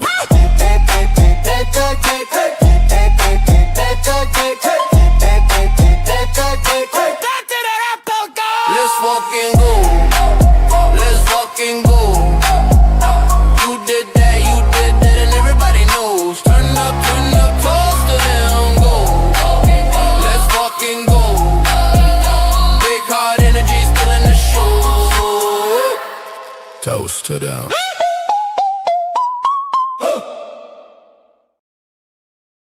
Man, shout out to Sanity, right?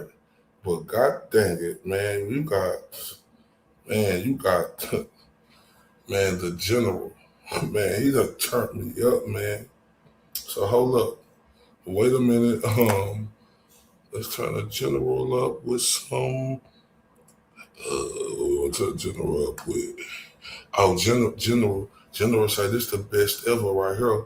So I'm finna turn the general up with this, y'all. That's what the general told me today. He said this the best ever right here. General know what I'm talking about. I'm gonna turn you up to this, General. TRUF. Truth. He's the mirage in the rear view glass. It's Ray from Dallas. Was he here? Was he there? Was he ever mine? Ray from Dallas? Just a trick played by time. This dude is savage as fuck. Or just a dream. What up, Ray from Dallas? Ray from Dallas, tell me true. He's fun. Hi, Ray. This appears to be a black man. Ray from Dallas. Let's take this walk. Is he real or just a dream? Falling stars or a beam. Ray from Dallas, tell me true. Are you the myth or the man I knew? This dude is Savage as fuck.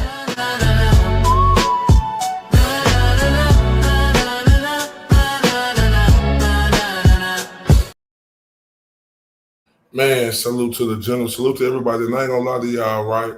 Because we got a lot of new characters in the game that I wish I could have got on here, right? And yeah, it's a person to be true, right?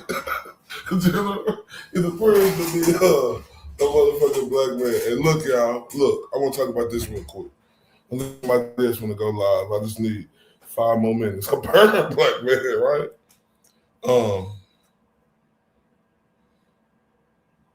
I think here it is right here. I want y'all to see this.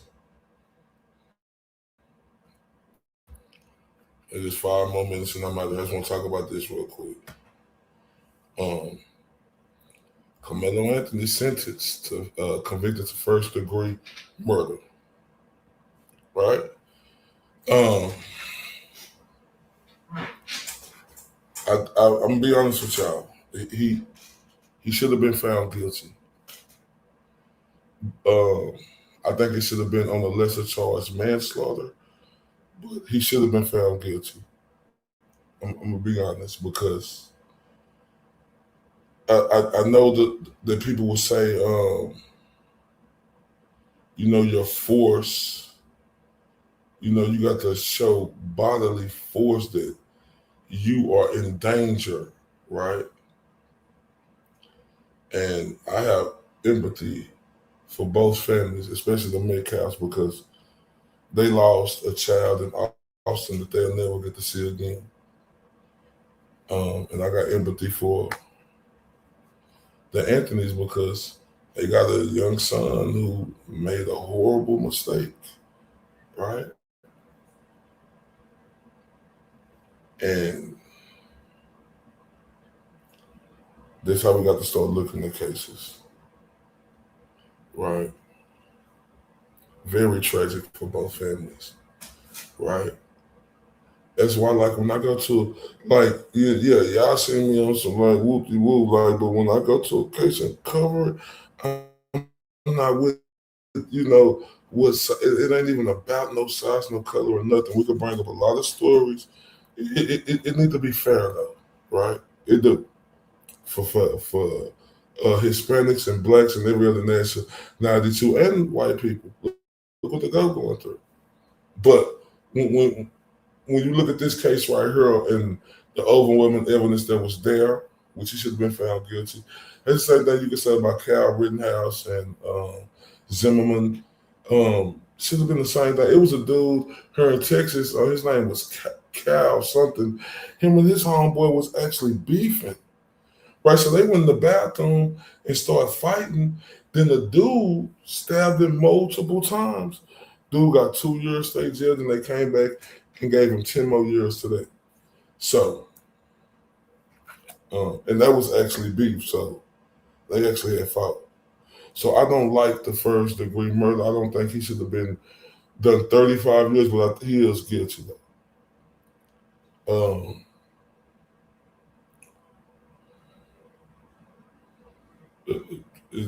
Do you want to have somebody your skin color on there? Yeah, you do, but we can't make that the determining fact, right?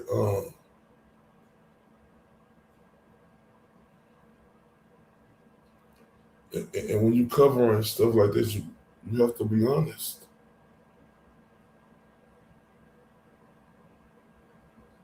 I hate that for both families, but he guilty.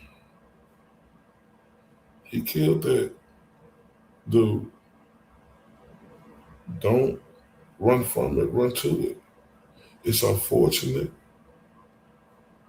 right? But, a mother and father will never be able to see Austin no more. They'll be able to see him. And what comes with a first degree murder in Texas, you have to do at least half of that time before you're eligible for parole. So he's gonna have to do at least 17 and a half years in jail. He's gonna do 17 and a half years. If he would have got manslaughter, and you got to think about this too. You got to thank the judge. Because in the first degree murder, they carried 5 to 99. The judge could have gave him 99 years. This man still got the light to touch the day. When he come up for parole, he's going to be 36. Right? So, covered that case. Had no feelings into it. Right? But, I just go back watching the case with Melanie Little, the Edric Frost case. Right?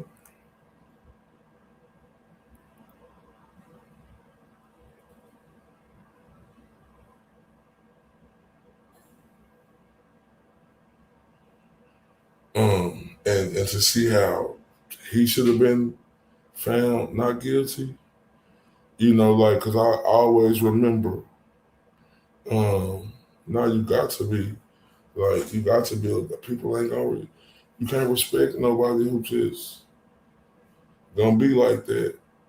I mean, and I get it, you have to be straightforward.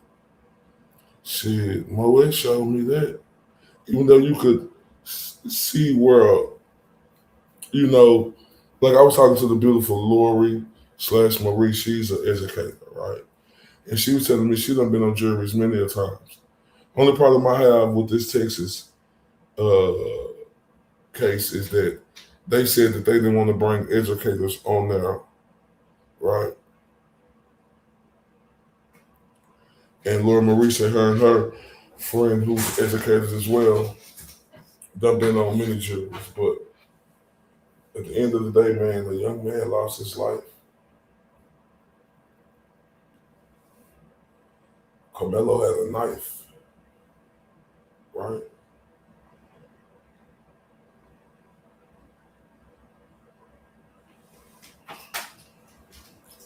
You know, that's one thing we can't look past. You know, you can't look past it.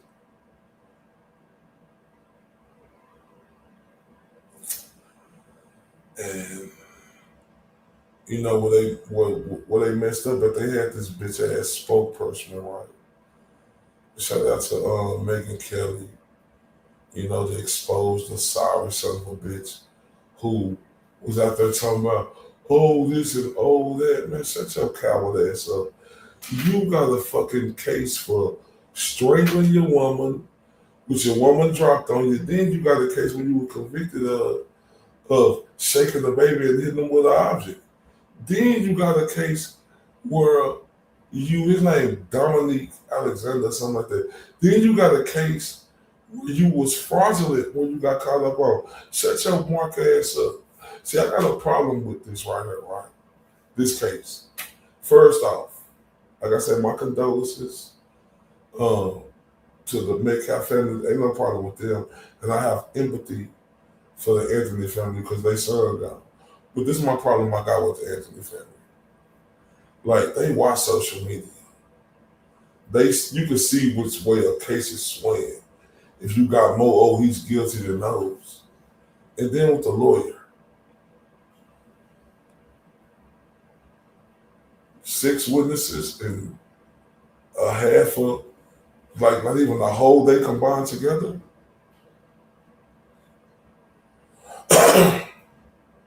You know, they seen this was going against him. So what he had to do was get on that jury, right, and tell them why he felt like that. He didn't do it, and it was a failure. It was a failure.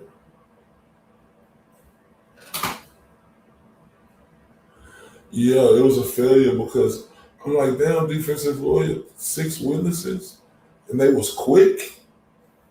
Damn, defensive lawyer, they didn't call Hunter Metcalf. Why you didn't call him? The brother, who they said was right there with him. Why you didn't call Carmelo?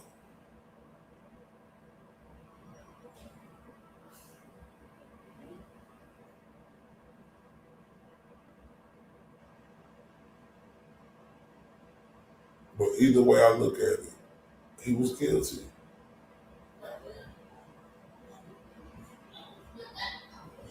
We just need to keep that consistency for all these cases like that.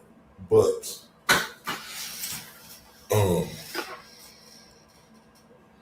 we're not gonna look past that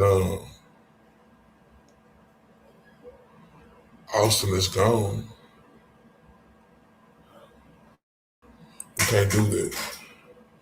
And I hate people who insensitive with that too, right? Like, that's just super insensitive to me. If you can't show no type of grace, right, to the family who will never see a child again. Yeah, what makes it difficult is all the kids that were traumatized by the incident as well. It was a football game, right? It was a track meet. Fairness and balance. Right? And it's the key part. It was like 4 black boys who testified against him.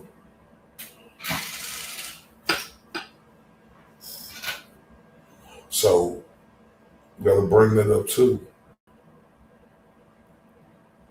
Justice systems are fucked up, right? But I'm not gonna say. I think the only thing that was messed up is like Megan Kelly said. They should have had the camera now. They should have. They should have had a camera in there. They should have had a camera in there, y'all. They should. I'm not saying it's going to outweigh the outcome. But when it's a case of this caliber, I think that's something that's necessary. Right? I think so. I'm not saying it was going to outweigh. Because at the end of the day, we know for sure he stabbed him and he is deceased now. Do I think it should have been 35 years? No. I think it should have been like on the manslaughter to where he could serve up to 20 years in jail. It's just my opinion, but he is guilty. And the reason why I say manslaughter is because it was, people understand, say he was putting his hand, that he touched him. All of them said that Austin put his hands on him. Was it bodily harm to where you could say self-defense? It wasn't, child. It wasn't. It wasn't. You have to be honest with yourself, man. It wasn't.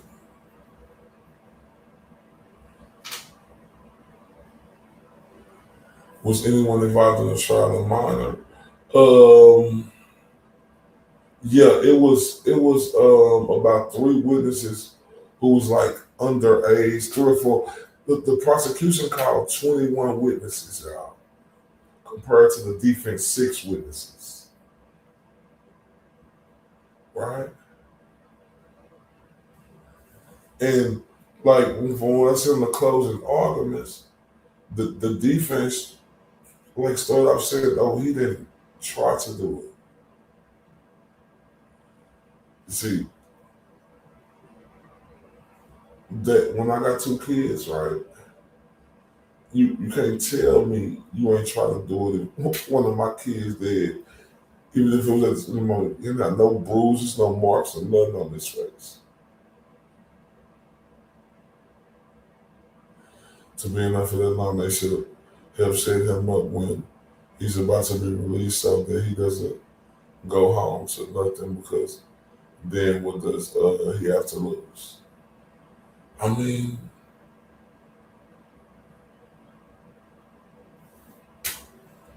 yeah, but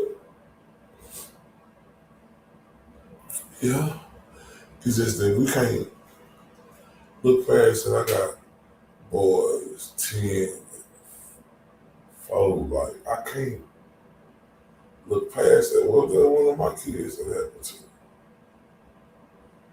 Right, like, come on, man.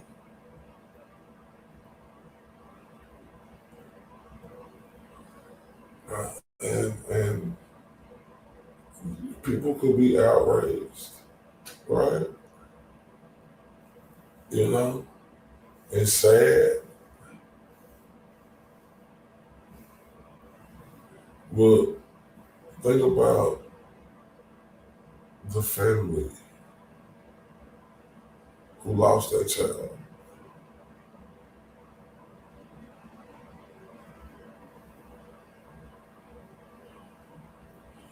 And then, you know, like during the mother was the only one who spoke, you know, to get them to take his stuff down, and they already had convicted, because the jury had to come up with the sentencing. So she say, well, no, my son is not a bad son. And I truly believe he made a bad decision. But when you in sentencing phases and they already don't believe that it was self-defense, that's not a smart move to say that. 1 second, y'all. I'm the champion, feel the rush, the crowd goes wild. Obviously, obviously, yeah, obviously. Obviously, yeah, obviously. Tell them, obviously, I know these niggas don't want me to win, but I'm sorry, G. I know they thought I wouldn't come back and pose on them hoes, but nigga, it's time to eat. I got a vendetta. Any one of you niggas, I been better. Got them gritting their teeth without gritting at them. Took a second away from the table, it's time to feast. Heard they was mumbling, talking up under. And I appreciate you. I'm gonna finish that on this, right? Like I said, of course, I was like, damn. I know he was good. I was like, damn. I was thinking like, damn, they need to judge cases like this fairly with everybody, right? Yeah, I feel like that, but I knew that he was guilty still. Thinking about 17-year-old, he can't much or have much else. So when he's released from violent atmosphere, how do you, you're right, man. It sucks, Helen. It sucks. But shit, he's still gonna be able to see his mom and dad.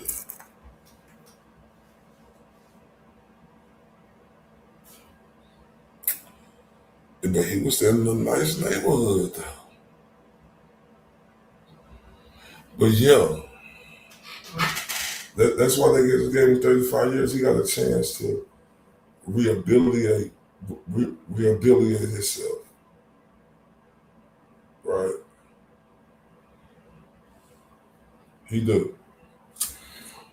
And he still got a chance to see the light again.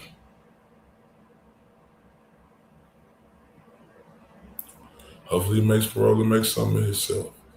But, first degree murder, he got 35 years. He's going to do 17 and a half for that. But I truly think he will, right, as long as his family stay behind him. But I love y'all to death, man. See y'all soon. Thank y'all so much for everything. And riding with me on this live, man. It just made me feel great. I do. Y'all know how I do. I'm on that bullshit again. Let me tell y'all a little story about me. In the boxing world, my name is Mr. IOTBA. The acronyms for IOTBA is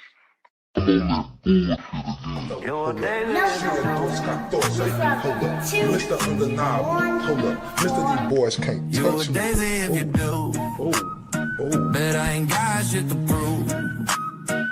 Boo does gold tooth, Lil Bruce, smile sharp enough to choose. Bang, bang, right through your cool. Walking like a rumor with a pulse. Lip curl sweeter than your cold. My eyes say try me and you freeze like salt. Got your huggle. You wanted that smoke, I'm the whole damn stack. Got your huggle. Step up, I'll clear the room. You're a daisy if you do. You're a daisy if you do. R-U-L. All laces in my hand, better back. Tongue sharp like a tag, hit a click, clack. You wanted that heat, now it's time to meet the sun. No shade, just black. Walk slow, silver in my lap. Halo, crooked heart attack. Say a piece, talk that trash. I turn every word to glass. Cut deep. Got your oh shit, you should go down to that. I'm touching down from that 2, 1, 4, and I'm on that bullshit again. I'm on that bullshit today, right? Y'all know how I do. Y'all know how I do.